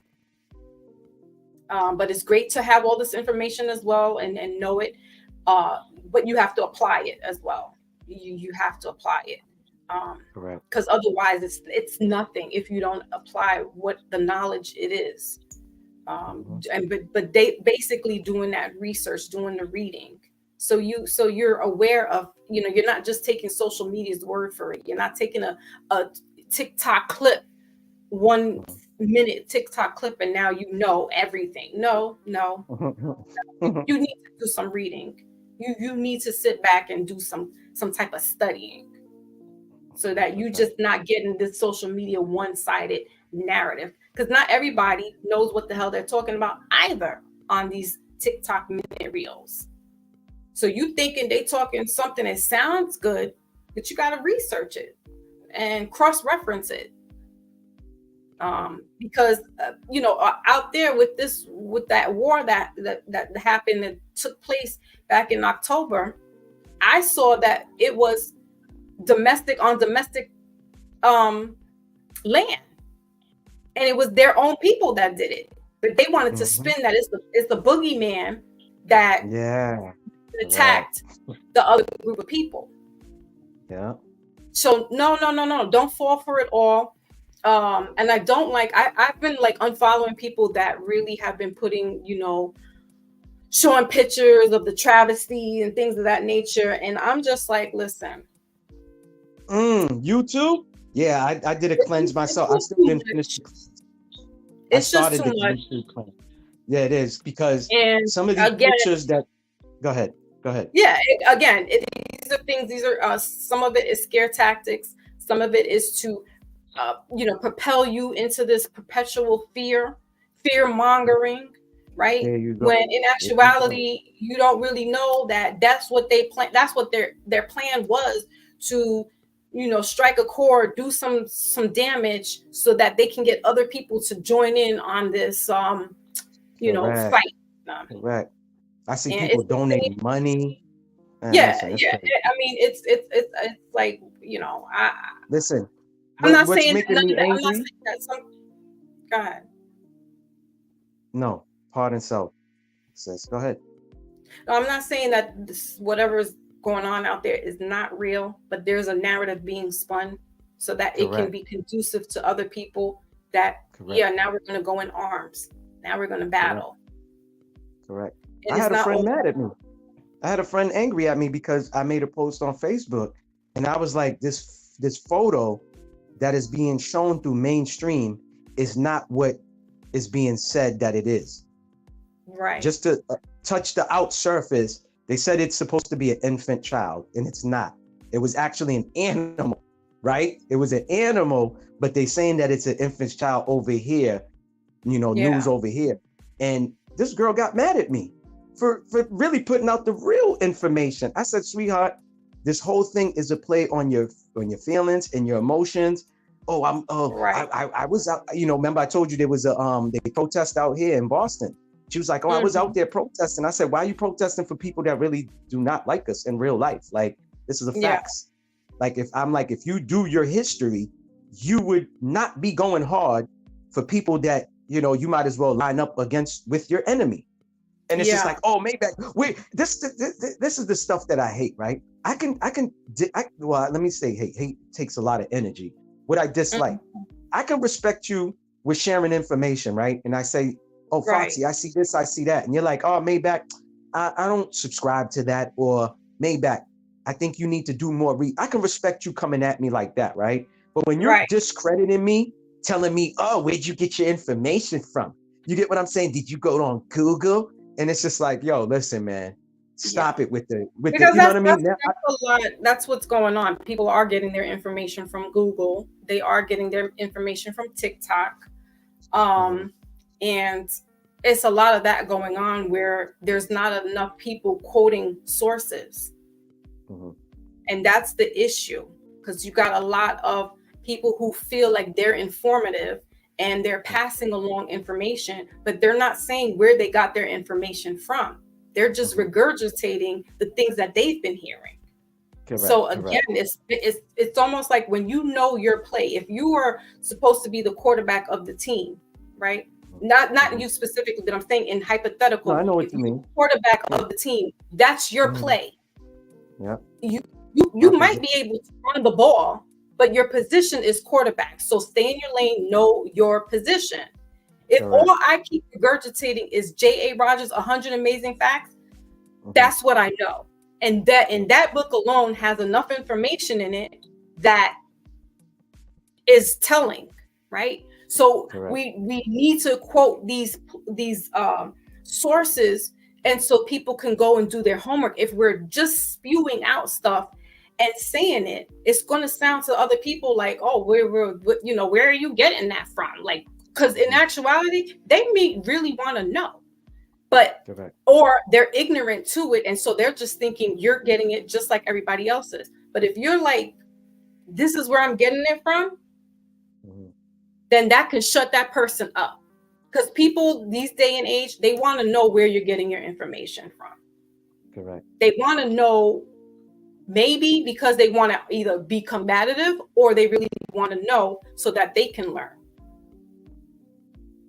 And some of these people don't know. They're just regurgitating what they're hearing. And that can be dangerous too, because it's like the blind leading the blind. Yeah, you got to be able to break shit down. Like you're good at that. So like you said, if you're regurgitating what you read, you're good at making it seem like, the way you put it into your own perspective, like it really is coming from you and not an outside source. The situation I be seeing is you have people that is not that type of mind. Let me put it in the best example possible. You got a ratchet person who's vibrating at a low frequency, trying to tell you or inform you or enlighten you on something that is super intelligent, and they, like you said, they using words. It's like we was given an essay to do, and you just copy every word in encyclopedia. Now, when you're reading this for the class and the teacher knows, man, MAYBACH, you don't read these words. You get what I'm saying? You know what I mean? Like I was smart enough to know, okay, the encyclopedia used this word. I'm going to use the everyday word that the teacher knows that I use. You get what I'm saying? You and I is intelligent enough to switch it, but you got the ratchet who's just copying and just repeating what is said or what they see. That's what I'm saying. Like, and and when they ask the question, blind is the blind. Correct. They can't even explain when you're like, oh, so explain that. Explain what? What you just told the masses about. Well, I don't know, man. I just saw so-and-so post it, and I'm just, and you're like, okay. Like, why don't you just start off by saying that to your, you know, to the masses? Like, hey, this ain't my thoughts. This ain't my opinion. This is so-and-so. I'm just going to read what so-and-so said. That's much better, because you do that. You'll be like, hey, I'm reading this book, guys. This is what this gentleman. Right. Yeah, like, but that's why I said, you know how to do that. You're great at that. That's why I said you got like some form of teacher skills, and you broke it down on the last Mindful Monday, where you get that little, where you get the trait from, or that characteristic. And I was like, well, that's what I get from you. And it's funny. Yeah, that was behind the scenes, right? You're like, I'm getting you like teaching. You did teaching. And I'm like, no, but you are so sweet. No, I thought we was on the live. I thought we was on the live. That wasn't behind. Yeah. No, we were behind the scenes. Remember, it was me, you, and Wally. And we did the I know we was doing that for a minute. That was no. That's what I'm saying. We did that. It wasn't on the live. It was on the StreamYard, but we had cut the live and we did our own things behind the scenes. Okay. But yeah, anyway. I thought they heard, but yeah. So, Brother Pinero, that was therapeutic. That was therapeutic. I just want you to know that, man. Go ahead. Let me get Brother Pinero up in here since he's back. Yeah, man. Come on, man. Get in this, man. I've been there the whole time listening to you, lot, man. I know. We know you are. We want you to add to it, brother. All right, go on. What do you want me to add to? Man, you're a 5-star general. You know what you got to do, man. Stop playing. True. You know? Come on, man. Stop playing, man. Question everything and do your research. Never be afraid to ask questions. Right. Lotus is a general herself. We are generals, man, in our own way. We are generals. I'll never forget when you said that on your platform. And ever since then, I ran with that, brother. I took that into consideration, and I love that you said that. And I overstood when you said, hey, I don't want these ones with me. I want y'all type with me. And I overstood that. That's why I said, in my area, we all on the same frequent. Nobody's in front of the next person. You understand what I'm saying? That's what's important as well, Maybach, because I find that today, if groups, when they meet up, there's always got to be someone that thinks that they know more than everyone else. Yeah, you said that earlier, and I like that. That causes division, bro. Correct. So if you got that type of circle, and on top of that as well, everyone's big people out here. You can't be telling nobody that you're above anybody and all that. We're all feeding children, yeah. Right. So we're all grown people. So that's why I always, for the reasons as well, like you were saying, of course you want generals. You want people to be on the same level as you and be on the same mind frame as you, like even more. So you want generals. So because generals, they will be able to create their own armies as well. Mm-hmm. So you need that to teach leaders how to be leaders, because everyone's going to have their little thing to play when the time is right. So, but my thing is, like I said earlier, division. You have to be careful how you speak with people these days when you're bringing them in, because it's like that can cause division. You know what I'm saying? Right. So there's too much competition. So what is it parallel, Brother Pinero, like with what's going on in the States? Do you see some common thread that's going on over there with you, or is it a little different? Like, enlighten us what's going on. What, with the threat in America? Yeah, like just with the way it's being run here is like going like all over the place. Are you seeing that the same way? Whether it be political or financial. Oh yeah, definitely. Financially. All right, yeah. I'm glad you brought that up. Right, I was going to do a video about this, but let's talk about this here. Yeah, let's talk about it. You can I think stream us together. Wow, yeah. Well, you know what? It's funny. We're going to do that next show for sure. Next show. Okay. Right. Mm-hmm. So one thing I've been seeing, and it's really sad to see, but I've been seeing a lot of females getting robbed. That's how bad it's got. You understand what I'm saying? I've seen some footage over where you lot are, and I've seen some footage over here. And that's it. People have to really understand, like, we know that obviously everyone's been getting robbed for years, innit? Yeah, we know that, innit? Females do get robbed too, but it's not, to me, to see that so much, like, do you know what I'm trying to say? And they're getting caught up in the Grand Theft Auto as well. The Grand Theft, people are robbing their cars with them in it, pulling them out, women screaming, like, it's, I don't know, it's just, to me, that's just a crazy level. That's a different level, like, to be doing that. You understand what I'm saying? Because we all come from a mother, innit? That's how I look at it. Like, correct. We all come from a woman. You understand what I'm saying? So, obviously, if you're gonna get yourself mixed up in certain things, that's your ass, innit? That's different. But to go out to be robbing women, that's kind of mental. Low. So yeah, to me, it's low. You're low. Yeah, it's like you're sober. Low. Yeah, it's like you're sober. What that shows me is that there must be something seriously wrong financially. With the people, to be doing that. Do you understand? Right. So we can definitely say that the financial market has definitely affected the UK, and people of the UK, because they're doing crimes now. Like, for example, the Grand Theft Auto is up high, highest I've ever seen it, highest I've ever seen it in the UK. Wow. Do you know what I'm saying? Like, I was reading an article today on The Economist, and I think that's a UK publication. And it was mentioning that it over there there's not this high rate of fentanyl the way it is in the States. No, there's not. It's not. Okay. Over here, they're smoking this thing called spice. What? So when the man, have you got spice over there, Maybach? Do they call it spice over there? It probably is it making them act crazy? Yeah, it's making them act. No, I think you lot have got Flucker and them thing there. But the South has Flucker. Stand still and all them things. Yep, the South has Flucker, and then up north we had the what was it called again? The synthetic K2. joint. It's K2. Yeah, it's the same thing as that. It's the same thing as that. So there's a high. That's over here. Do you know what I'm saying? That's turning people crazy. I've seen the videos in the States as well, the prison videos, man on the floor doing mad stuff. Yeah. So there's a big rise in that. But you know, over here, the reason why I think personally that the crime has gone to different levels now is because there's so much cameras. I know you lot over there have heard about how much cameras we got in the UK. Oh yeah, the CCTVs. CCTV every corner. So the criminals have to try other things. You know what I'm saying? Yeah. But yeah, it's one thing I will say, I haven't heard of a lot of stabbings as last year. Okay. Do you know what I'm trying to say? That's calmed down problem. a bit. Yeah, it's calmed down this bit. I know the people are definitely feeling the financial blow that the system will take, but you have to understand, you know, I don't know if you've not heard of it, but we went through something called Brexit.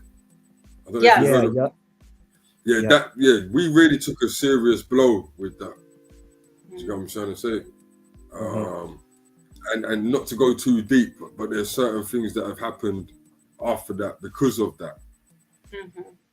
But they don't really talk about it because they try to like blow Brexit out what they done that when we got locked up for the couple years. That kind of quieting down what happened with Brexit. For those that still remember, but they tried to hush it with that. We still didn't deal with that problem. Do you understand what I'm trying to say? That still never got dealt with. It got pushed out. Correct. Financially, do you understand what I'm saying? It really affected. And then obviously after going through the lockdown, people lost businesses, lost money, and Right. people are still trying to recuperate. Prices are sky high. You know, I was watching some lady in Atlanta. She was saying the prices are sky high there. People are living in they're living in the containers and stuff like that. Yeah, that's a fact. She was also saying that people go down the gym, they sleep in their cars and go down the gym and get a gym pass just to wash. Like it's getting that bad in certain. Yep. In certain places. Yeah, man. Yeah. And like you mentioned, Brother Pinero, that the lockdown is not being properly, like it's being hushed over, and the repercussions. So we're in what they call a silent depression. And because you don't see it and you're not right. Exactly. And So, as I I was explaining to my mom that think about this. They are almost 200 years leg up on us, meaning them, the powers that shouldn't be, right? Economically. And even though the lockdown happened and everybody got the leveling fields was equaled out, you still have the people who are in generational money. They still capitalize one way or another. It was the regular people like you, I, and everybody else here that are suffering, the small mom and pop stores, the smaller businesses. Now the bigger businesses are feeling the effects. And so that's the repercussion from that lockdown, and then things to follow after. Yeah. And Panero, you did mention that whatever happens here always comes over there too, as well, because they're in cahoots with each other. Yeah, that's how it's. Well, the years that I've been here, that's how it seemed to me. Yeah, you know what I'm saying. Yep. Yeah, that's why I asked you, Panero, like what's the consensus over there, because everybody knows, damn, what's going on. Everybody knows what the hell's going on in the Americas. But that's why I'm glad when he does videos, because he gives me the insight on what's going on. You get what I'm saying? Because he did a video where, I'm not going to say too much, but you know what I'm talking about, Panero, when I say this. You showed the sky. And I was like, oh, it's going on over there too? So, you seen that as well over there? Yeah. Listen, bro, I've been paying attention to the sky since I was a kid. Since I was 12 years old, I can remember. You get what I'm saying? I'm always looking up. I'm always looking up at the sky. So yeah, because you know why? Because you're not from there. You're not from there. That's why. Yeah. And you know too, that affects our mood and everything. You know that, right? Well, I know you know. I'm not asking you that question, but people don't know that. And it's funny to see Prince say that in the interview with Tavis Smiley. Prince is like, yeah, you look up, the sky is nice and clear, and then next thing you know, something happens. 30 minutes later, two random people from the neighborhood just start arguing over nothing. So I thought that was like, oh my God. So to hear someone like that saying something that we talk about or we've been thinking about, lets you know that we're not the only ones. You know what I'm saying? They just can't say what we can say. The way we talk, they can't really do that because they, like Foxy said, they under an umbrella. And if they say too much, hey, we got to slap you in the face, put you back in line, boy. You know what I mean? It's like that dance, boy, dance back in the days, you're entertainment. Yeah, you're here to serve, and don't give me your opinion. Don't say this, don't say that. It's like, wow. And like you said, they still running these plays. They just doing it the modern way. You know what I mean? They still running the plays. That's why it frustrates me when I see people and you share the information and they look at you and they say, you think those people are doing that? You're like, what? They was doing it then. So you thought they stopped? You thought they really stopped doing it, man? They still doing it. They just doing it the sophisticated way. They're getting us through these. Yeah, they doing it so. They don't sleep, so you shouldn't sleep. Thank you. But it is what like at the end of the day, then it's like it is what it is. Those who can see, those who have the eye to see, will see. But it's good to have insight from other places, and thank goodness Brother Panero is here to give us that information, because we're kind of tunnel visions, and we're tunnel vision to also what they want us to see in certain places, but they won't show us, i.e. like the Congo, what's going on there, right? Everything's turned, our eyes and directions turned to this, and something else is going on over here. So I don't know. I had the foresight to just tap in today or over the weekend and just, I don't know, something was like, oh, check this out. And I was watching that Mussolini and I was like, like, wow. And you said you were watching it on what now? What it was on Prime. It was a Prime. Okay, Prime. All right. Okay. But it made me even more like see that these people out over there, man, the borders that they're trying to sew up, I'm glad you And talked about that. how you Dominican do Republic shutting down that. their border, telling the Haitian people, oh, you can't come into the country, but we don't mind you spending the money in our country. And I had to tell the Dominican guy this, and I didn't mean to be ignorant, but it's a point that I try to make. And this is facts. Forget my feelings and my emotions. I'm going to speak on facts. Without Haiti, there is no Dominican Republic. The man got into his feelings because I said that to him. And it was like, okay, maybe I said it a little too harsh, but it was a point. And it's somewhere, go ahead. It's somewhere where I was going with it, where Pinero, and he didn't wait till I went with it there, and he got upset. So I told him, and this is a man who's like 60 something. So I didn't understand how he got all in his feelings and got emotional. I told him, for a grown man, that's not a good look. So I told him, I said, bro, I don't mean that. Yeah, I had to tell him, I said, I don't mean that like me being Haitian is better than you. That's not how I don't do that.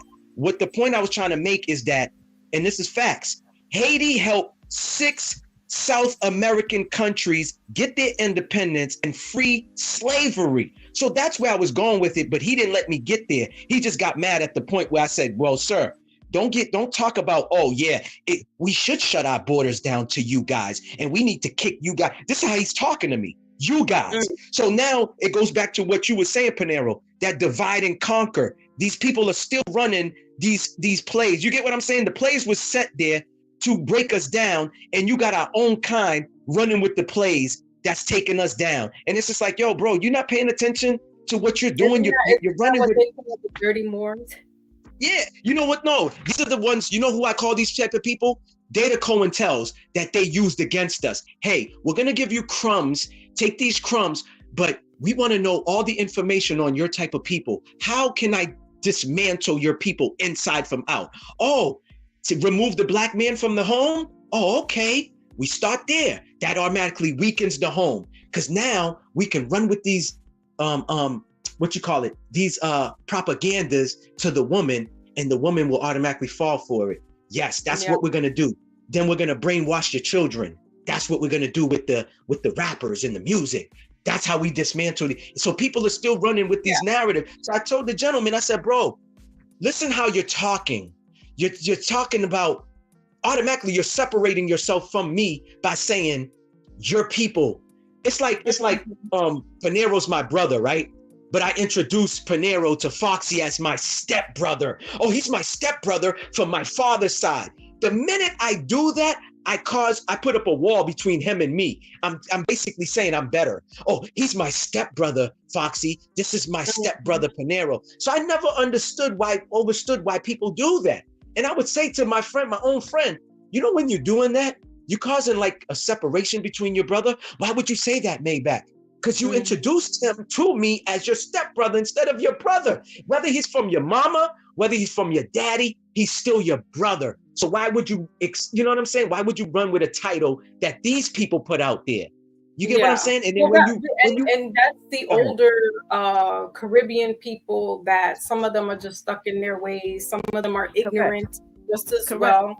And it's hard to kind of break them out of that because they have been indoctrinated, for such a long time. And, the Caribbean have their own issues, just like, South Americans, it's all kinds of prejudice against one another. And it's crazy to say, certain people, certain things, I would say, brother, sister, things like that nature. But there's just a big discussion even still, and I've mentioned this many times on this platform as regards to, indigenous people here in the Americas and the indigenous people, in the continent of Africa. And, not everybody is connected there, Exactly. And you could probably say they may be your brother or cousin or something like that. But, when you get to know who you are, right, this goes back to really studying yourself and knowing your family, getting deep into that genealogy as well. You can then know who you are, and no one will be able to dictate who or what you are. You're not being labeled because okay, this is where I come from. And where I'm at doesn't make me who I am. It is what it is. I am a native to a certain area but I'm not indigenous to that. And so this is where we get a lot of these prejudices, and we have a lot of discord with one another because some people just really don't know. Some people are very ignorant to, what history had, especially in the Caribbean. There was a lot of talk about it. A lot of stuff that happened there that the elders turn a blind eye to. They go with the okie doke, and then they stay with that mind frame. And when you want to give them that information, they're like, man, listen. And they know, and some of them do. Some of them do know. I don't want to take that away from them, but the elders know. They know, and they still running with it. Like perfect. What you're some talking about. Some of them do. Some of them are aware of the history. Some of them are aware. Correct, and it's sad. I watched a video on Colombia last night, and there's parts of Colombia where these people are so dark. I don't want to say they black and purple. You know the little joke that but there are dark skins. They get shunned. They're shunned. They're frowned upon because of the skin tone of their skin, and it's their own people frowning upon them, looking at them like the guy was breaking it down to the tourists. The guy was like, "Yo, so why a lot of them don't get the good paying jobs?" And they was like, "Oh." And it goes that happens in the States too. That happens, anywhere actually, wherever there's a darker hued person, right? Because even the Indians, the Pakistani, like they also do it to their own people. Yes. Yeah, they discredited, and they're that's what I'm saying. A lot of prejudices amongst each other that they've been indoctrinated to have that hate. And remember, it started off as the caste system. It wasn't colorism, caste system, and then colorism came in. With this whole racism, there's no such thing as that. There's always been economic caste system and colorism. And talk about your color. We talked about it on your platform. Yeah, we heard the word president. We heard the word. So your color, your skin complexion can predicate. What people will be prejudiced off of that, and they, the darkest complexion person could start speaking Spanish, and you're looking at them like, oh, I thought they were African, and not knowing that they from Brazil, right? Because there's a heavy population in Brazil that are very dark-hued, complected people, and that's because of that African enslavement that was brought over there. And that's why you have that type of pigmentation. But then you also have the indigenous people that were there as well. And they merged with the Africans, so-called Africans, because they were coming from different parts of Africa, right? Mainly the West and the Ivory Coast. So you have Ghana, Benin, Togo, coming in, Cameroon, right? They were brought over to certain parts of the Americas, not all of the Americas, because for the most part, you had the indigenous people already there, the copper complected people that were already in the Americas. So this thing about, when she said copper. No, I was just saying not native when you say copper skin tone people, but copper complected people. Those were the indigenous, right? Correct. And then you have the laws, the so-called people that shouldn't be, the powers that shouldn't be, right? Flipping the script and renaming you something that you're not. And that's where you get all the different, you're getting caught up in the color black, you're getting caught up in being colored, right? And so it's a whole big thing. It's a whole big, we've talked about this at length. And I mean, I'm just saying, like, the way things are, even within the world, this is why you have this stuff that's going on, in Gaza and what else? Israel, right? Because they also have the complexion, and it's caste system, it's money, it's economics, it's resources, and then it becomes colorism. And Yo, so Panero. No, go ahead, Panero. I got a question for you too. I got a question. I just thought about it. Maybach, hush your mouth. When we get caught up in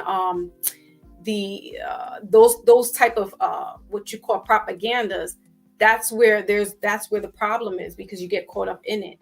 And when you then understand why they're doing what they do, you can now oversee, this is not what they're showing us. Correct. What I know is that they've been doing a lot of this type of capitalizing off of each other for centuries. But it's about resources, and they're always going into these places that have a lot of resources, Mm-hmm. and outing the indigenous people that are already there.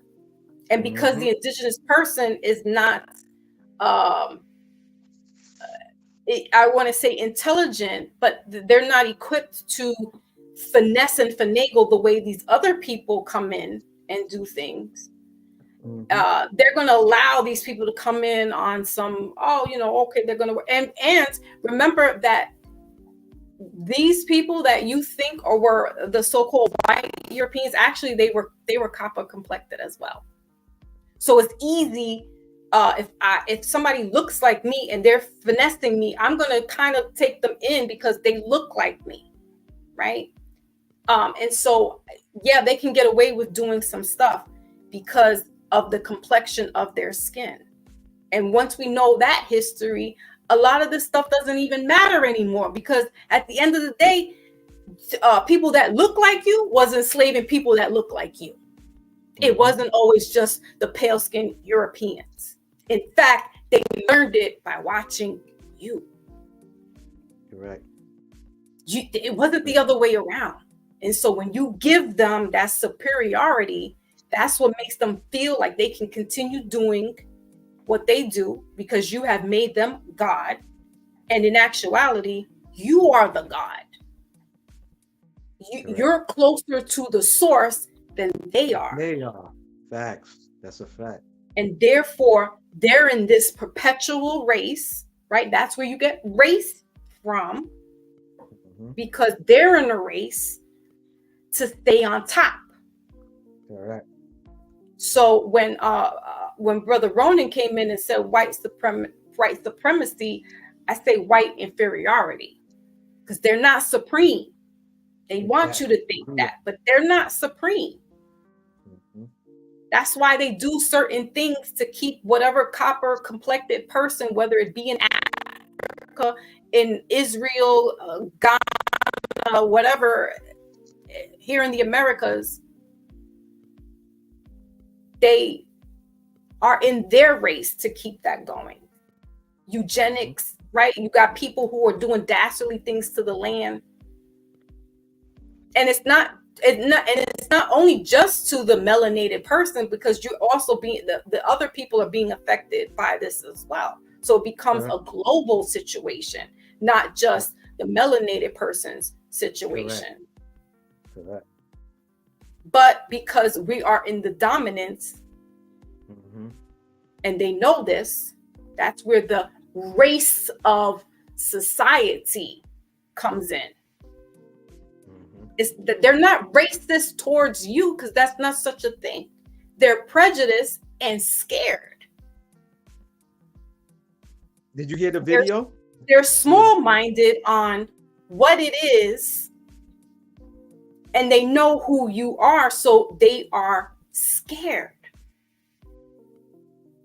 And when I'm talking about there's a certain group of people. It's not all.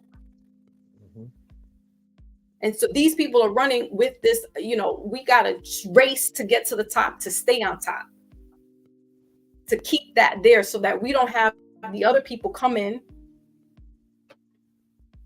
right, and become superior again. Because it was all of the melanated people that built things up, and they were the high societies, civilization. So once we get out of that mindset, and we know that there's a certain group of people that are trying to outrace us, I don't get too worried. Because it's like a child trying to compete in a race. And they throw tantrums, and they're banging their fists on the wall, and they're kicking and screaming, because they're worried about them coming in second place or third place. Oh, can I elaborate on what you just said? Go ahead. With the first and second place, because it's funny. you keep touching up on stuff that I'm thinking about, and it's making me think. I read an article that talked about that. The article, I was trying to find it so I can screenshot it, but the article had to do with it was titled, "Do you think that the migrants are being let in to replace you?" I'm not asking you the question, but that's what the title of the article said. The migrants are being brought in here to replace the average. You know what I'm saying? Yeah. And that was one of the questions. I don't know if that's necessarily that could be a portion of it. I wouldn't doubt. I don't put anything past the powers that shouldn't be. But again, we to worry about that, not saying us, but for people to worry about that. And when you know who you are and where you came from, and et cetera, and forget about this plane. Some of us are not even from here. Like we are outside of this dimension, intergalactically, right? So I don't even try to fluff my feathers on that one. I keep it very surface level. But on the surface level, we can't put past any of these people that try to destroy other ethnicities and cultures, because that's the name of their game. They're doing what we call chess moves, if you want to call it that. It actually looks like checkers to me. Certain things might be a chess move, but I feel like they do checkers. They play on a checkerboard. And it's really just the game. It's really that's why you get all this manipulation of cells and all this other stuff, that they're trying to play something that they're not. And in actuality, the other person is that. But they don't play God. We don't play God. We know we are. Correct. But these people are playing God when they're not. It's not innate in them. And yeah, sure, some of them have come from us. But they're the wayward, they're the wayward child. But they will spin it that you are. And that's why they've created a lot of dastardly things. I'm not going to go into all that because I don't want my little stuff, my little channel messed up, because they already gave me that little tap on the wrist. Don't talk about. But yeah, think about everything from food to just all your resources, of how they have manipulated certain things. And it's all out of a fear tactic. Honestly, like if you look at it, it's all out of a fear tactic. Because I don't want this other person beating me, so I'm going to poison them out. Now they're dropping. I keep it pushing. Oh, and guess what? They don't care if they harm themselves either. Correct. They really don't.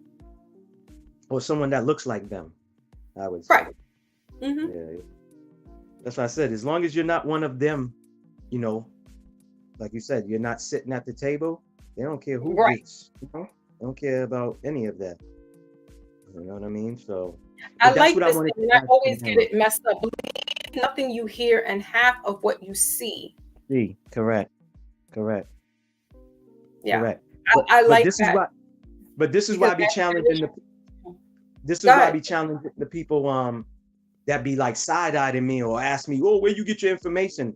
I tell them, these people will tell you themselves. They have to let you know what they're doing. Whether it's 6 months in advance, they got to let you know, because to them, they're saying that they let us know what we're doing. So when it's all said and done, they can still be, the afterlife with them. They still can go to their God, you know what I mean? And be accepted. I'm just kind of paraphrasing what they say. So it's like Foxy being in a relationship with a guy and telling the guy, well, 3 months from now, you keep messing up, I might just slip out. you know, I might go do something. And then the guy finds out 3 months later, oh, so you went over there to the left? Well, I told you 3 months ago, you keep doing what you're doing. And you know what I mean? So you gave the warning. You get what I'm saying? So when it happened, you shouldn't be shocked or surprised. So that's why I be telling people so, okay, so, you know, it's like I said, man, I don't know. Like I said, with this information, I feel like time be running out. That's why I wanted to say something to you last time. That's what I was trying to find out when you was asking me about the reading, when it was just me, you, and Wally on the back end. And that's what I was trying to get out. I remembered it today. I wanted to ask you about that. Why do I feel like antsy, like with certain things where I get the information, it's like, yo, I gotta hurry up and tell this one. I gotta hurry up and share this with the children. Or I just feel like, yo, is it just me? But I feel like, I don't know. I just felt like, I was telling my homie this last night, since the year 1999 came and went, right? Remember the Y2K? Oh, computers are gonna shut down. I feel like years has just been coming and going. Things is moving super fast. You're looking at daytime right now. You wake up, you yawn, and then next thing you know, you checking into the bed. You're like, hold on, how did the time? It just seems like time is just going by super fast. Like the other day, I could just remember I was in high school running amok. You know what I'm saying? And now I'm a grown ass, you know, father. I'm taking care of 2 children of mine and stuff like that. Like, I just feel like, yo, time is like not what we used to think it was. Like, oh, we got plenty of time. I'll get that's why now when I contact some of my friends and family members, before and after, I let them know, yo, I love you. Because I keep telling you, I feel like when we reach this age that we at, you and I, Foxy, that we're on borrowed time. We know when we're gonna get them angel wings. So I'm trying to be impactful. Oh, so you're admitting that you are old then? Because you always like, oh, speak for yourself. So you're admitting you're old. I've been admitting that, slowly but surely. Now, okay. Talk about, I said, listen, I embraced my elderness.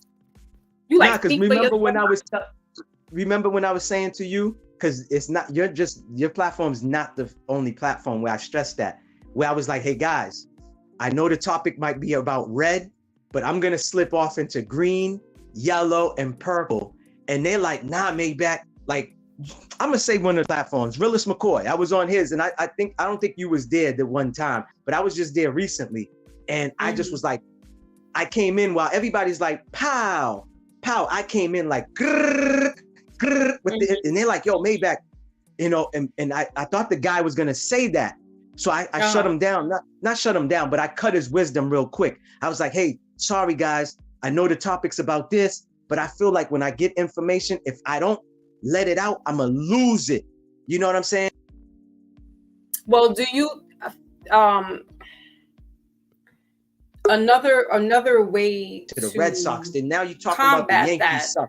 You know, but I've always been like that. Writing it down. So people putting it into you know, messages for yourself, or just memoing it, getting it, like getting it out in that respect, because for me that helps me when I get downloads, just to like write it out. I don't necessarily, first of all, I don't even share half of that stuff because it's like, you know, personal, and then it's spooky, and then it's like, that's just for me to know. And maybe instead of like always just, you know, going off that direction, artistically putting it in, because maybe there's something that you need to be challenged with that helps you to, instead of having to go all, you know, ballistic, just maybe putting it in like in an art form, like music or rap or something in that, you know, or something, you know, something artistic in that respect. You know, and I feel, and I encourage people like with journaling, because that's another way of getting out the brain diarrhea that you have. And instead of always telling it to somebody, it's just, you could just let it out, whether it be, you know, a little memo to self or just writing it. And, you know, some people don't like to write, and that's fine, but it's finding a way. This is going back now to mental health and how to find different ways that's going to help you, because you might not be able to talk to somebody. And so now you have to figure out, how is it that I can get out what I'm feeling? So doing something, doing having an outlet that's constructive and not destructive. And if you don't feel like I can go talk to certain people, or I don't want to go to get professional help, it's finding a healthy outlet that's going to help you, so that you don't, when you have a crisis, at least now you know how to handle the crises, and you're not always looking and seeking attention, while, for that, because some people cry wolf, and then you'll never know if that person's really in any distress, because they are, there's always a cry wolf. And so some people who don't do that, you then also want to check in on them, because you don't know, like, they're the silent ones. It's like, I need to, are they okay too? Because sometimes the person that's crying wolf all the time, you won't pay attention to them, but then you don't know what's really going on. And then the opposite is somebody who's silent, and that also is like an alarming thing, because you don't know what's going on with them either. So it's just finding a healthy outlet. And for me, and I do suffer from mental anxiety sometimes. Sometimes it's depression. Right now it's grief because of the loss of my father. And so, I don't feel comfortable talking about my father to everybody. Correct. And so now I have to find, ways and outlets. And I found a grief counseling group session, because people are in that same environment that I'm going through. Everybody else that I talk to, their lives has moved on. Mine is at a standstill in certain respects, in certain aspects. And this is also why I don't get on live. I haven't been on live in a while, because I'm just dealing with that grief. And for me, although this is therapeutic, at the same time, it takes away my energy as well. And so I can relax and getting, myself back, and finding a way of how to, I got grief group one day out of the week. The rest of the 6 days out of the week, I got to figure out how to handle this without being detrimental to myself or to anybody else. I have to figure out how to channel, and you will find it. If you really want to help yourself, you're going to find ways to channel, to become a better version of yourself, whether that's creating clothing line, whether that's creating tarot decks, whether that's creating music, whether that's doing art, right? Going, whether it be a gym teacher, or being out there with the children, something that's going to take away whatever pain, and then you can transmute it. Transmute it. And no, I do that. I do that. Like how you just said. I'm not saying that with you right now, Maybach. I'm just speaking into the collective that may be going through some type of mental distress. And no, what I was saying is that I had to do some of these exercises myself, because I think I told you the story when my father passed away in 2012, how I wanted to delete myself. I think I shared that with you before. So I understand how, when you say sometimes how you feel, like to the masses, they might see you, and like how you said earlier, you're looking attractive, you're looking good, look like you're stress-free, you know what I'm saying? Your mental health is great, but that's just the outside. You know what I mean? That's the shell they're looking at, and they don't understand like how, and I shared this with you, how I saw a homie of mine's 2 days before Easter. Remember I told you he deleted himself? Remember? He was one of the 11 that I lost in the last 3 years. When I seen him 2 days prior, we caught up. He made me laugh. I made him laugh. He's like, man, you still looking good. He's like, man, I can't believe you're the age that you are. You always look super good, good. You always stayed in shape, this and that. So I never knew, what I'm seeing on the outside. I didn't know he was going through some things until I got the phone call Easter morning. Hey, such and such just, and I was like, what? He did what? And I was like, yo, I just seen the brother 2 days ago. Maybach, that doesn't mean, you know what I'm saying? Everything was peaches and cream. And I'm like, and that just opens my mind to, what you just said. People can see you on here on this platform. Oh, she's looking attractive. She's looking good. Her skin's glowing. oh, she cracked a joke, she's smiling. But they don't know the smile is just a mask. Like you're covering something else. You know what I'm saying? Or you cry on the inside. Like I said, I had multiple friends that I had to separate myself from because they weren't the ones to be around. You know, it's not like I lost just a loved one. It was my parent. It was one of my, you know, the person who brought, who had the, you know, one of the creators of me. Right, you know, the TOD, you know what I'm saying, who had his hands involved. But I'm saying this man laid down with my mom's. Like that's my superhero. That was my role model. I didn't look towards nobody. I didn't look at no Nas or Prodigy. That was my role model. You know what I'm saying? Like that was my superhero. I never thought there would be a day where he wasn't gonna be here. You don't think about like we all don't think about these things when that's why I said with time, I could just remember I was running amok in the streets in high school. Now I'm a grown ass, you know what I'm saying? And remember, you know, we always praying to be, I can't wait to be 21 so I can drink, so we could go to the club. Now, man, I'm looking at it like, man, I wish I didn't say that so fast. I wish I didn't want to be 21 because we never thought adulting was gonna be the way it is. Paying bills, working hard, trying to save some money. You gotta feed this one's mouth before you even feed yourself. You gotta, you know, put clothes on this one before you buy yourself a little something. And listen, man, no one thought adulting I've been adulting since I was 10 years old. So I never had a break. Now I'm like, ooh, one more for y'all. That's I never had no break. I'm out. Never had a break. No days off. I'm gonna have my second teenage year. Oh shit. What? My parents, I was little mother taking care of my brother. And then when my sister came along, and then y'all know I was a teenage mom. So yeah, I've always been adulting. Yeah. It's always been like, but yeah, you know, finding ways to help get through that is, you know, and when you have these childhood traumas that some people have that maybe never got to express and talk about that, it bottles up. So they are now adults and they're wrestling with the childhood traumas of their life. So you have to heal that by any means necessary. Otherwise, you're going to be a broken adult walking around here angry or whatever the case may be, unhealed. Or hurting because others. Things that happened, you know, when you were a child. You know, part of that is forgiveness. I know some people are not big on that, but for you to grow and heal, there's going to come this fork in the road where forgiveness is going to have to come through so that you can move forward in your steps. That's going to take you back to, you know, to source eventually.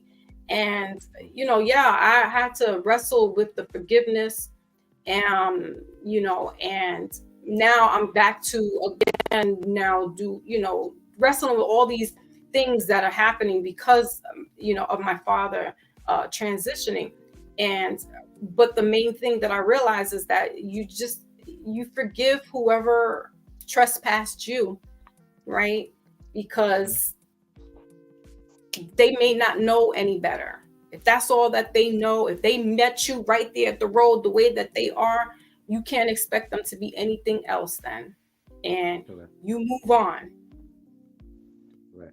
Yeah. And you know, you forgive them as, you know, as you can. Now, it's up to you. If you want them still in your life, or you know, you're never forgetting, but you let them back in your life or whatever the case may be, that's up to you. But the forgiveness part is, I think, just the first and foremost step. You know, we are hard on ourselves. We you know, there's a lot going on in our lives in our day to day. So it's just finding that outlet, constructive, positive outlet, right? Because outlets can be drugs, alcohol, sex, gambling. Then people will think that's constructive, and you know, that's detrimental, right? So what would be some positive things would be yoga, right? Or exercising, reading, taking just 5 minutes of the day to, you know, just have a quiet moment, right? Or going outside and just reflecting on nature and being thankful, having gratitude as well. Is key. gratitude and forgiveness are the key things that are going to keep you at a higher vibration, if you will, to not let certain things bother you as much. It's being thankful for the little things in life and not taking for granted I'm gonna be here tomorrow, right? Like MAYBACH said, it's really on a day-to-day, like you take in everything as it is that day. And try not to have expectations on people, because they will only fall short if you have this expectation on them. If they exceed your expectation, then it's like, oh, cool, now I know where this person is coming from. But we can't have those type of things on people, because they're probably not healed. You're on a journey of healing and they haven't even started. Now you're frustrated with them because they're not meeting you halfway, but they haven't even gotten to where you got yet. And you still have yet to go. That was my number one problem. Go ahead. No, I was just saying that was one of my main problems, expectations on another human being. Yeah, I didn't, but I had to learn that. But you learn from it, right? And learning is then moving on. Correct. If you repeat the cycle, you haven't learned it. And maybe if it happens again, it's because of a lesson that you missed out within that. Right? G says The Four Agreements was a great book to help with childhood traumas by Don Miguel Ruiz. I have The Four Hearts, I believe. Or the Four Agreements? Yeah, it's on the thing. The Four Agreements of Trauma. Of childhood trauma. Yeah, a lot of what's going on with some of us is the childhood traumas. It's the being a little mother at 10 years old, when you can play outside, but you're also responsible for another little person. That if anything happens, that's your ass.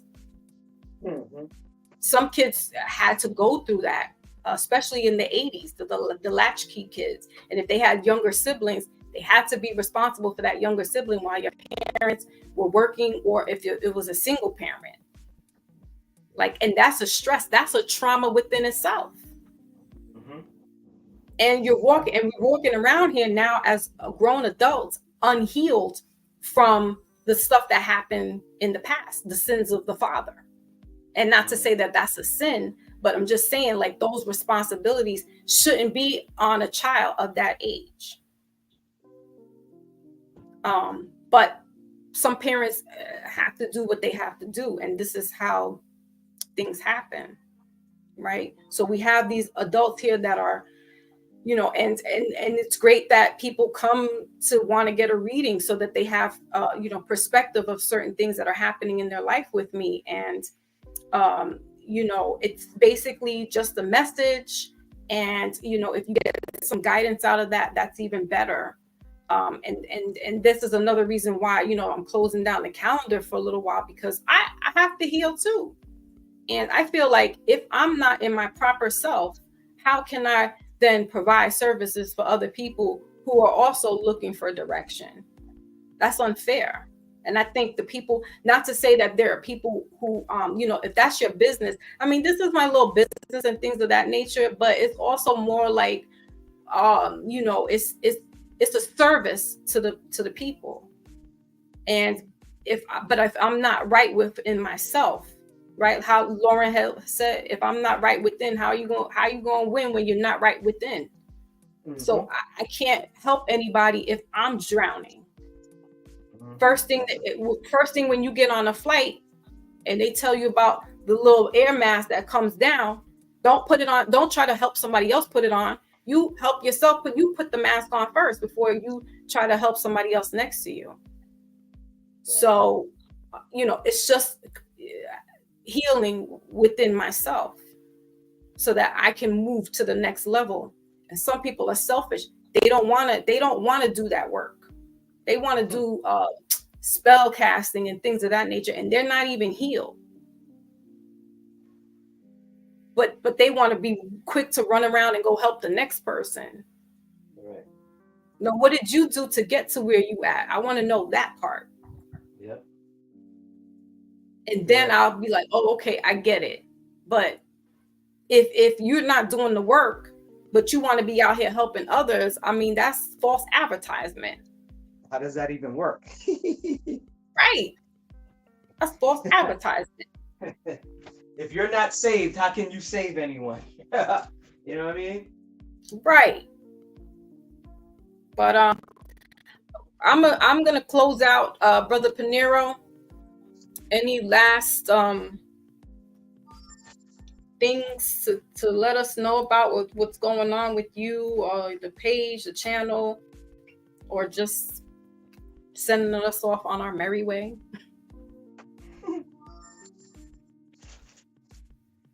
Pinero's working hard, man. Right, exactly, G. G says, be impeccable with your words. Yeah. Right. But that goes back to what you was kind of saying earlier, though. A lot of folks need to see it. You know what I mean? There's people that's talking but ain't walking.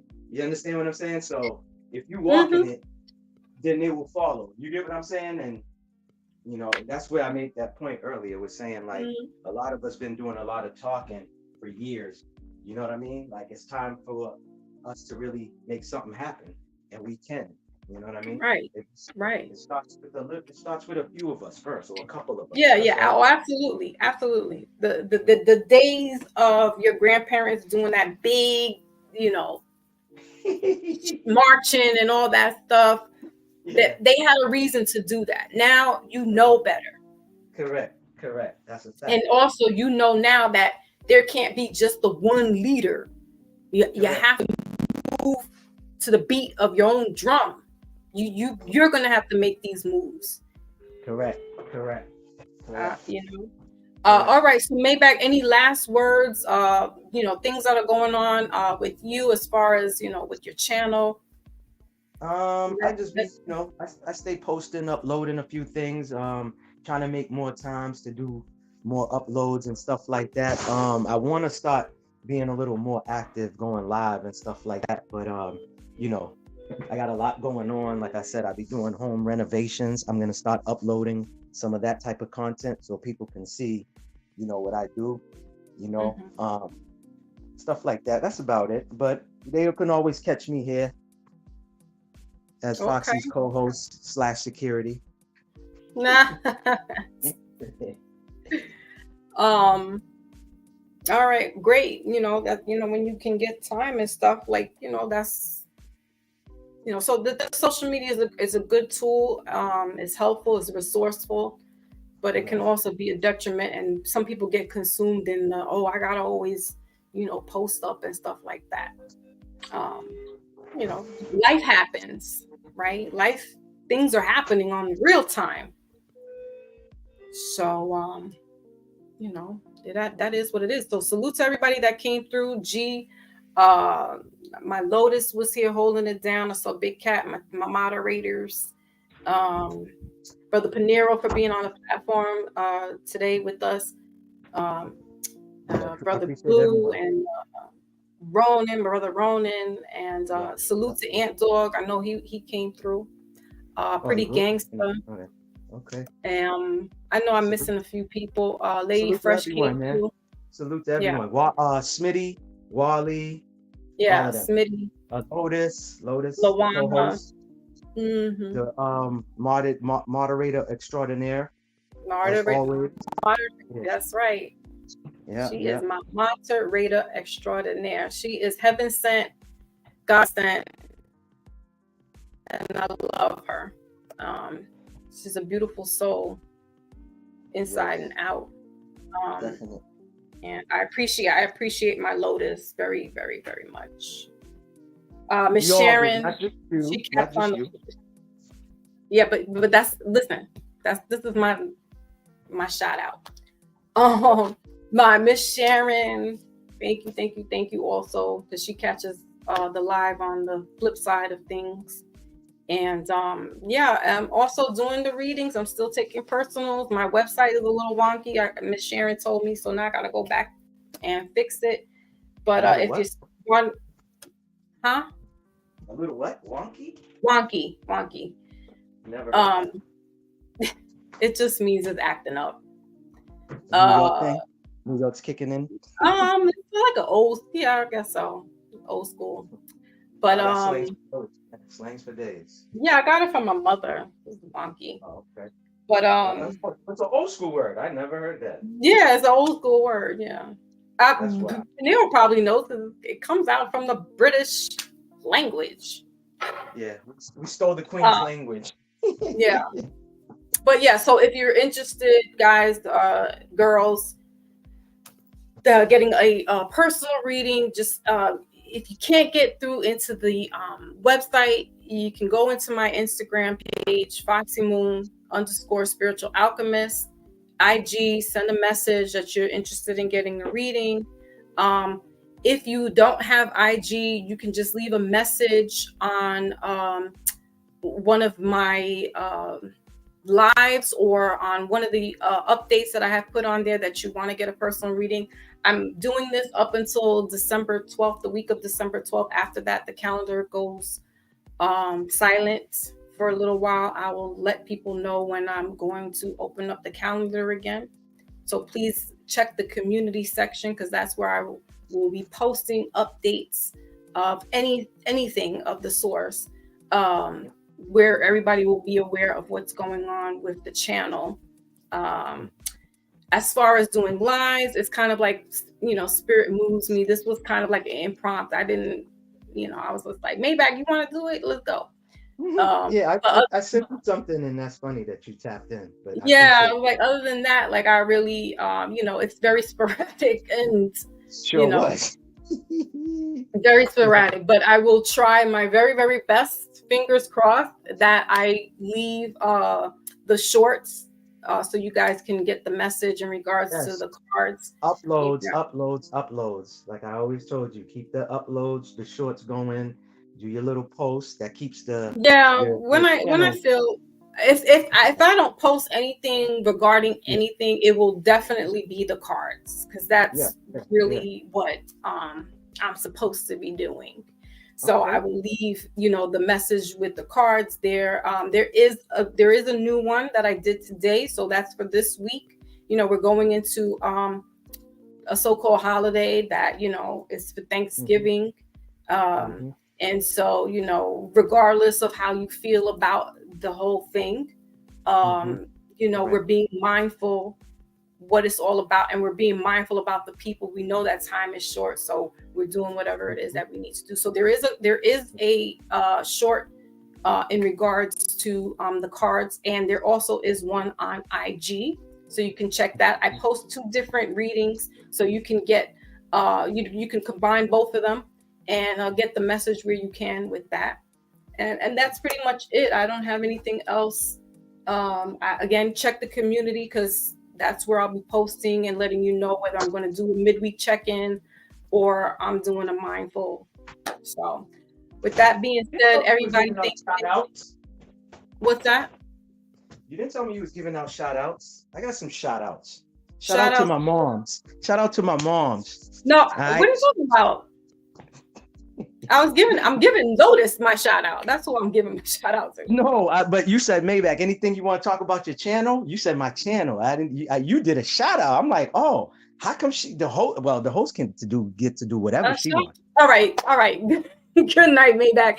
Everybody, thank you so much for coming through. With that being said, catch you on the flip side. Peace. Peace out. Love you. Peace.